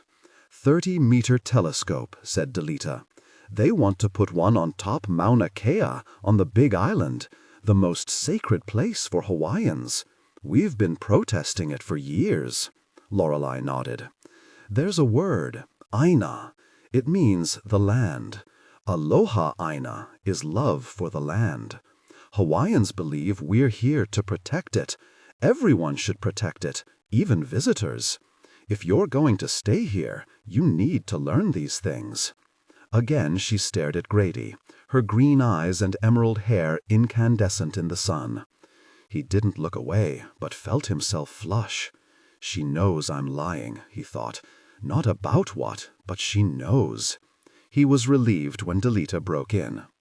Everything here has been totally messed up by developers, she said. The forest, the waterfalls, there are signs everywhere telling people to stay on the paths. The tourists ignore them. Then everybody is shocked when some haole jumps into a pool and breaks his neck. Things here are sacred and dangerous. If you live here, you know that. "What about Wes?" asked Grady. "All that property he owns." Lorelei shook her head. "By Haole law, he owns that peninsula, but it's not his land. We could make a court case, but that's expensive, and the native resources are limited. At least he gave up on the resort. After that got shot down, he had some kind of come-to-Jesus moment. What changed his mind?" "He told me once he'd found an injured iwi near his house," said Delita. "A mongoose must have gotten it. He tried to save it, but he couldn't, and—" She opened her hands, shrugging. "He said he couldn't understand it himself, but he felt different after. I mean, he has choke money. It's not like he needs more. So now he donates to all those land trusts? Sure, it makes his conscience feel better. It makes him feel he belongs here. Wes is like one of those white guys who give themselves a Hawaiian name without knowing you only get that from a kumu." Lorelei shot Grady a look that made him realize he too might be that kind of white guy. He'd never truly registered that the land where he was living had been stolen from the people who'd been here for more than 1,000 years. He was the one who wasn't real. He turned so Lorelei couldn't read his expression. "He treats our peninsula like his own private resort," Lorelei continued. "He says he's going to leave it to the island, but—" She touched her biceps, and her fingers seemed to become part of the wave tattoo. "We shall see." From inside came an aggrieved shout, followed by a thump and screaming. "'Scuse me," Delita hurried into the house. Lorelei turned to Grady. "Minton hired you because you're not from here," she said. "He wants someone who won't ask questions." "So, I won't ask any questions?" "That's not what I'm telling you." Lorelei's eyes glittered. "Maybe you should." Grady looked up as Delita stepped back outside. "Was Paulo acting up?" asked Lorelei Stella. No blood or broken bones. Grady expected Delita to sit, but she remained behind Lorelei's chair, hands on her wife's shoulders. It was time for him to go. "Well, I better head out," he said, and stood. "Thanks for lunch." Delita walked him to the front of the house, the two stopping beside the truck. Grady glanced at the bags of recycling in back. "Gosh, I forgot. Where do I take those?" "Transfer stations out on the highway south, but they close at 2. They'll be open on Monday." "No worry. Your truck looks local, all that crap in the bed. I guess I'll just drive around. I haven't been anywhere since I got here. You should do the cliff walk at Kiawa. That's where the resorts are. Not real cliffs like Hokuloa Road. There's a walkway between the beaches and hotels. You can't keep people off the beaches, even at the private resorts, but they're all closed anyway. Park by the Royal Kiawa. You'll see signs for the path. It's about 45 minutes each way, but if you get tired, you can walk back on Shearwater Road, behind the hotels. That way's only 20 minutes. Grady nodded. He felt increasingly queasy and off balance. The news of Jessica Kiyoko's disappearance, the dead or missing caretakers, Lorelei's anger. "Is Lorelei Hawaiian?" he asked. "Her great-grandfather. She also get, same as me, Filipino, white, black. But her family has been here longer than mine." She glanced into the truck cab. "No more valuables inside, yeah? Don't lock it and leave the windows down. There are a lot of smash and grabs, especially where people go hike. Usually they target rentals, but a couple weeks ago, someone broke Lore's side window and stole a bag of groceries while she was swimming." She flicked her gaze toward the street. "How's driving Hokuloa Road?" "Fine. I went slow. It would be beautiful if I could actually look at it." He opened the truck door and got inside. Delita rapped the hood. "Ahui ho. See you." Heading out of town, he obsessively ran over the time of Jessica Kiyoko's disappearance. Could she have been the woman he'd heard on the beach yesterday? Someone could have held her captive before bringing her there. The obvious suspect would be Sanchez himself. He'd been reported missing on Thursday, too. He banged the steering wheel in frustration, then saw on his phone map that he'd missed the turn to the resorts. He made the next left and backtracked, passing a street sign that sounded familiar. Corner Street. As he turned onto the access road for the Royal Kiowa Resort, he remembered Corner Street was near where Jessica Kiyoko had been staying. He thought of driving down there, but decided that would be too creepy, like he was a stalker or one of the rubberneckers who'd gawk at a crash scene when he was out on an emergency call. The access road behind the resort was in rough shape, crumbled blacktop and sand. It wound between high hedges of an unearthly green. Birds rustled in the leaves, and he felt a welcome excitement at recognizing them from his field guides. Saffron finches, a red-vented bulbul, all introduced species but still beautiful. The occasional gap in the hedges revealed glimpses of another world. A huge circular drive lined with scores of dumpsters, warehouse-sized maintenance buildings, trailers surrounded by stacks of PVC pipes and huge wooden spindles coiled with steel cables, parking lots filled with empty tiki bars, wooden outrigger canoes, bins holding Polynesian masks and Chinese lanterns, a raised platform with a pagoda and a thatched hut, smiling plastic tropical fish, smiling plastic sea turtles. It looked like Disneyland had puked up the contents of its storage sheds. Another road split off from the access road, smooth white asphalt, lined with neat black curbstones. The road for resort guests. It snaked up a gentle slope between wide green lawns, sparkling beneath the spinning rainbow arcs of sprinklers. Palm trees and papayas grew among clumps of bird of paradise, yellow and orange hibiscus, wine-colored plumeria. Grady slowed to a halt, letting the truck idle as the hot wind filled the cab with the fragrance of plumeria. After a minute, he drove on, until he saw a sign that read Nature Trail Parking. He pulled into the lot. This was the only vehicle, parked, and got out. The asphalt glittered with beads of glass, mounded up like sand. Delita wasn't kidding about those smash and grabs. He reached inside the truck for his hat. The parking lot was also walled in by tall hedges, though these hadn't been pruned in a while. Unruly sprigs and branches erupted like a bad green haircut. A large sign reminded visitors that smoking, skateboards, dogs, and bicycles were forbidden, and only hotel guests were welcome on the resort grounds. He stepped onto the path, and there it was, the Hawaii from the tourist brochures. Behind an ornate metal fence topped with foot-long spikes, a fairy tale castle rose above lawns and tropical gardens. The castle was 10 stories tall and as long as a football field, clad in white and turquoise stucco. Its minarets and balconies looked more Aladdin than Hawaii. There was a huge pools with waterfalls and jade-green water, shaded by palms and hibiscus, and surrounded by orderly rows of teak lounge chairs, each with a beach umbrella, emblazoned with the resort's logo. The only things missing were guests. Small brown and gray birds hopped across the grass, nutmeg mannequins, and cardinals chittered from an outdoor bar shaped like an oversized canoe. 2 scraggly calico cats watched Grady from behind the fence, one with a dead rat between its paws. As he walked by, the cat scampered off, leaving the rat for the ants and cockroaches.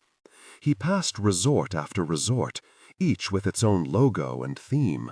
Tropical paradise, faux rustic haven, a concrete and steel monstrosity that looks like cruise ship in outer space. All those folded beach towels and umbrellas, all those immaculate lawns and pristine pools, who tended it all? He felt like he'd wandered onto the set of Left Behind.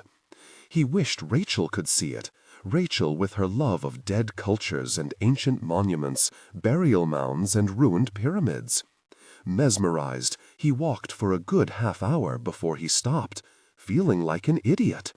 He still hadn't seen the ocean. He turned, stunned by what was there. A beach just as meticulously curated as the resort's. Sand the color of underdone toast, an unbroken line of turquoise rollers. And, at last, people. A woman and 2 children sat on towels beneath a small umbrella. In the distance, a solitary surfer. On the horizon, a freighter. The blinding sun made everything look radioactive. He left the path, walking across the beach to the water.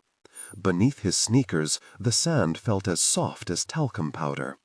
He looked for seashells or coral, but saw only yellowing fragments of broken shell, like toenail clippings, and tiny granules of bright turquoise plastic. When he reached the waves, he crouched and let the water cover his outstretched fingers. Something scuttled across the sand by his foot, a small ghostly shape that disappeared when he looked at it. He straightened and again saw a flicker at the corner of his vision. If he remained still, ripples appeared beneath the sand. Dozens, no hundreds, of spidery crabs, no bigger than a finger joint. They swarmed from under the sand, their carapaces nearly transparent. He bent to get a better look at what they'd found to feed on, and blinked. It couldn't be. An eye? Iris a curdled yellow-brown, the eyelid nibbled to pink lace. Grady recoiled, tasting bile. Surely it wasn't a human eye. He forced himself to stoop closer. The ghost crabs continued to dine, as though Grady was nothing but a passing shadow. The eye was nearly all pupil, the brownish color deepening to black, with a rim of gray like a lunar eclipse. Weren't shark eyes black? Yet something about it did seem disturbingly human. The eyelid. For one, sharks didn't have eyelids, did they? He knew it was irrational. He was miles away, but he couldn't shake it. Could this possibly have come from whoever had been killed on Hokuloa Road? Or were the beaches here possibly littered with body parts? That couldn't be right. He thought of the list of the missing, Deletus reef of bones. Minton had scoffed, but the bodies had to end up somewhere. Not just human bodies, he reasoned, but animals too. Sharks and sea turtles, sick birds. Fish that couldn't survive the change in water temperature. It's from a shark, he thought, a really dead shark, and furiously kicked sand over the eye. The ghost crabs scattered, but almost immediately returned, digging so they could continue to feed. He hurried from the beach, his stomach knotted, and walked past yet another resort, this one called Serenity. More empty sea-facing balconies, more empty deck chairs. An Olympic-sized pool with a mosaic of sea turtles. Mahalo from Serenity, read the sign above the locked gate. Please be safe, a hui hao. Behind the fence, 2 security guards chatted inside a bamboo-sided cafe that now served as storage for boogie boards and swim noodles. At least someone still punching the clock, Grady thought wearily. He checked the time. He'd been gone for almost 45 minutes, so he must be near the end of the trail. He was utterly beat, ready to go home and hit an early bedtime. He'd take Delita's suggestion, walk back along Shearwater Road. After a few minutes, the resort path petered out. When he got to the street-facing side of the resort wall, the carefully curated flowering vines gave way to dead vegetation, peeling off in a forlorn brown curtain. Grady kicked aside discarded face masks and plastic bottles as he trudged through to a big public parking lot, a third of its spaces occupied by pickups, cars, hippie vans, and a shiny Airstream trailer, many clearly serving as homes. Beyond the lot stretched a beach, at last dotted with small family groups, parents and kids, couples. Grady counted 5 surfers in the water and others unloading surfboards and paddleboards from their trucks. Signs reminded people to wear masks and practice social distancing, though nobody was. He bet that resort staff warned visitors to stay away from here, even though it looked safe and far more welcoming than the creepy stage sets he'd just seen. He found Shearwater Road. It ran alongside a neglected park. Benches on dry grass, metal fixtures that had held trash bins removed to discourage congregating. A man with a straw hat pulled over his face dozed, a beer can at his feet. On another bench, 2 large women fanned themselves as they talked. A circular concrete walkway served as an informal skate park where 3 boys on skateboards swooped, wheels clattering. Grady watched as a guy in dripping board shorts walked to an outdoor shower and rinsed off. When he left, Grady stepped over and drank greedily from the accompanying water fountain. A pickup cruised along Shearwater, blasting metal, its bed loaded with PVC pipe and an old toilet. Wiping his mouth, Grady walked to the corner where a street light had been turned into a community bulletin board. Flyers covered it from ground level to as high as he could reach. At home in Maine, the flyers would have been for missing cats. These were all for missing people.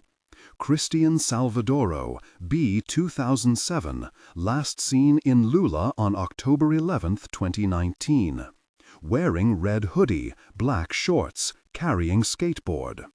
The photo, crackled beneath its lamination, showed a boy making devil horns with his hands. Please call with information. Thank you, and God bless. The flyers were taped one on top of another, the faces erased by weather and time, the names in faded boldface type or scrawled magic marker. Grady pried up months-old postings to reveal the older flyers beneath, some going back a decade or more. Medardo Gill, last seen sometime in March 2020. Camps, long time on South Shore Beach with his dog Grappa. Family in Maui has had no contact with him since March. Harold Ohu, 87, wandered from his home on Mackinac Road the night of 7 July 2015. Harold has diabetes and dementia. 18-year-old Cynthia Kiney Brennan, last seen wearing red and blue 2-piece bathing suit at Raina Beach, where she has been camping for 6 months. She is a strong swimmer and may be in the Hokuloa area. Grady circled the pole, his arms breaking out in goosebumps as he forced himself to read every flyer. He'd seen the names on the bunker, but until now he never really believed there could be so many missing. He could never remember each name, but at least he could register them. Maybe he could find the pattern that might connect them all. Only there was no pattern. They were strong swimmers, old people with dementia, homeless people, children and teenagers, mothers and fathers, runaways and tourists who had been on the island only for a day or week. They were all ages, all colors, all genders. Surely they couldn't all have drowned or been abducted or murdered.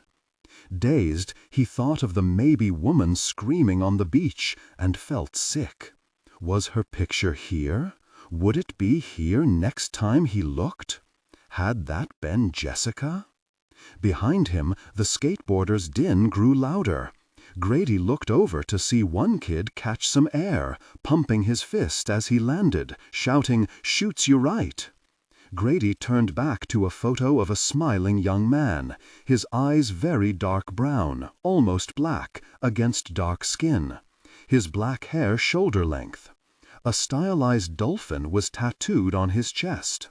Corey DeSoto, 26 years old, missing 782. From Oahu, no fixed address. Last known to be sleeping on North Beach. If you have seen Corey, please call. Grady began to move more urgently, standing on tiptoe and kneeling on the ground, searching for a new flyer with Jessica Kiyoko's name. Finally, he got shakily to his feet, exhausted and depressed. Maybe it was a good thing her friend Raina hadn't needed to post one of these yet. He had to get out of here. He turned to leave, but stopped when he saw it. Missing, since last Thursday, July 23rd. Jessica Kiyoko. From L.A., but staying in Makani. She was at Fitzhugh's Irish pub and left alone around midnight. Photo shows a man behind her. If you have seen Jessica or recognize this man, please Raina. There was a phone number, along with the same black and white security photo and also a color one of Jessica. Her curly hair fell around her face. She wore a white t-shirt with a flowered scarf tied loosely around her neck, and she was smiling. As Grady took a photo of Raina's name and number and nearly ran to his truck. Behind him, he heard a shout followed by laughter and curses as one of the skateboarders wiped out. He drove back to Corner Street. This was his chance to do the right thing, maybe his only chance. Connect the dots, talk to Jessica's friend, and learn if Jessica had known Leonardo Sanchez, if there was some possibility that Jessica might have been the person he'd heard, or he thought he'd heard, on the beach. But if he didn't act fast, he'd lose his nerve. When he spotted an open grocery, he pulled over and ran in for a six-pack. Back in the pickup, he popped a beer to calm his nerves, drank it, and called Raina Mayhew. Her phone rang over into voicemail, so he left a message. "Hey, my name is Grady. I was on the flight with Jessica from Los Angeles, and we talked for a while. I just heard about what happened, so call me if you can. Thanks." He set the phone down and stared at it, wishing he could just show up and pound on Raina Mayhew's door. But she might refuse to see him, or think it had something to do with Jessica's disappearance. A flock of chickens surrounded his truck, pecking at the street. After 10 minutes, he gave up. He began to drive to Minton's, clutching the wheel in his anger and disappointment. He'd only gone a block when his phone vibrated. He recognized the number. "Raina?" he asked, pulling over in front of a shuttered t-shirt emporium. Cops killed one of them when he came out with a semi-automatic, blew out our bathroom window. She twirled a lock of her bleached-out hair. Soon as I turned 18, I really got out of there and came back here. The only person I missed from California was Jessie. She was in my year at high school. We were best friends from day one. She went to USC, but we always stayed in touch.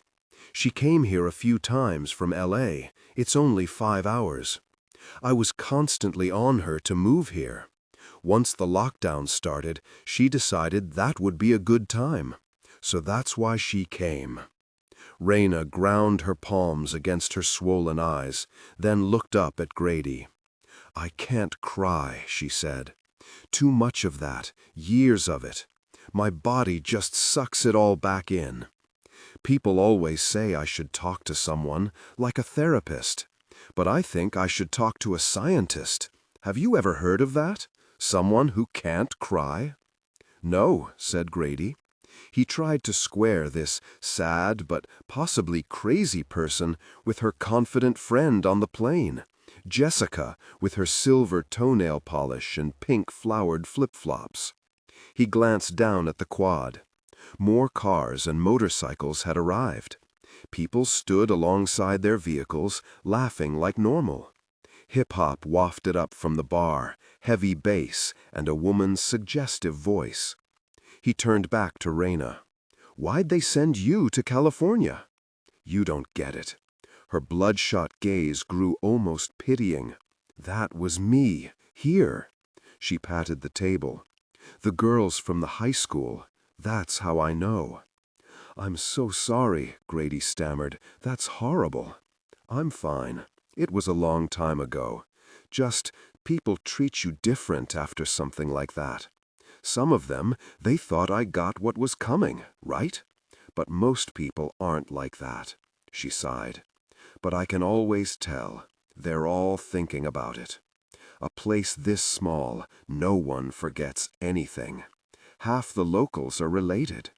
That was another reason why I wanted Jessie here. Someone who didn't care, who knew me differently. Grady wanted to touch her hand, but he couldn't do that, not to a woman he'd just met. At last he said, I'm glad you're okay, obviously. I wish Jessie was. Raina didn't sound worried, but terse, resigned almost. She's getting her PhD. If she liked it here, she was going to transfer to UH Manoa. I went there for undergrad, marine biology. I dropped out before I finished. I couldn't take on any more debt, and my mom needed my help because of her COPD. And I was depressed, she admitted.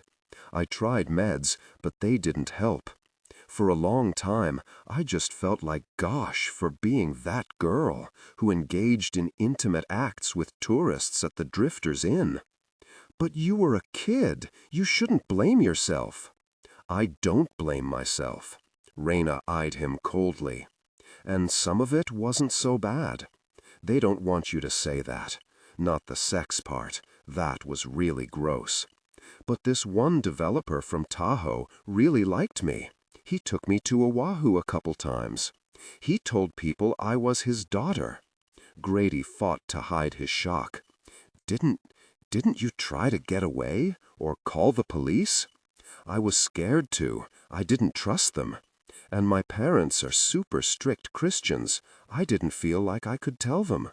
I'd left when I was 14 and moved in with some friends who had a group house in Kauai. That's how I met Leonardo. I thought he liked me, but he was grooming me. He was 4 years older. I stayed in school, that was one good thing. Anyone asked, I said I was going to Oahu with my uncle, Uncle Tahoe. Mostly he was at meetings during the day, so I stayed in the room and watched TV. It sounds bad, but it was kind of a vacation. She laughed at Grady's horrified expression. I know, right? He took me to the mall and bought me nice clothes and makeup and books. We saw Eclipse. I loved those books. Twilight. Did they even arrest him? Nope, none of them. They just flew back to Tahoe or Cincinnati or wherever. I never knew their real names. Honestly, I just blocked it all out, except the good parts like the mall. The rest was like it happened to someone else. She rubbed her eyes again. They did bust the swim coach. He's out now and moved to the mainland. The local boys got their wrists slapped because they were still teenagers. They're the ones I think should be in jail, because they knew us. Are they still on the island? She didn't reply. Downstairs, an old Rolling Stones song came on. My mom likes this song, said Grady finally. Everyone's mom likes this song. Except mine. All those people who disappears, someone has to be killing them, right? Some of them, anyway. I get that people can fall off a boat or get lost in the rainforest or whatever, but all those flyers and the names on that building, this place must have a really, really high number of unsolved cases. Grady rated, but still she said nothing. Well, what is it? He insisted. What do you think is going on? You grew up here. Where do you get this? But her expression had softened. The alcohol, Grady thought. Skinny as she was, it wouldn't take much to put her away. She peeled off a long strip of the bottle's label. What I think is, there's more than one killer, she said at last. Like a gang? No, but you could still have more than one killer. Not a chance, Grady shook his head. They'd get caught. This place is too small. This island is 700 square miles. It's the best place in the world to kill someone. Tourists save up their whole lives to come here. They're throwing money around like crazy. But people here are poor. The tourist industry doesn't want the tourists to think there are any risks, even though there are literally a million ways you could die. That's why they all stay in the resorts. It's like they're in a zoo. You here before the pandemic? No. They shuttled tourists around in buses, from beach to beach or whale watch to parasailing or whatever. Lava stone massages. You can't drive anywhere because mostly there's just one road. And if there's an accident or heavy rain, everything gets backed up for hours. Yeah, but that's better than everyone renting a car. They all rent cars. The shuttles are so the resorts can try to keep an eye on them, make sure no one disappears. Because if a visitor disappears, it's a mess for the mayor. Like Jessie disappears and makes the national news. Locals disappear, it's never publicized. Like when girls are trafficked. No one believes it, no one wants to believe it, and so they pretend it never happens.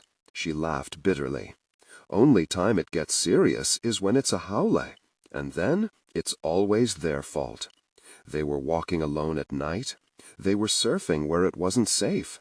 They went out on a boat with someone who's not licensed. Since they're never seen again, there's no murder, right? It's presumed death by misadventure, or whatever you call it. She shot him a hard smile. That's my perspective on that. But I saw the flyers. People are still disappearing, even since lockdown. That can't be by misadventure. There's a serial killer here. Maybe, but sometimes people want to disappear. Suicide tourism, that's a thing. Or they want to escape, and they go into the wilderness and live there. That's a thing, too. Or they disappear with no reason. But that's what the old people say in their chicken skin stories. She leaned across the table and ran her fingernails along his bare arm, watching the goosebumps rise. Night marchers, said Grady. Delita told me about them. Delita, who lives with Lorelei the Mahu? How do you know her? I'm the caretaker at Wes Minton's house on Hokuloa Road. Delita has been helping me out with stuff. Footsteps and voices echoed from the stairs, and a group of boisterous, sunburned white women holding margarita glasses hauled themselves onto the deck. One waved and yelled down to the parking lot. "Nathan, up here!" Cursing, Raina finished her beer. Grady pushed his nearly full bottle across the table. She grabbed it and stood. "I can't deal with this, gosh," she said in a loud voice. He walked out with her. A few people recognized Raina and called out a greeting. She stared straight ahead, her only response an occasional nod. Neither she nor Grady spoke, and he felt more and more anxious.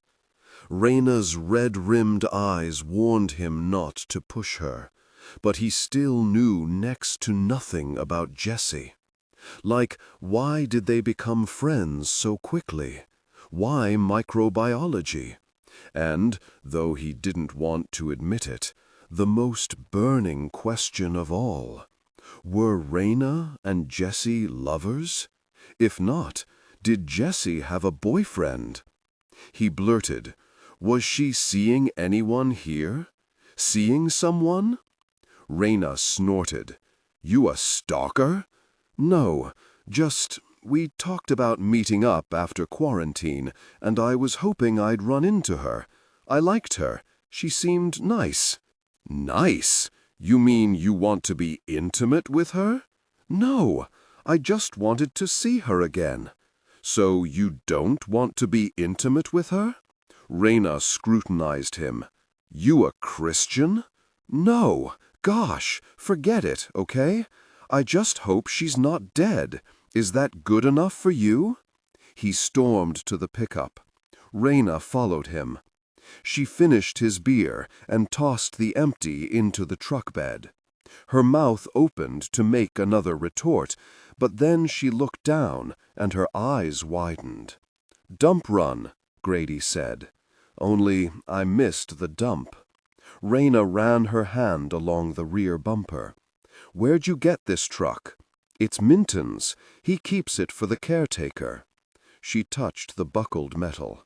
"Sheesh, he's a very billionaire and he can't buy you a new truck?" She walked around the pickup, examining the bashed-up passenger door, ended up alongside Grady. She stared at the bumper sticker. Drive with Al. He was okay, she said, kicking the bumper. A Mormon or something. He went back home to Utah. But the other one, not Leonardo, the next guy, Carl Gunnarsson, broke in. Carl from Colorado. Right. He sold weed to kids living on the beach, but then he got into X and ice. He was driving home one night, and his truck went off Hokuloa Road. It hitched up on a boulder, so it didn't go down the cliff, but he got thrown through the windshield. The truck was old, no airbags. Minton wasn't around, so no one even knew for like a week. Leonardo went out there to surf. He was the one who called it in. They even brought in rescue dogs, but never found him. When was this? Maybe 2 years ago? There's a memorial for him on the road. Do they know what happened? That cold light returned to her eyes. Carl Gunnarsson died because he was really messing with the island. Hokuloa Road's supposed to be haunted. Nobody who knows the island will stay on Hokuloa Road. Leonardo Sanchez did. Yeah, but you heard what happened to him, right? Only that he's missing, and maybe a shark got him? A shark didn't get him. Something bad's up there. Grady wished he could argue with her, but something bad was up there. You're right. It's a strange place. Raina turned to leave, glancing at his goose-pimpled arm. I wouldn't drive that truck, she said, and walked away. He headed back to Minton's. When he passed the bunker, Halonalawale, he made a point of keeping his eyes on the road. Like holding your breath past a graveyard. Like never driving past the cemetery outside Rockland where his father was buried. When he turned onto Hokuloa Road, the sun was behind him, low in the sky. The reflection on the ocean was blinding, even through his sunglasses. It was like the road had been designed to kill you, day or night. Eventually, trees and shady upland forest made it easier to see. He clocked another set of tire tracks. They seemed headed in the same direction he was. A motorcycle. He downshifted into first, frowning. He spotted a cairn 10 minutes later on the ocean side of the road. He stopped, switched off the ignition, and got out, brooding on what Raina had said, that Carl Gunnarsson had died because he was really messing with the island. Raina was superstitious. She'd said herself that this place was haunted. Grady had never believed in that kind of nonsense, but Raina's explanation was starting to seem as good as any. Wind raked his cheeks as he walked. He heard the boom of waves against the foot of the cliffs. Beside the road, remnants of a stone wall showed where the truck had plowed through. The ground had been churned up to expose crumbled black lava, now overgrown with sourbush and thorny vines. A lizard skittered away as he followed the truck's path. Even a few years later, he could see where it had taken out some small trees and left a deep rut, before it got hung up on a cone-shaped boulder that reminded him of the one on Sanchez's beach. This rock was smooth and black, almost glassy, pitted with tiny holes. Bits of broken glass still winked from the ground. Grady tried to recreate the scene in his mind's eye. It was hard to fathom how or why anyone familiar with these switchbacks would drive at enough speed to veer off the road. You'd have had to be going fast to plow through that low stone wall and go through the windshield. Carl could have been drunk or on drugs. With no body, there'd have been no toxicology test. He might have swerved to avoid oncoming headlights, though supposedly no one ever drove this road but Minton, Minton's caretaker, Sanchez, and maybe that guy Uncle Honey. But Raina had said Minton was gone when the accident occurred, and she hadn't mentioned another name. Or Carl could have been avoiding something in the road. Grady thought of the thing he'd seen his first night here, That dog-like figure, standing upright like a man. He pushed away that image, replacing it with the dog by the beach, a deer or a wild boar. Raina hadn't mentioned any sign of an animal. Why should she if Carl had swerved to avoid it? He walked a short way down the hill to the boulder. He rested a hand on it, then snatched it back, fingers pingling as though he'd touched a live wire. He scanned the ground for a line. Nothing. Warily he touched the rock again with a fingertip. And yes, he felt a vibration, like someone was running heavy equipment nearby. He pressed his palm to the stone. It felt sun-warmed, the pitted surface at once smooth and coarse, sandpaper with honey poured over it.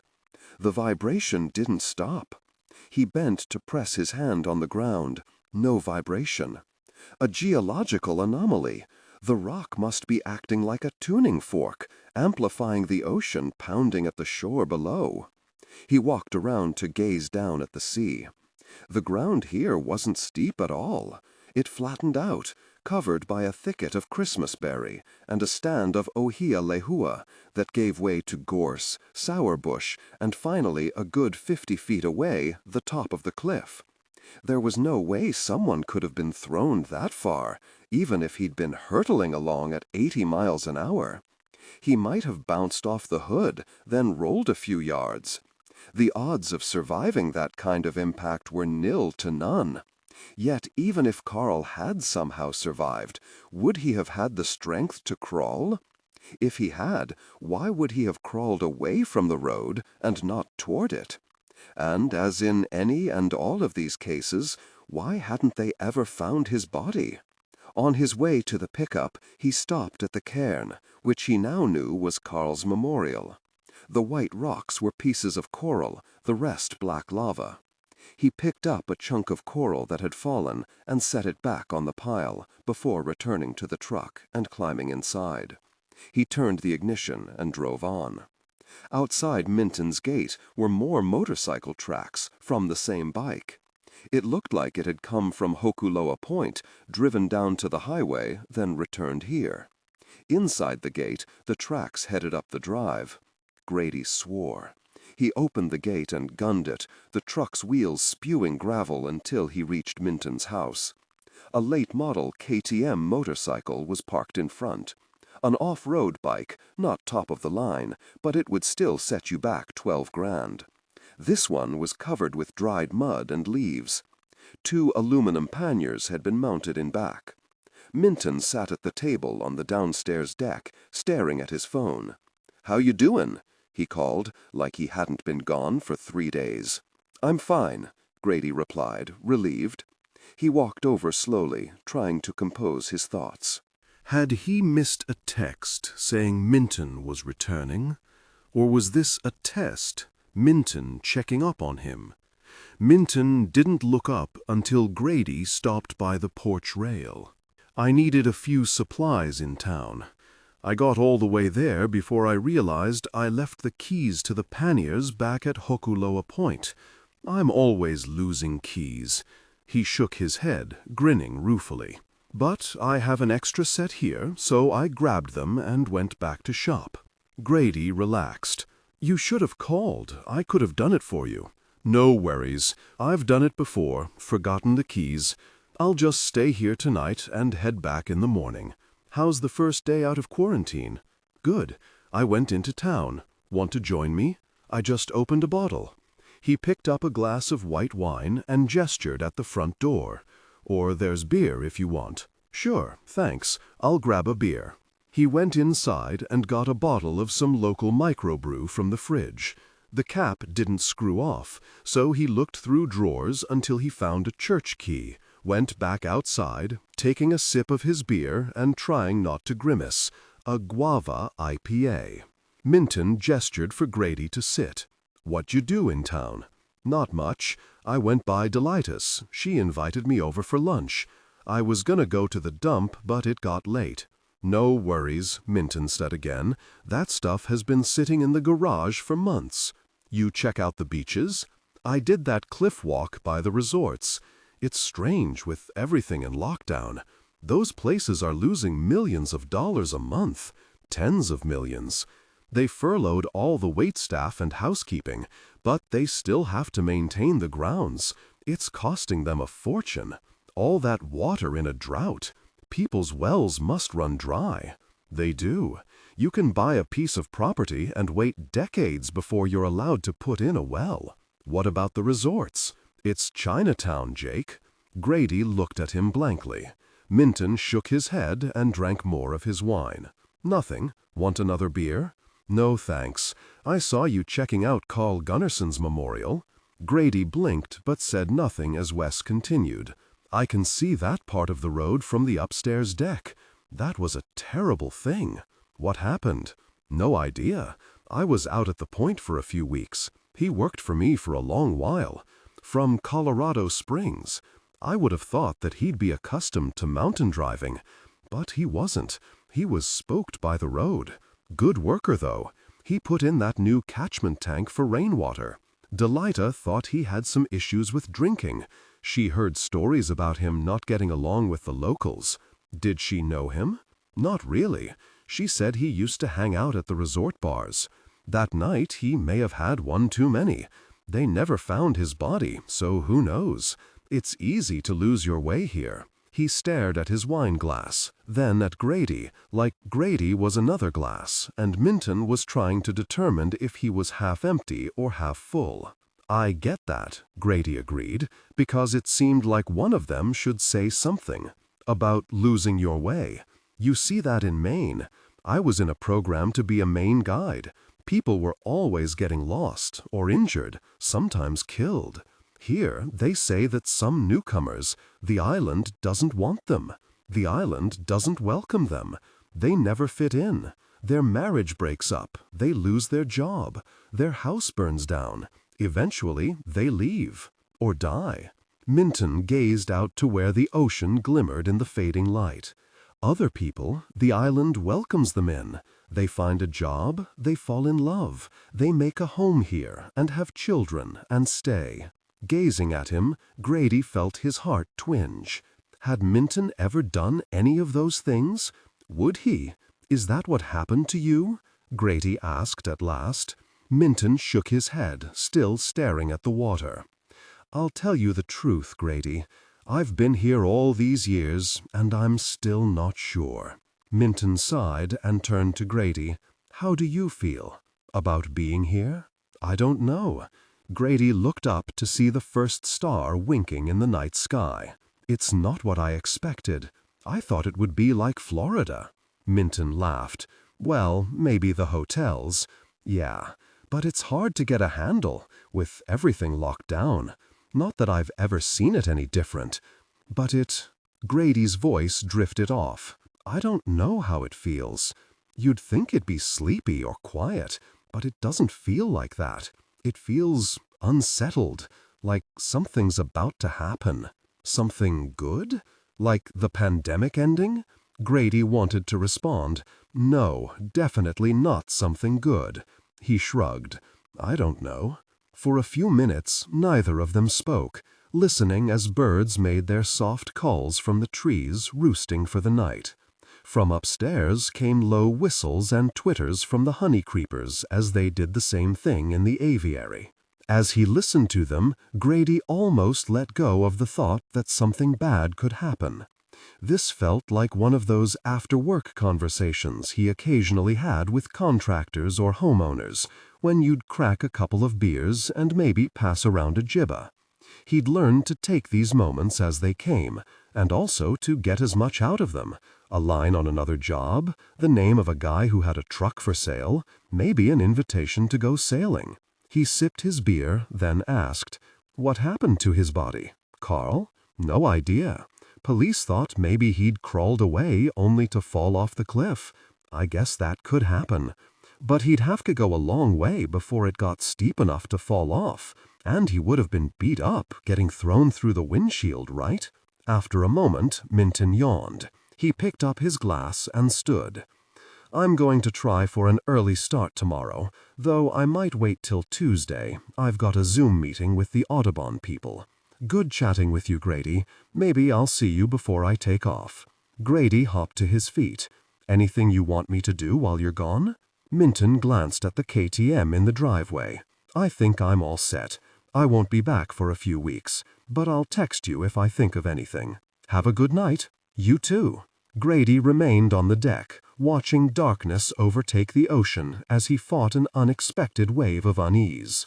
He recalled a night the previous summer when he'd worked on Vinyl Haven, building an addition for a couple, Bree and John Farris, whose home overlooked the Fox Island thoroughfare. They had 3 young kids, one a daughter, Sophia, who'd recently undergone treatment for a rare form of brain cancer. Seasoned boat people, they gave a lot of parties, especially after the island's weekly J24 races. When the Farris's boat was short-handed, Grady signed on as crew. One weekend after a race, the weather turned bad and the ferry was cancelled. The Farrises invited Grady to stay over. He ended up on the deck, drinking with Bree late into the night. The talk turned to bad weather, near misses, and disasters at sea, including a hurricane the year before that had pummeled the Caribbean, where a 2-masted yacht out of Newport sent out a Mayday signal. The couple who owned it were well known in the global sailing community.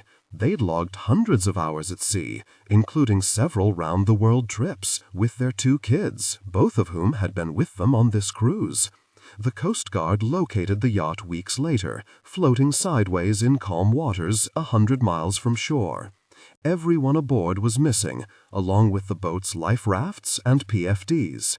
The latter included so-called Gumby suits, cold water survival suits, bright orange with inflatable pillows to hold the wearer's head above water. News stories fixated on the life rafts, with people speculating as to whether anyone might still be alive, perhaps on some remote island. "John and I were sailing back from St. Thomas in September," Bree said. "Sophia's doctor had told us she could come along. It was the first cruise we'd taken all together since she got sick. I had the night watch. Beautiful night. There was a full moon."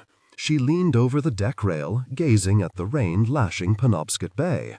"I saw this orange thing floating, very far away.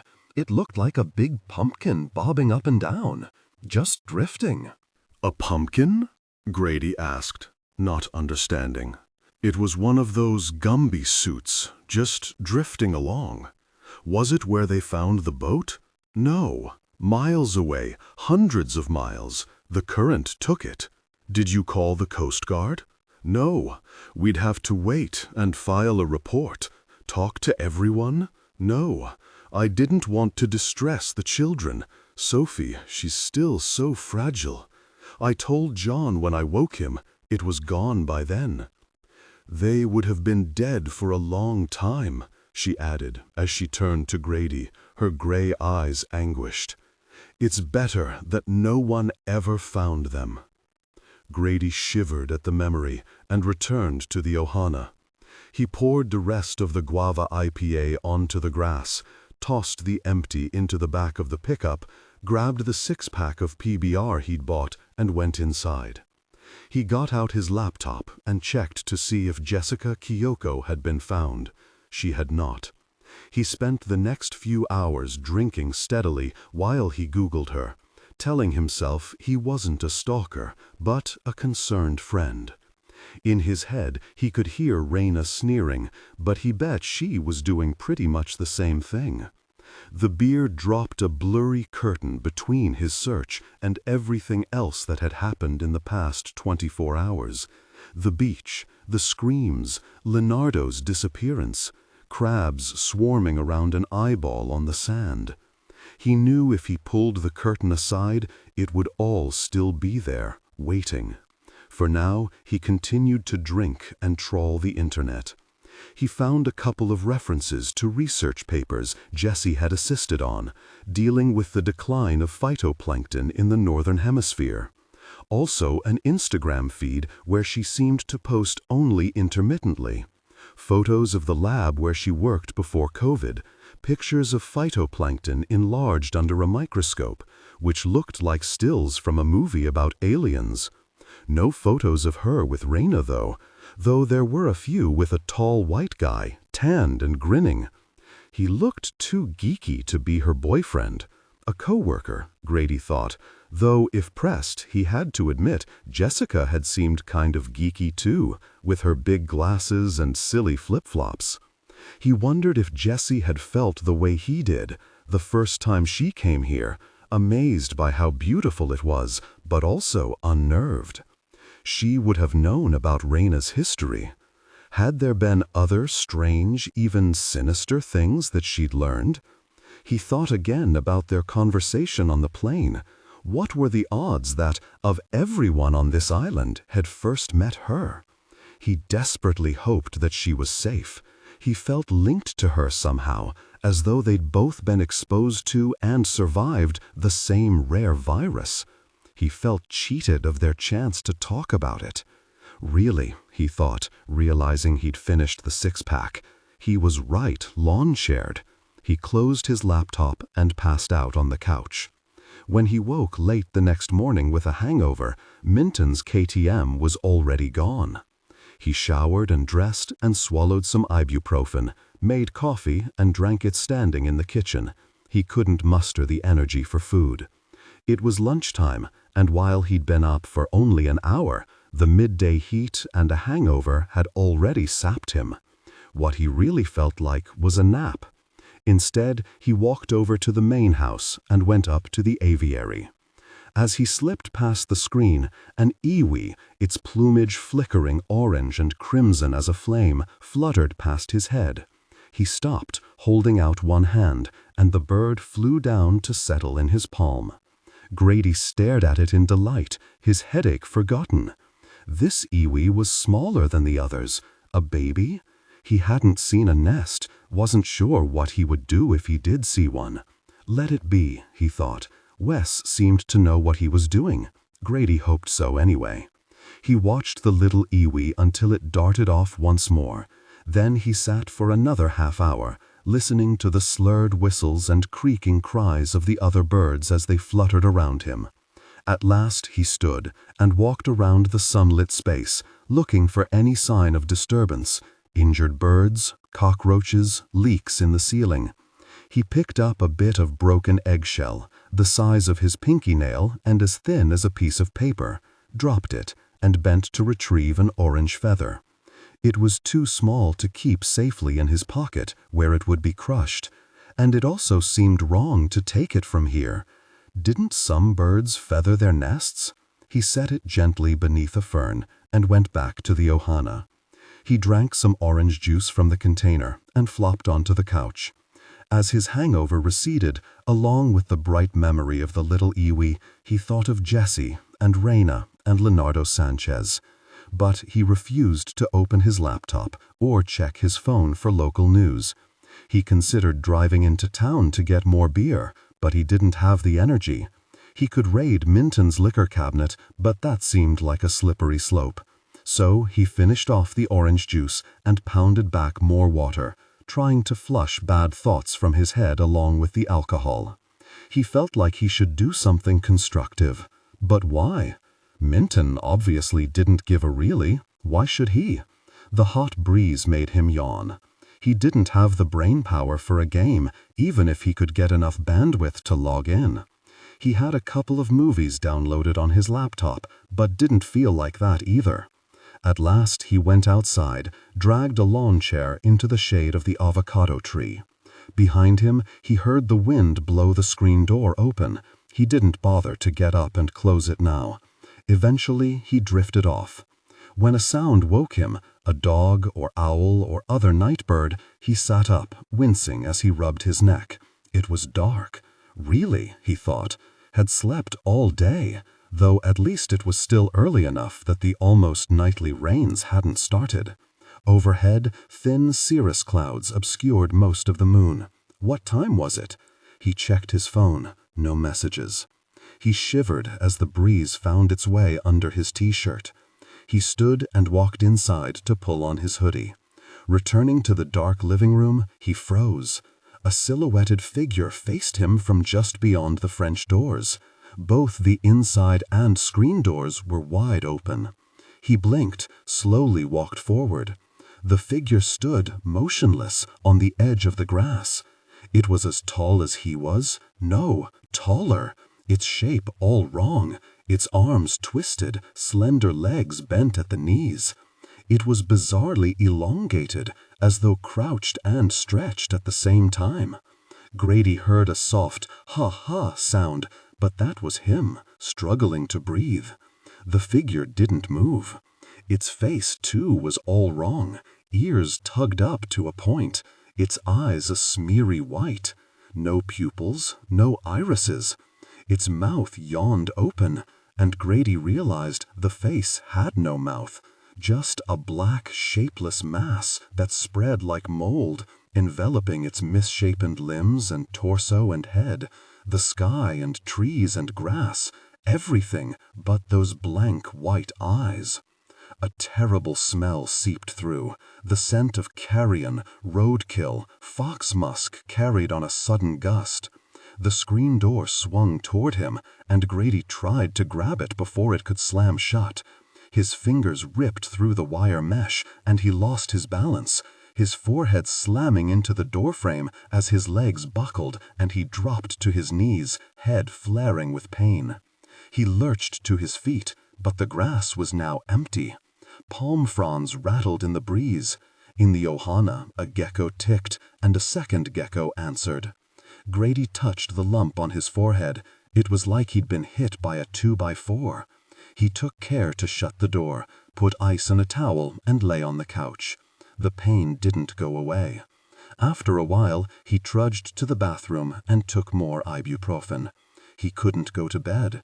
If he had a concussion, he didn't want to fall asleep and not wake up. And he couldn't bear the thought of dreaming about what he'd just seen. What had he seen? Why did it keep showing up? He had no idea. Recalling its blank eyes and mouthless face, he wasn't sure he wanted to find out. So he lay on the couch and listened to the hunting geckos until the room grew pink with sunlight. He spent most of the next day resting. He rallied enough to check Minton's house and the garage and found nothing out of order. The urchins were safe in their tank. The iiwi and other birds whistled and gurgled, darting through their elaborate enclosure. For once, Grady couldn't bear to watch them. Their flashing feathers and constant cries pierced his head like needles. Back in the ohana, he tried to check for news about Jessica, but just looking at the screen nauseated him. He felt like this was some kind of payback for doing nothing about the scene on the beach, but he knew that was crazy. He'd gotten drunk, had a monster hangover, passed out in a lawn chair. His brain had replayed the same nightmare image that imagined he'd seen, his first night here. Now he felt lethargic and had a horrible headache. He continued to swallow ibuprofen and ice his forehead. By late afternoon, the swelling had gone down slightly. The bathroom mirror showed him a goose egg and the green tracery of a bruise, painful to the touch. When he checked the screen door, he found that he'd not only torn the mesh, but also split part of the side panel. He'd have to replace the broken panel, that or buy or build a new door. He tried not to think about the night before. Again, he wondered whether this might be an off-brand COVID symptom, a hallucination. But he wasn't feverish, and his breathing was fine. The fragrance of night-blooming jasmine was already stealing back through the open windows, so his sense of smell wasn't impaired. He wasn't suffering from heat stroke.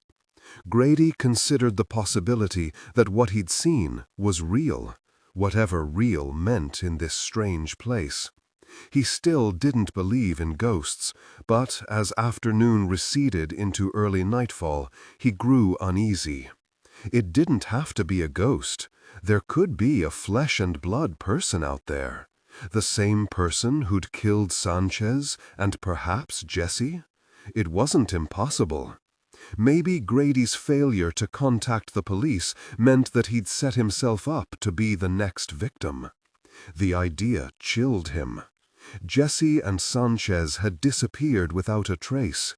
Why not Grady? If something happened and he had to call 911, it would be an hour before anyone could get here. He tried to think rationally. No one was stalking him. He'd lost his balance and cracked his head. Still, he got a tire iron from the garage and placed it at his bedside, and closed and locked all the doors and windows before he went to bed. In the morning, he called his mom, which made him so homesick he felt like crying after. To distract himself, he took a video with his phone, palm trees, the rim of gold where the sun met the sea, and texted it to Donnie. "Oh, dude, you suck," Donnie shot back. Grady grinned. "Miss you too, bro." The grass steamed as the sun burned off last night's rain. He mustered the nerve to inspect the spot where he'd seen the eerie figure, but saw nothing except an avocado that had rolled there. He ate it defiantly while he scrolled for news about Jessica. She still hadn't been found. He'd wasted an entire 2 days when he might have done something to help look for her. And his refusal to notify the police about what he'd heard on the beach continued to gnaw at his gut. Like that story about the murderer driven crazy by the sound of a beating heart. Maybe Grady's guilt was making him see things, driving him nuts until he collapsed or confessed. But he'd seen the white-eyed dog creature before he'd gone to the beach, not after. This place was bizarre enough without him adding supernatural blame to the mix. He finished the avocado and logged in to one of the Reddit forums devoted to missing persons on the island. Malahini girl disappears, and it's big news like when any haole disappears. My bra Anuhe went missing a week ago, but no one cares 'cause he lives on the beach. Our police department is really bad, corrupt. Someday, bodies will show up and they will admit the truth. A serial killer lives here. Grady scanned more posts. Many berated the police for not pursuing the disappearance of so many houseless people. Some posts were recent, others went back years. Grady shared his brother's hatred of cops, but he had to wonder what they could do in cases like these. Some of the names were obviously nicknames: Yaya, Hellgirl, Giant Andre, Merlin, and so many people seemed estranged from their families, many for good reason. But then they just fell through human-sized holes and were never heard from again. Donnie had lived on the streets in Portland for a while, and he always talked about friends who were drug addicts, alcoholics, or just old-fashioned crazy. Whenever their mother brought up affordable housing and lack of medical care, Donnie would just yell, "I should really know!" So there'd be a war of attrition right there, thought Grady. People dying from exposure, ODs, or, these days, COVID. And didn't homeless people sometimes go home? Still, the number of missing people here was disturbing. Nationwide, Hawaii ranked alongside Maine, both per capita and in the actual number of people who disappeared. But this island had far more unsolved cases than the rest of the state. Island-related forums, websites, and articles repeated all the reasons he already knew. Police corruption, drug cartels, human trafficking, weather, or wilderness-related misadventures. Deaths incurred while boating, swimming, surfing, windsurfing, parasailing, hiking, flying. Private planes disappeared. Friends watched from the beach as people swam out to go snorkeling, never to be seen again. Wind filled rainbow-colored parasails and bore their occupants away. Most of those deaths had witnesses, or at least reasonable explanations. But there remained an inexplicable number of people who simply vanished. Some, like Jessica Kiyoko, left ghostly images on CCTV or security cameras. Others went out to take a walk or stormed away from the dinner table after an argument and were never seen again. The sole common denominator was that they all vanished without a trace. Yet something had to be linking them. He backtracked through websites and forums, reading and rereading all those accounts of heartbreak, loss, grief, even hope. I know you're out there, baby. If you're reading this, call me. Love you always. He wiped his eyes, bleary with fatigue and tears. How could people endure so much loss? How had his mother after his dad's death? As a kid, he'd always found his father's suicide incomprehensible. That was before he knew about the booze and depression, the money missing from the office where he worked. Yet these disappearances were different. There was no rational explanation. But there might be an irrational one. What if something else linked them? Something no one talked about, because they either didn't know about it or were too afraid? Something that was now hunting Grady?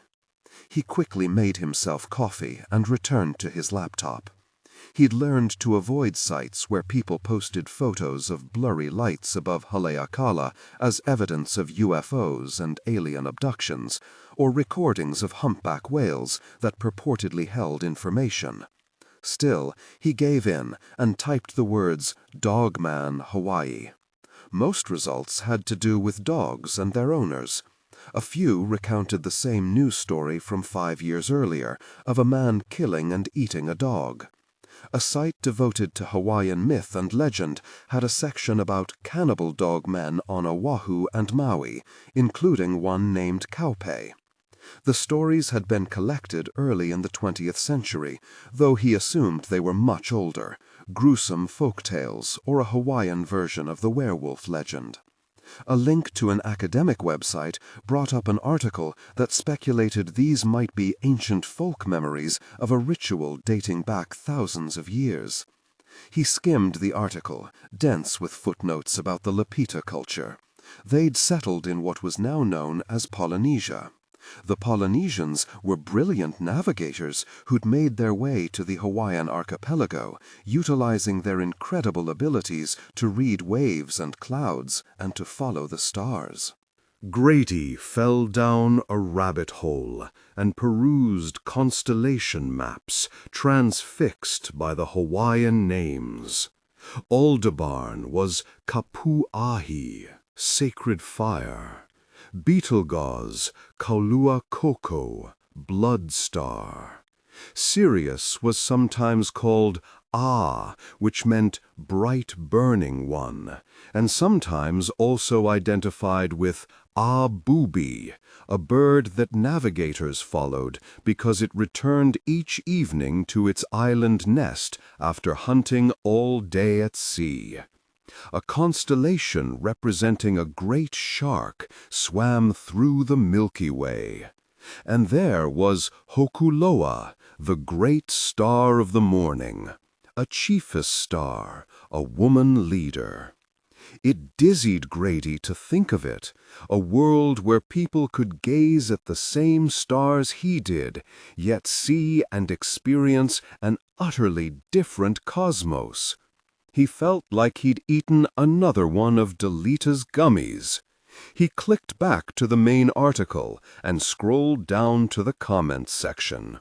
People arguing about distortion of ritual practices, a discussion of DNA and the evolution of dogs in Southeast Asia. Nothing to link the thing he'd seen with missing people. He was ready to give up for the day, maybe forever, when he saw the name of the island. Usually you hear about Kaupe on Oahu, but when I was growing up, there were a lot of stories about a monster like Kaupe on this island. Everybody back then knew about him.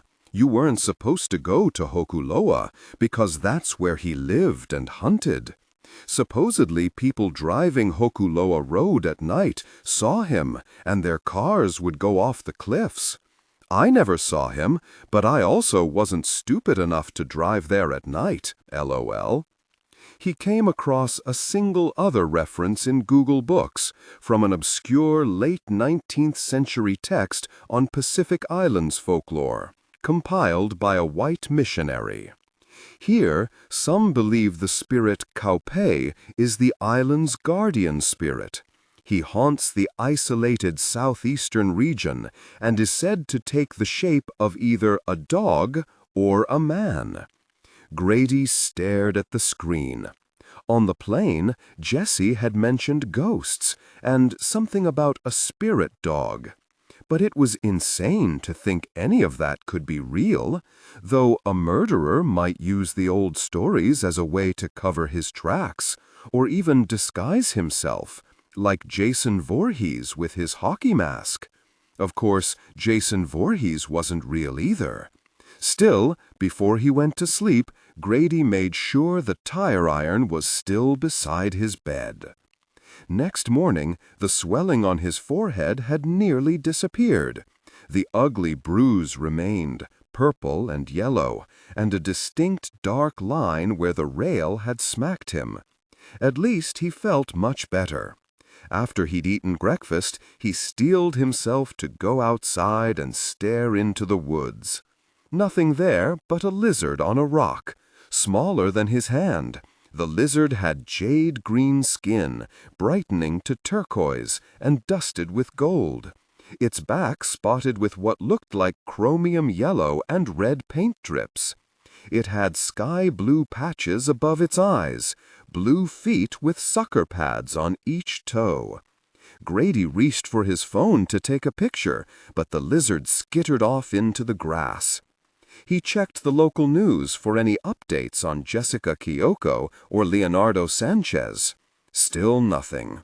To keep himself from all this doom-scrolling, he did a Google search for the lizard and learned it was a gold dust day gecko, native to Madagascar. In 1974, college students had released 8 of them in Honolulu, and here was one, nearly 50 years later. Too late. Grady realized he should have killed it. An introduced species, it probably had caused all kinds of damage to endemic island plants and animals. Yet he didn't have the heart to kill something so beautiful. And humans were an invasive species that had done far more damage. He started to type in Jessica's name again, slammed the laptop closed, and shoved it away. He had to get out of here before he started asking weird questions about Jessica on Reddit forums. Beer was a bad distraction. He'd finally go to the dump and unload those recyclables. Afterward, he'd run by a hardware store and pick up what he needed to repair the screen door. He took its measurements and made a list, went to the garage to make sure the right tools were there. Before he left, he gave the padlocked door a tug. It didn't budge. The island had a big box store, the one all the contractors he knew called Home Despot, an Ace Hardware, and 2 independents. The chain stores had online ordering and curbside pickup only. Grady wasn't an established contractor here, so he wouldn't get any discounts, besides which he preferred the smaller family-owned stores. He located one a half-hour away, in Naia on the southwest side. Naia meant dolphin. He'd read that in one of his field guides. Maybe he would see some from the beach. He filled his water bottle and hit the road. The hardware store didn't open till 10, so he had an hour to kill. He found the drive easier this time. He bumped along Hokuloa Road, the morning's warmth not yet tipping into unbearable heat. After he passed Sanchez's place, Grady felt a lightening in his chest. A mirage shimmered ahead, a peacock with its tail fanned out. Its long, trembling feathers collapsed like a folding umbrella as he approached, and it high-stepped into the underbrush. The highway seemed eerily quiet after the jaw-cracking miles of Hokuloa Road. Grady drove fast, happy to feel the wind on his face. His mood receded when he saw a dark shape on the side of the road, a large animal that had been hit by a vehicle. He slowed and saw it was a dog, a black dog with pointed ears, like the one he'd seen at Sanchez's place. It couldn't be the same dog this far away, though maybe wild dogs wander over a wider area than he thought. It was more likely there was an interbred pack of them. It didn't have a collar, and while muscular and big-boned, its prominent ribs suggested it had gone a while without a good meal. He continued on, peeling past a few cars for the mindless thrill of speed. When the old airfield appeared, desolate in the morning sun, it took a few seconds for his brain to process what was different. The names were gone. The bunker had been painted a dead white that sucked into it what little color was in the surrounding wasteland, like somewhere a nuclear bomb had been detonated. Before, the building had been a memorial, Haleo Nalowale, a plea to keep searching. Now it looked like a warning, a reminder that the island could make anyone disappear, including Jessie, and, if he wasn't careful, maybe him too. He found the transfer station with no trouble, sorted out the recyclables into their appropriate dumpsters, dropped off the bags of trash, and left the bags of cans and bottles in a donations bin to benefit the island's forest bird recovery project. An elderly woman picked through a dumpster for scrap metal to sell elsewhere, a rusted car exhaust pipe, a large pail without a bottom. Another old woman helped her carry everything back to a forerunner, and they rattled off. Grady followed a different route to the south side of the island, one that took him inland for several miles. The countryside was different here, desert-like, with thickets of low-growing trees with long feathery leaves, and taller trees with lethal-looking thorns that shaded stands of cactus. Small brown goats grazed everywhere, and a large bird soared overhead. He watched it dive, skimming above an open patch of ground before it flapped back into the air, one taloned foot clutching something that writhed. Eventually he reached the turnoff for the southwest coast. Behind him rose the volcano, distant enough that, for the first time since landing, he saw that it was a volcano, and not merely a mountain overshadowing the peninsula. The sight of its green flanks, giving way almost to black near the summit, gave him goosebumps. He could never have imagined that someday he would live on the downslope of a sleeping volcano. He watched it recede in the rearview mirror until it was indistinguishable from the clouds. The road widened into a two-lane highway that ran along the beach. Cars and pickups were parked in the shade, surfboards propped alongside. People sat in beach chairs, holding coffee mugs or cans of beer. Weathered old hippie couples, a group of muscular guys, arms crossed as they stared out at the swells, watching a dozen or so surfers bob up and down. Grady searched in vain for a place to park. People were living here, too. Not everyone. Most cars seemed to belong to surfers or parasailers, but plenty appeared to have been here for weeks or months, their tires half buried in sand, windows covered by sheets, cardboard, or reflective fabric. Coolers sat alongside folding tables and chairs. There were children's toys and bicycles. One truck had a generator. Music blasted from boom boxes or car radios. The air was ripe with the smell of meat frying on portable grills, the skunky scent of weed, coconut suntan lotion. The vibe was less Mad Max than a low-key music festival. He saw a spot between a forerunner and a Taurus, but as he put on his turn signal, an older man emerged from the forerunner. He stretched and hobbled over to a stand of trees to take a leak. Grady kept driving. Just beyond the trees sat a Westphalia camper van, once white but now liberally splotched with bondo and loose strips of silver duct tape. Its roof was popped up and its back door was open, so Grady could see blankets and sleeping bags inside, stacked plastic bins that held clothing or utensils. A lone flip-flop lay on the sand beside the door, where 3 people his own age stood talking. A white girl and 2 guys, all lean and fit. The girl wore a string bikini, her hair in multicolored dreadlocks. One of the guys was white, with matted blonde hair and a sarong worn low around his hips. The other guy had buzz-cut dark hair and brown skin. His blue Hawaiian shirt flapped in the wind, giving Grady a glimpse of the spiral tattoos that covered his entire chest and arms. Nearby, a folding table held a camp stove. Without realizing it, Grady had let the truck slow to a crawl. The guy with the matted blonde hair turned to stare. Embarrassed, Grady lifted a hand in a half-hearted wave. The guy continued to stare, his pale gray eyes wide and angry.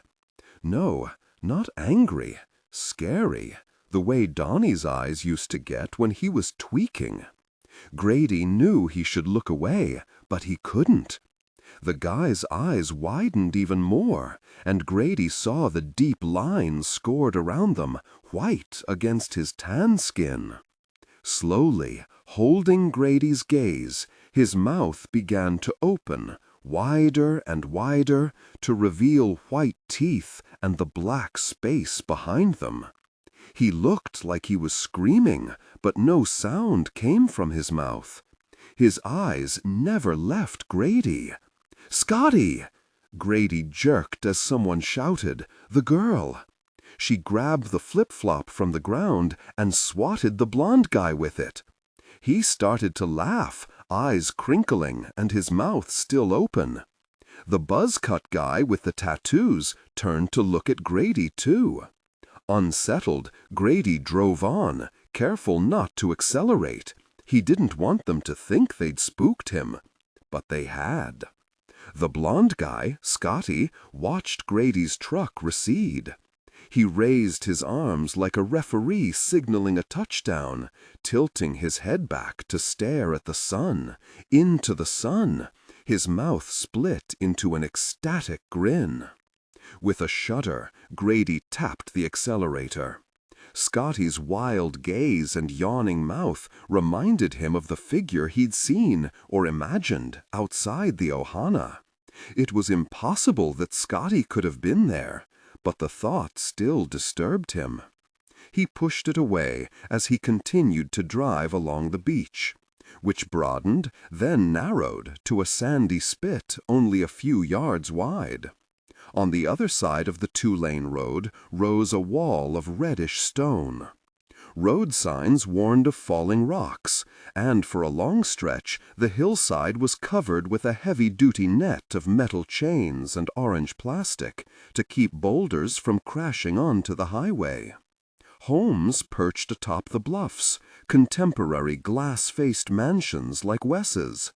The kind of houses that always look empty and cold, even with the sun beating down on their meticulously planted stands of papaya and guava and palm. Grady noted the pickups parked in driveways, almost certainly belonging to landscapers or a caretaker like himself. Who were they? Did they hang out at Fitzhugh's, the hardware store? The bluffs ended, and he drove through a handful of tiny towns, places that might have been cheerful a year ago. Food trucks and roadside stands advertised fresh fruit, banana bread, flowers, all now closed and desolate. When Grady spotted an open food truck selling fish tacos, he pulled over. "How's it?" the man in the truck called as Grady approached. Grady ordered, and the man slapped a couple of tortillas on a paper plate and started filling them. "You pow surf already. Some good the conditions today." Not today." The man handed him the plate. "Mahalo." "Mahalo," said Grady, momentarily flattered to be taken for a local. He ate as he drove on, wishing he had a beer to calm his nerves as he replayed the scene on the beach. All those people living in their trucks and vans. Could Jessica be there too, or somewhere like it? It would be a good place to hide in plain sight. Or to be hidden, he thought grimly, as the town of Naia appeared before him.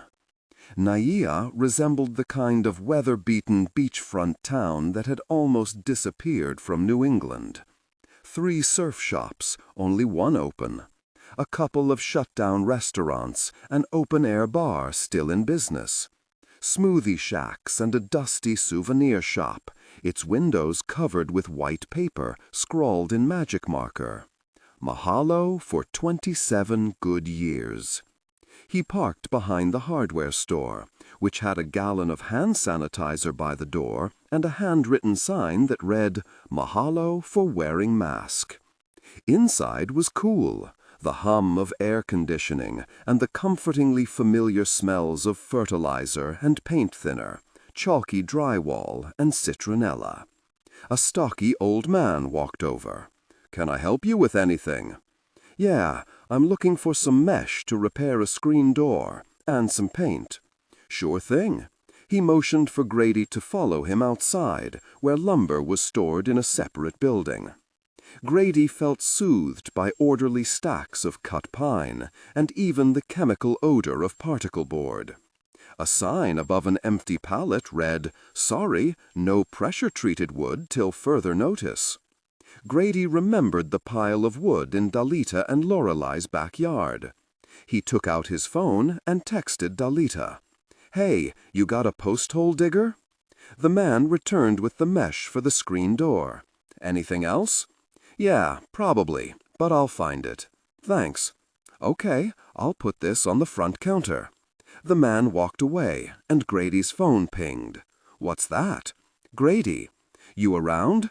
"I'm at hardware store. Need anything?" "No, I'm here. Come have lunch." Grady found primer and white paint, a couple of brushes. He brought them to the front counter, did another sweep of the store to grab a post-hole digger. He'd seen one in Minton's garage, but hadn't thought to bring it. But this way he could give it to Dalita and Lorelei as a gift. He nabbed the last gallon of Thompson's water seal. Dalita had said she'd bought some, but it would be good to have extra. He could always use it at Minton's place. They'd also need something for any part of the playset that touched the ground. He settled on roofing tar and some heavy-duty brushes to apply it. After he paid for everything, the man helped him carry it to the pickup. "I know this truck," he said, as he studied the "Drive with All" bumper sticker. "Yeah, friend of mine used to own it," Grady said, immediately more anxious, and swung into the front seat. "Thanks, man." "Mahalo." When he reached Dalita's house, the 2 kids were playing with a big plastic fire truck in the driveway, Paulo steering while his younger sister pushed him. "Good deal." Grady hopped out of the pickup and gave the boy a high five. "Your mom's home?" Stella ran off into the house, yelling, "Mamalita, that man is here!" Grady grabbed the post-hole digger, his toolbox, and the cans of sealant and roofing tar from the back of the truck and set them down. Dalita stepped onto the sidewalk, shading her eyes. "What man?" "Oh, that man?" She shook her head. "You barely even a man. My son Tim's here. He can help you if you need to carry anything else in." "No prob, I've got it." Frowning, Dalita peered at Grady's face. "What happened to you? Get in a fight at Fitzy's?" "I bashed my head against the screen door. I had to go to the hardware store so I can repair the screen. I got you some stuff." Grady pointed. "Some more water seal in case you need it. And hey, watch it!" He nabbed the post-hole digger from Paulo, who was trying to swing it at his sister, and handed it to Dalita. "You really need one of these if you're going to be putting anything in the ground. And this, and this." He hefted the can of roofing tar in one hand and in the other a 6-pack of PBR he'd picked up on the way here. That water seal's okay for rain and stuff, but it's not gonna do anything if the posts are buried. He looked at Stella. Otherwise, the whole thing's gonna tip over first time you climb on it. Stella grinned. Yeah, they'd love that. Delita took the 6-pack and walked inside, Grady trailing behind her. She shoved the beer into the fridge, and they headed into the backyard. I should just leave those boards where they are and let them bash each other with them. That's the most fun, right, kids? Paolo and Stella ran for the stacked lumber and tried to drag a piece across the lawn. Lorelei strode outside, followed by a heavy-set teenager in a cropped The Who t-shirt and cargo shorts. "Hey, that's enough, you two," she yelled. "Stella, go feed your lizards. One of them's eaten the gecko. Paolo, your turn to clean the cat box." Stella shrieked, either in delight or dismay. She ran inside, followed by her brother. The teenage boy, Tim, stood in the shade and avoided eye contact with Grady. He looked like he worked out, with well-defined muscles in his chest and arms, but his face had a softness that made Grady think he'd probably been a pudgy kid not that long ago. He had large dark eyes and curly black hair, like his mother's, that hung past his shoulders. A sweet kid, maybe someone who got knocked around a bit by other boys, though Grady bet Lorelei and Delita would kick ass if they ever caught that going on. "I'm Grady." Grady held out his hand, then dropped it. "Sorry, I keep forgetting." "He's okay."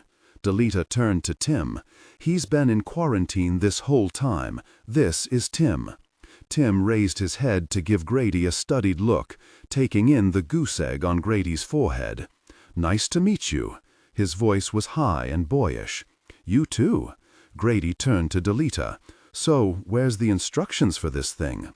They went inside, where Stella stared raptly at a small terrarium. "I watched Cuckoo eat him," she said without looking up. His tail was hanging out of Cuckoo's mouth. "Sweet." Tim peered over. "That's disgusting." Delita rifled a stack of papers until she found a Ziploc bag. "Here we go." Back outside, Grady perused the instructions and accompanying hardware: screws, bolts, hinges, brackets, and safety handles, swing hangers. Delita watched him with interest. "What do you do if you don't have the right tools?" "You make do. It's all supposed to be pre-cut and pre-measured." Delita began sorting the lumber. "And numbered." "Yeah, well, let's make sure. Measure twice, cut once. I always measure 3 times. Tim, you down for this?" Tim nodded with disinterest. "Okay, your first job is to go through this list and make sure everything's here, all the screws and stuff, and also all the lumber." They spent the next hours doing the preliminary work. Tim and Grady took turns manning the post-hole digger. After a while, Lorelei came out and peered at Grady's forehead. "I hope Lita didn't give you that."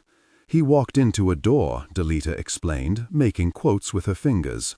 "You finish your Zoom call?" "Yeah, wedding at that farm in EO. 2 grooms, 4 witnesses. Everybody's from Seattle. They say they've quarantined." "First wedding I've shot since April," she said to Grady. "At least it's something. What can I do to help?" She joined Delita in applying water seal to the wood, leaning each piece against the house to dry in the sun. Stella and Paolo ran over periodically to plead to help. "Go make sure there's no spiders in those post holes," Delita ordered, "and watch out for fire ants." The sealant needed 2 hours to dry, so they took a break. The adults each had a beer, while Tim nursed a Capri Sun.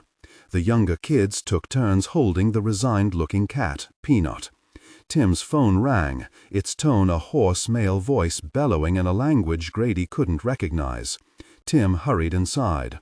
"Mongolian heavy metal," explained Lorelei.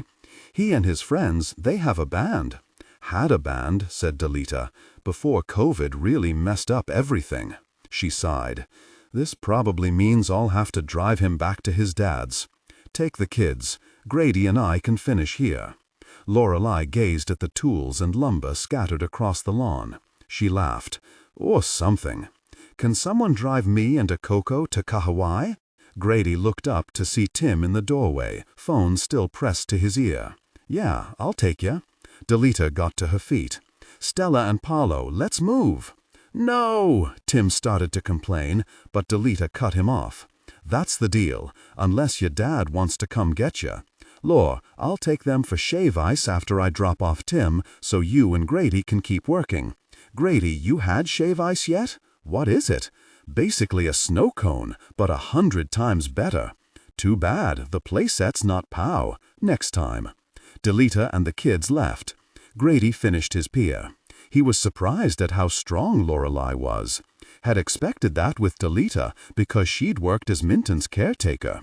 Lorelei seemed more of a city girl, with her emerald buzz cut and bone jewelry, that elegant tattoo. But she could heft the posts with no trouble and handled tools with ease. As they worked, the late afternoon sun moved past the papaya trees, beating down on their heads. They were both drenched in sweat. I could use some of that shaved ice, Grady said. He removed his t-shirt and used it to mop his face. Here, it's shave ice, Lorelei corrected him. She must have taken the kids to the beach. Tim's dad lets him and his friends practice at his place. He lives up country, so the neighbors won't complain. It's good that everyone seems to get along. Lorelei nodded. Yeah, we do. You have to here. Everyone knows everyone else's business. And it's just better for the kids. You want another beer? Or something else? I'm gonna have a gin and tonic. They went inside, Grady grateful to be out of the sun. He got a PBR while Lorelei made herself a gin and tonic, heavy on the ice and lemon. She pressed the glass to her cheek as they walked back out, standing under the eaves to survey the playset. It looks good. Lorelei raised her glass to Grady, and he clinked his beer can against it. That would have sat there for another month before we even started on it. Thanks for helping out. No prob. I was happy to have something to do. I've been going kinda stir-crazy up there. He took a long swallow, and Lorelei wrinkled her nose. I honestly do not see how you can drink that. Nothing better than a pibba, Grady replied, putting on a thick Maine accent. Sep a pibba and a jibba, he translated. I can fix that. Lorelei stepped inside, returning with a tightly rolled joint and another beer for Grady. He eyed the joint warily. Considering how toasted he'd gotten on Delita's weed gummy, maybe he should stick with beer. Still, there was something to be said for cold ones and rolled ones on a sunny afternoon in Hawaii with friends. Thanks, he said, and accepted the joint. They shared a few hits, settling at the picnic table beneath the umbrella. Grady stared at the trees. He recognized a small flock of birds, warbling as they hopped from branch to branch, searching for insects. Java sparrows, he said, pointing, right? And that's a house finch by the tricycle. Lorelei shrugged, if you say so. Tell me, what do you do up there all day at Wes? Learn about birds? He laughed. Not much. I feel like I'm babysitting a house. And the aviary. Isn't that what caretakers do? I guess. Grady gazed at the playset. But when I've done stuff like that before, the owners have a list of projects. Wes doesn't. He's never around, and I feel weird starting on stuff without talking to him first. He's out at the Point? Yeah. Have you been there? The only person I know who's ever been there is Uncle Honey. The delivery guy? She nodded. He does that for Wes, but he was a research scientist from Harvard. He came here years ago for vacation and never left. Now he's working with a biotech firm to kill off the mosquitoes. We had no mosquitoes in Hawaii till 1827. An English ship dumped barrels of stagnant water on Maui. Boom! Avian malaria and mass bird die-offs on all the islands. They carry dengue fever, too. There was an outbreak in Maui 10-15 years ago. Yet another reason they should make the day we killed Captain Cook a state holiday. But the mosquitoes didn't reach here till the early 1900s. Same thing happened. Native species went extinct. The biotech company says they can eliminate the mosquitoes through gene editing. Lorelei made a face. What could possibly go wrong? But Wes wants to have a research station out there. You can do a lot with $1 billion. Seeming agitated, she stood and nipped inside, returning with a freshly brimming drink for herself and a plate of cut-up pineapple and papaya, which she set in front of Grady. Hokuloa was protected by the same family for centuries, she said as he picked up a chunk of papaya. They didn't own the land, not like Howleys do, but they kept an eye on it. People were respectful, so there wasn't much trouble. But after a while, the family's children moved to the mainland or died, and almost no one was left. By the early 1900s, the responsibility fell to a girl named Irma O'Hello, who left and went to Hollywood. She became a silent movie star called Vera Ashanti. I never heard of her. No one has now. But for a couple of years, she was very popular. She did all these quote-unquote exotic movies where she played the jungle princess or high priestess. Eventually she cashed out, married an old rich guy, and moved to Florida. When he died, she moved back here. She still had a claim to the land, but she knew not to build at Hokuloa Point, except for a little cottage where she could sleep.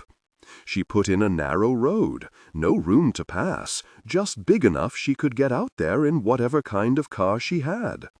No one ever went out there because they knew it was precious land, sacred.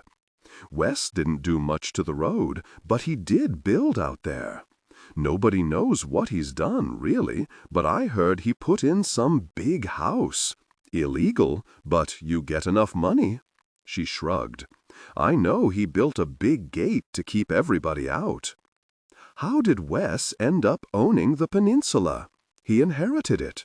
Irma O'Hello had no kids. Complicated story.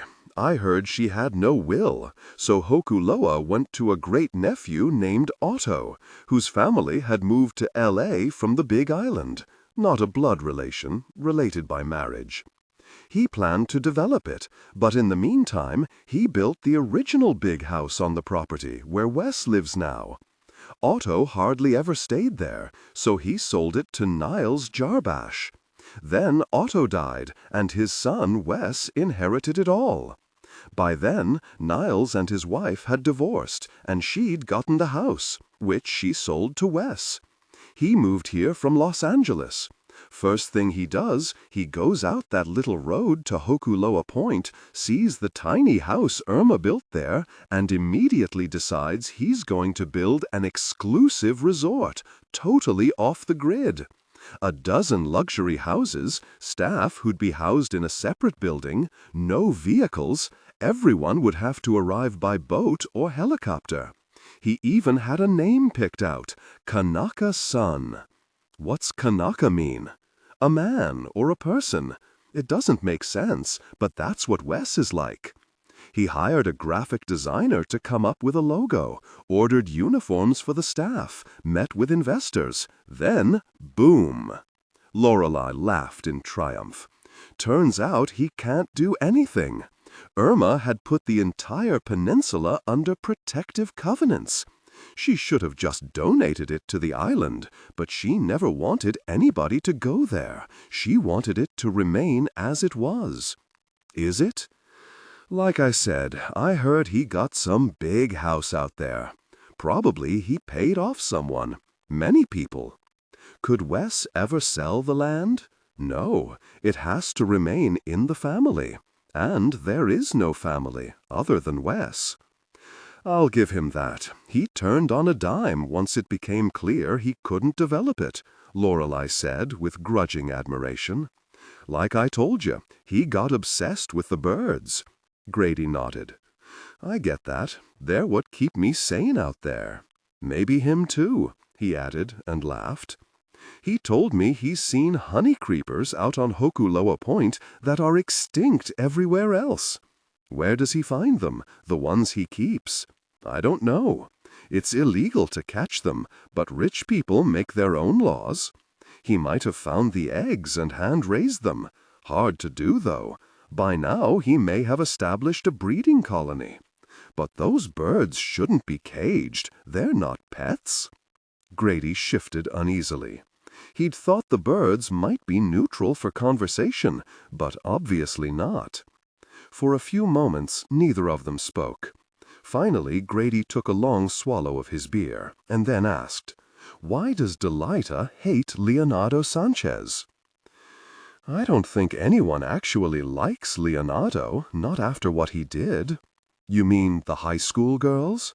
Lorelei nodded. "And other things, but that was the worst." "How'd you hear about it?" "Somewhere online," he lied. "An old news story." "What do you think's happened to him?" She shook her head. "No idea. I know some people won't shed a tear if he's dead."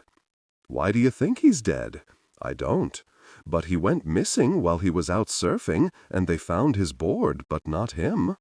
"That sounds like he might have drowned or run into a shark. Don't you think it's weird that he and Jessica Kiyoko both went missing around the same time?" Lorelei cocked her head, staring at him. "Weird? How?" "Just that they both disappeared. He has this history with women, right? Grooming girls, all that.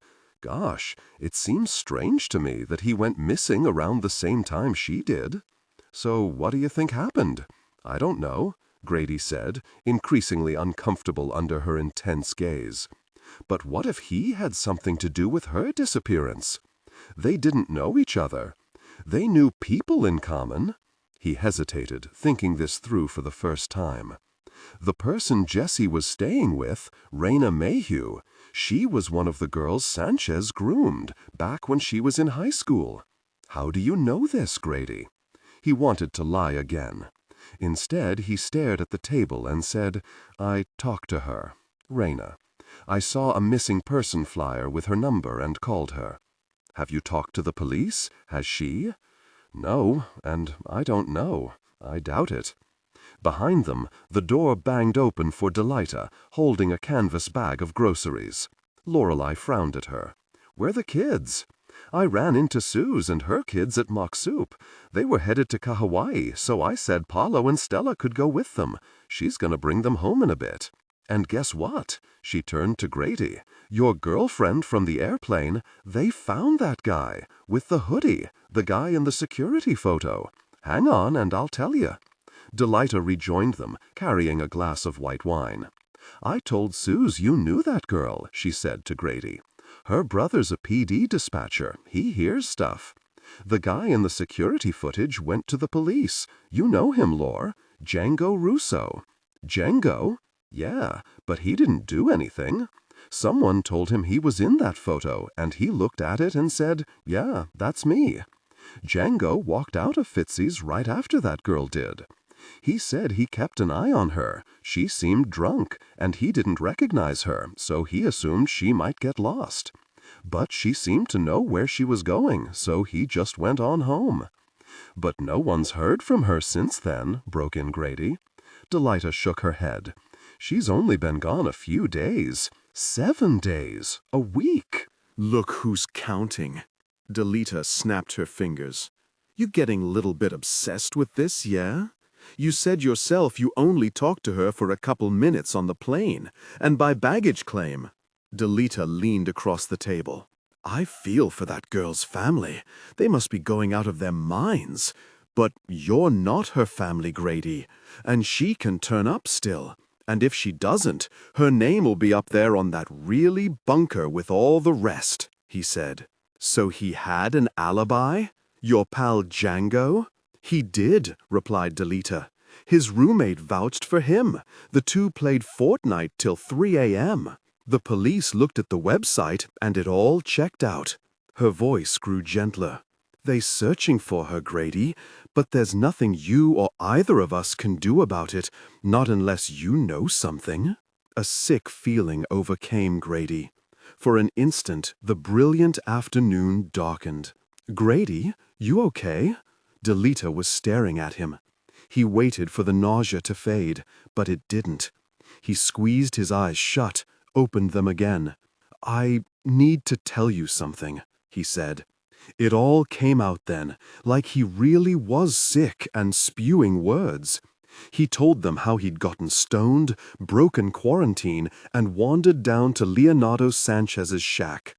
He told them what he'd heard there, and what he'd later found on the beach, and also about the wild dog, the vandalized chamber, the ghost crabs, and the eyeball. The thing that upset them most was the vandalized chamber. "They stole the Kipohaku?" Delita demanded, and Lorelei cursed so loudly that Grady flinched. "With a really jackhammer? You need to call the conservation department," Lorelei broke in. "Really?" Lorelei gave him a look as disdainful as it was condescending, and Grady turned away, ashamed.